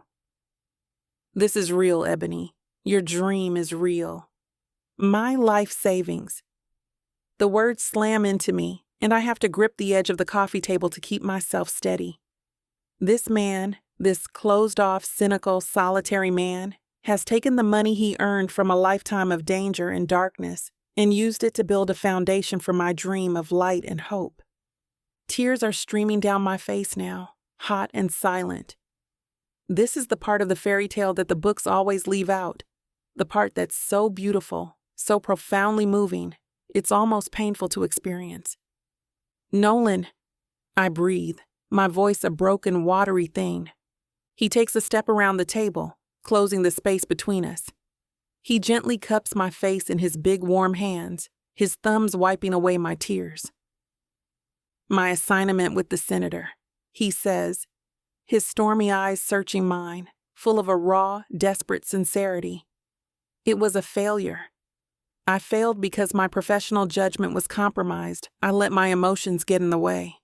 He takes a deep, shuddering breath. This assignment has also been a failure, the biggest of my career. My heart splinters. No. Yes, he insists, his voice a raw whisper. I was hired to protect my client, and I failed, because somewhere between the ugly sweaters and the gingerbread houses and the sound of your laughter, I couldn't protect my client without losing my heart to her. And that is a catastrophic failure of protocol. He drops his hands from my face, and my entire body sways at the loss of his touch. But then he does something that makes the entire world stop on its axis. He gets down on one knee. A collective gasp goes through the room from my family, but they are a distant, muffled sound. There is only Nolan, on one knee, in the middle of my living room on Christmas morning, looking up at me like I am the beginning and end of his entire world. I can't be your bodyguard anymore, Ebony, he says, his voice ripe with an emotion I now recognize as a profound, all-consuming love.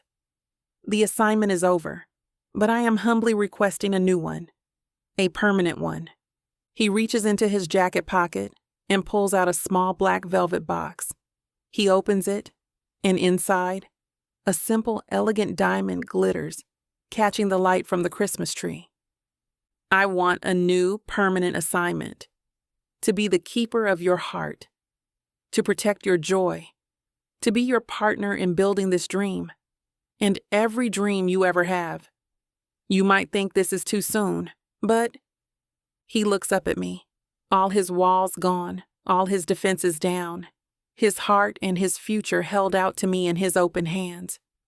Ebony Butler, will you marry me? Chapter 35. Nolan. I am on one knee, the velvet box open in my hand. The world has gone silent. The chaotic, joyful noise of Christmas morning has faded to a dull hum. There is only the scent of the pine tree, the warmth of the crackling fire, and the sight of Ebony, her beautiful face a canvas of shock and dawning joy. Her hand is pressed to her mouth, her dark eyes wide and shining with tears. I have neutralized threats, cleared buildings, and faced down armed men. But I have never known a terror as profound as this. The waiting. The not knowing. A single tear spills over and traces a path down her cheek. Her lips part, and a sound escapes her. A choked, watery sob that is half laugh, half cry. Yes, she breathes. The word a fragile, beautiful thing in the quiet room. Then her voice gains strength, ringing with a joy so pure it physically rocks me. Yes, of course, yes. A collective, explosive cheer erupts from the Butler family, a tidal wave of sound and emotion. But I do not hear them. I only see her. I take the ring from the box. My fingers, which have disarmed bombs and held a steady aim under fire, are not quite steady now. I take her left hand in mine. Her skin is warm, her fingers trembling slightly. I slide the ring onto her finger. It fits. A perfect fit. A symbol of a new assignment. A permanent one. I stand, and she launches herself into my arms, her body colliding with mine, her arms wrapped tight around my neck. I hold her, my face buried in her hair, breathing in her scent. Then the Butlers descend. It is not a tactical breach, but a wave of pure, overwhelming emotion, and I am the primary target. Simone is the first to reach me. Her eyes are shining with tears as she throws her arms around my neck, a gesture so unexpected and so fiercely maternal that my entire body goes rigid. I'm not a man who is hugged. But she holds on, her grip surprisingly strong. "Welcome to the family, Nolan," she whispers, her voice thick with emotion. "You take care of my girl. You hear me?" I can only manage a single jerky nod, my throat too tight to form a response. Then she is replaced by Jackson. He does not hug me. He stands in front of me, his expression a mixture of profound relief and a stern, fatherly appraisal. He looks me directly in the eye, and I see the full weight of his love for his daughter there. He extends his hand, and I take it. His grip is like iron, a bone-crushing handshake that is not a greeting, but a transfer of trust, a warning. "Her heart is the most precious thing I have," he says, his voice a low, serious rumble. "I am trusting you with it, son." Son. The word is a brand of acceptance that is both a gift and the heaviest burden I have ever carried. I meet his gaze without flinching. "I understand," I say, and the two words are a vow. He finally releases my hand, his expression softening as he claps me on the shoulder, the stern patriarch replaced once more by the warm, easygoing man I've come to know. Jamal is last. He approaches me with a wide, knowing grin, a look of pure mischief in his eyes. He stops in front of me, looking me up and down. "So, you and my sister, huh?" he says, shaking his head in mock disbelief. "Just so we are clear, the encrypted comms network is now a permanent fixture. I will be listening, always." He punctuates the cheerful, borderline threatening welcome by punching me lightly on the arm. "Welcome to the family, man. Try not to break her heart, or I will have to use my coding skills for evil." I have been accepted, integrated, no longer an outside contractor, but a part of the unit. And now, in the relative quiet of the aftermath, I watch Ebony across the living room as she shows the ring to her mother, her face illuminated by the lights of the Christmas tree. She laughs at something her father says, and the sound is the purest, most beautiful thing I have ever heard. I'm not watching a client. I'm watching my future. My fiancé. The word is an unfamiliar weight on my tongue, a title I've done nothing to earn but will spend the rest of my life trying to deserve. And for the first time, the thought of a future that is not defined by my next mission does not feel like a void, it feels like peace. It feels real. Later, when the house has finally quieted down, I follow her upstairs. The door to her bedroom is open, and I hear the sound of the shower running.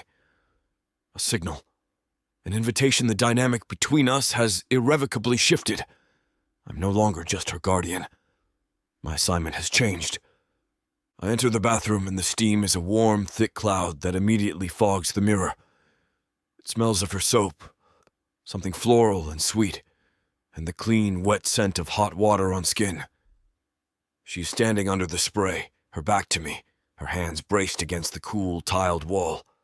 Her body, the one I have memorized with my hands and my mouth, is a perfect, elegant silhouette against the white tile. I shed my clothes, my movements slow, deliberate.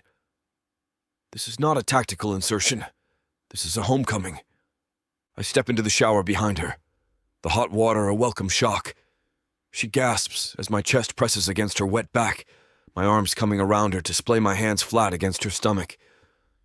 If you want to know where this naughty scene is headed, you'll have to get it from BWWM.com.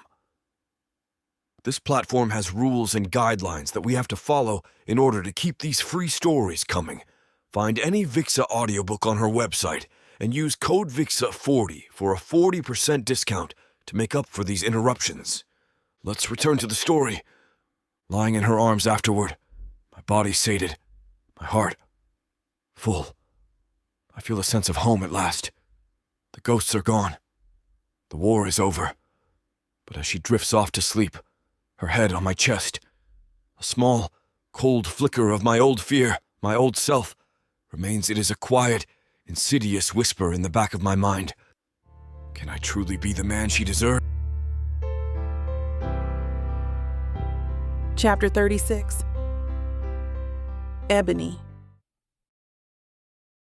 I'm standing in the office of my brand new library, the air thick with the incredible, intoxicating scent of thousands of new books. Outside the window, a gentle Christmas Eve snow is beginning to fall, dusting the brand new sign for the Hollybrook Community Center and Library in a soft blanket of white. In the main hall, I can hear the low, happy murmur of the entire town gathering, the soft strains of a string quartet playing a Christmas carol. It's my wedding day. And my dream, in all its impossible, beautiful glory, is real. My father appears in the doorway, his face a mixture of pride and a deep paternal love that makes my own eyes well up with tears. "Ready, Ebby?" he asks, his voice thick with emotion. "Ready," I say, taking his arm. As we walk toward the main hall, which has been transformed into a winter wonderland of twinkling lights and white roses, I think about the morning after Nolan and I got engaged. We were sitting quietly by the fire on Christmas morning, the rest of the family still asleep. He turned to me, his expression full of a raw, terrifying vulnerability, and asked the question that had clearly haunted him all night. "Ebony," he'd said, his voice a low, rough thing, "are you sure that I am the man you deserve?" I remember taking his face in my hands, my heart aching with the depth of his old wounds. "Nolan," I'd told him, my voice fierce with certainty, "you're the only man I could ever deserve." He didn't need to ask again after that. He just needed to live. And he has spent the last year answering that question not with more words, but with actions. He answered it every morning when he brought me coffee in bed, a small, quiet ritual that felt more profound than any grand gesture. He answered it every time he sat through one of my family's chaotic Sunday dinners. Not as a silent, grumpy observer, but as an active, engaged participant who actually seemed to enjoy my dad's terrible jokes. He answered it during the long, stressful months of construction, standing by my side at every planning meeting. His quiet strength and tactical mind, the steady, unshakable foundation upon which our shared dream was built. He answered it every night when I would wake from a bad dream, my own anxieties about the past bubbling to the surface, and he would simply hold me. His presence a silent, solid promise that I was safe, that we were safe. He has spent every single day of the past year proving that he is not just the man I deserve, but the man my soul was searching for in the pages of 1,000 books. We reach the back of the aisle. The music swells. The doors open. Here we are, my baby's getting married. My dad chokes, holding me tightly. I hug him as tight. "Thank you, Dad," I whisper, then turn to the view in front of me. The sight that greets me steals the air from my lungs. The entire town of Hollybrook is here, their smiling, familiar faces, a testament to the community we have built. My family is in the front row, my mother weeping openly into a lace handkerchief, my brother giving me a wobbly, emotional smile. But I only have eyes for the man standing at the altar, Nolan. He is not the grim, cynical bodyguard I first met. The ghosts that once haunted his stormy eyes are gone, replaced by a clear, steady, brilliant light. He is not a man at war with himself. He is a man at peace. At home? He is smiling, a wide, genuine, breathtaking smile that is meant only for me. As I walk toward him, it feels like I am walking toward the final perfect chapter of the greatest love story ever written. My dad places my hand in Nolan's, his grip firm and sure. Nolan's fingers lace through mine, a familiar, grounding pressure. Our vows are not traditional. They are ours. Nolan speaks first, his voice a low, steady rumble that wraps around me like a warm blanket. "My entire life has been a series of temporary assignments," he says, his gaze never leaving mine. I move from one objective to the next, with no thought for a future. And then I met you. You were my assignment, but you became my mission. You became my home. He lifts my hand to his lips, pressing a gentle kiss to the ring on my finger. I failed that assignment, Ebony. I couldn't protect my client without losing my heart to her. So today, I am accepting a new permanent assignment. I vow to be the keeper of your heart, to protect your joy, to be your partner, your anchor, and your home. For every day of my life, I love you. Tears are streaming down my face as I begin my own vows, my voice a watery, happy thing. I have spent my whole life surrounded by stories, Nolan.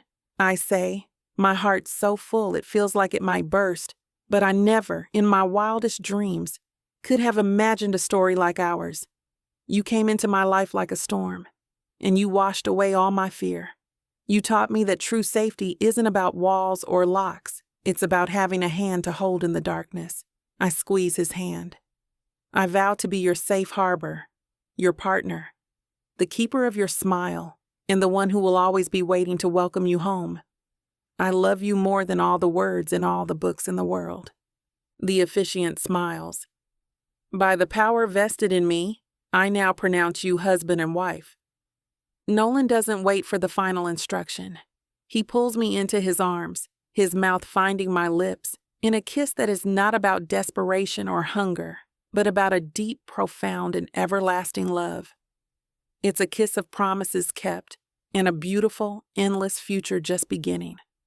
The room erupts in a joyous, deafening cheer, but all I can hear is the steady, happy beat of my husband's heart against mine, my guardian, my partner, my happily ever after. Chapter 37.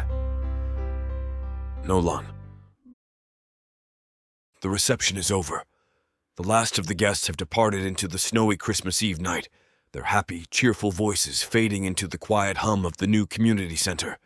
The Butler family has been sent home with firm, loving instructions to not wait up. For the first time all day, I am completely, utterly alone with my wife. My wife. The words are a revelation. A truth so profound it rearranges my entire world on its axis. I enter our bedroom, and the scene that greets me stops me in my tracks. The room is beautiful, a world away from the sterile, empty spaces I have always known. Dozens of candles flicker on every available surface, their soft golden light dancing on the walls. The air is thick with the scent of them, and of the white roses that are arranged in vases, their petals a soft, creamy white in the dim light.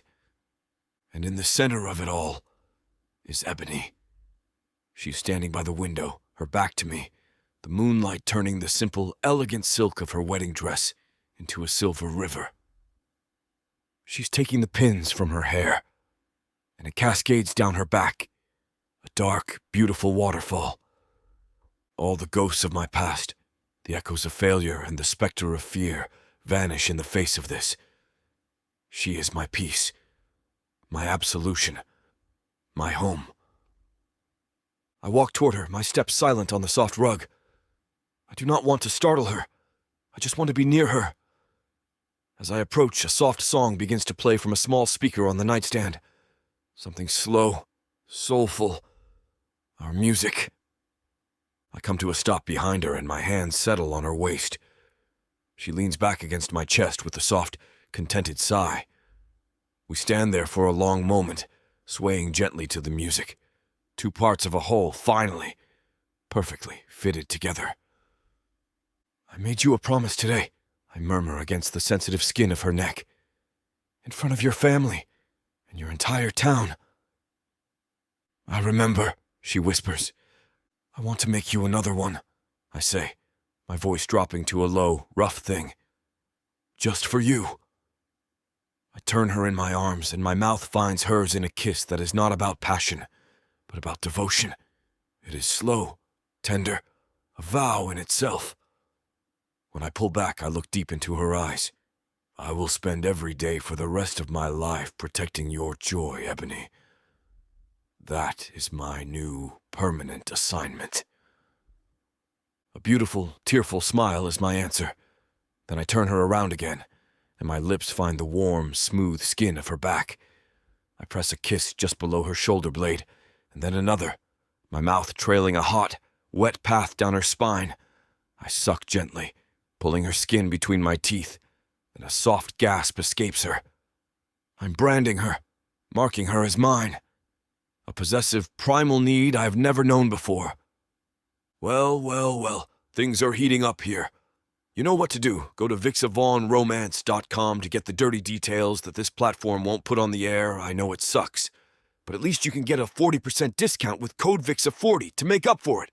Use it while it lasts and apply it to every digital product in your cart. Back to the story. You know, she says, her voice a sleepy, contented murmur. This community center is going to need a lot of kids to fill up the new library wing. I smile, the feeling easy and natural. Is that so? She says. I was thinking we'll need a whole basketball team, maybe two. I laugh, a real, deep, genuine sound of pure happiness. I accept the assignment. She rises up on one elbow, her beautiful face soft and full of a love so profound it almost brings me to my knees. Good, she says before leaning down to kiss me again. Because I love you, Nolan York. I love you, Ebony York, I say, and the words are the truest I've ever spoken. My wife, my life, my... Epilogue. Ebony. 4 years later. But why is he the unicorn of the sea, Mama? I smile, crouching down to meet my son's incredibly serious gaze. At 3 years old, Jackson Nolan York, or Jack, as he adamantly insists on being called, has his father's stormy gray eyes and my insatiable curiosity. It's a potent and often exhausting combination. Because his tusk looks like a unicorn's horn, I explain, pointing to the picture in the book he's clutching. We're in the children's section of the Hollybrook Community Center and Library, a sprawling, light-filled space that smells of new books and pine from the massive Christmas tree in the main hall. It's Christmas Eve, and the entire building is a joyful chaos of our town's annual Miracle on Main Street Christmas market. But he lives in the water, Jack reasons, his brow furrowed with the immense effort of his toddler logic. Unicorns live in the forest. Well, this one is special, I say, tapping his nose. My hand rests on the gentle prominent swell of my belly, where his little sister is currently practicing her own brand of chaotic acrobatics. Ebby, we need a ruling. My brother Jamal's voice cuts through the happy din. I look up to see him, my dad, and Nolan standing by the hot cocoa stand, embroiled in what appears to be a very serious debate. I scoop Jack onto my hip and walk over, weaving through the happy, bustling crowd. My husband, my heart still does a little flip at the word. He's standing between my dad and brother, a comfortable, easy presence. He's wearing a truly hideous Christmas sweater my mom knitted for him, one with a 3D snowman whose carrot nose actually lights up. He's not just tolerating it. He looks happy at home.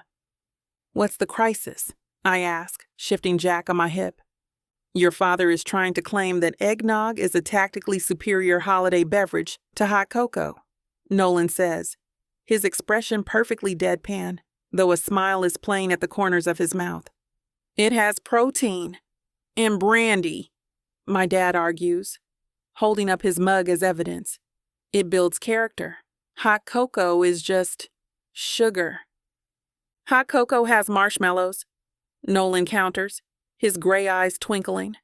A key strategic morale booster, there is no contest. He winks at me, a quick, secret gesture just for us, and I feel a wave of love so powerful it almost knocks me off my feet. This is him, my Nolan. No longer a silent storm cloud, but a man who can debate the tactical merits of Christmas beverages with my dad and wink. Sorry, Dad, I say, siding with my husband. Gotta go with the marshmallows.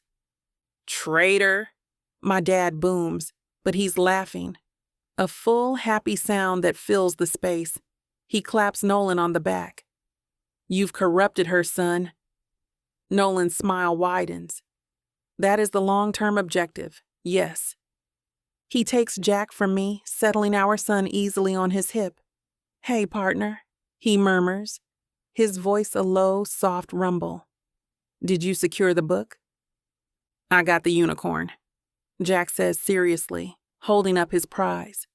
Good man, Nolan says, pressing a kiss to the top of his head.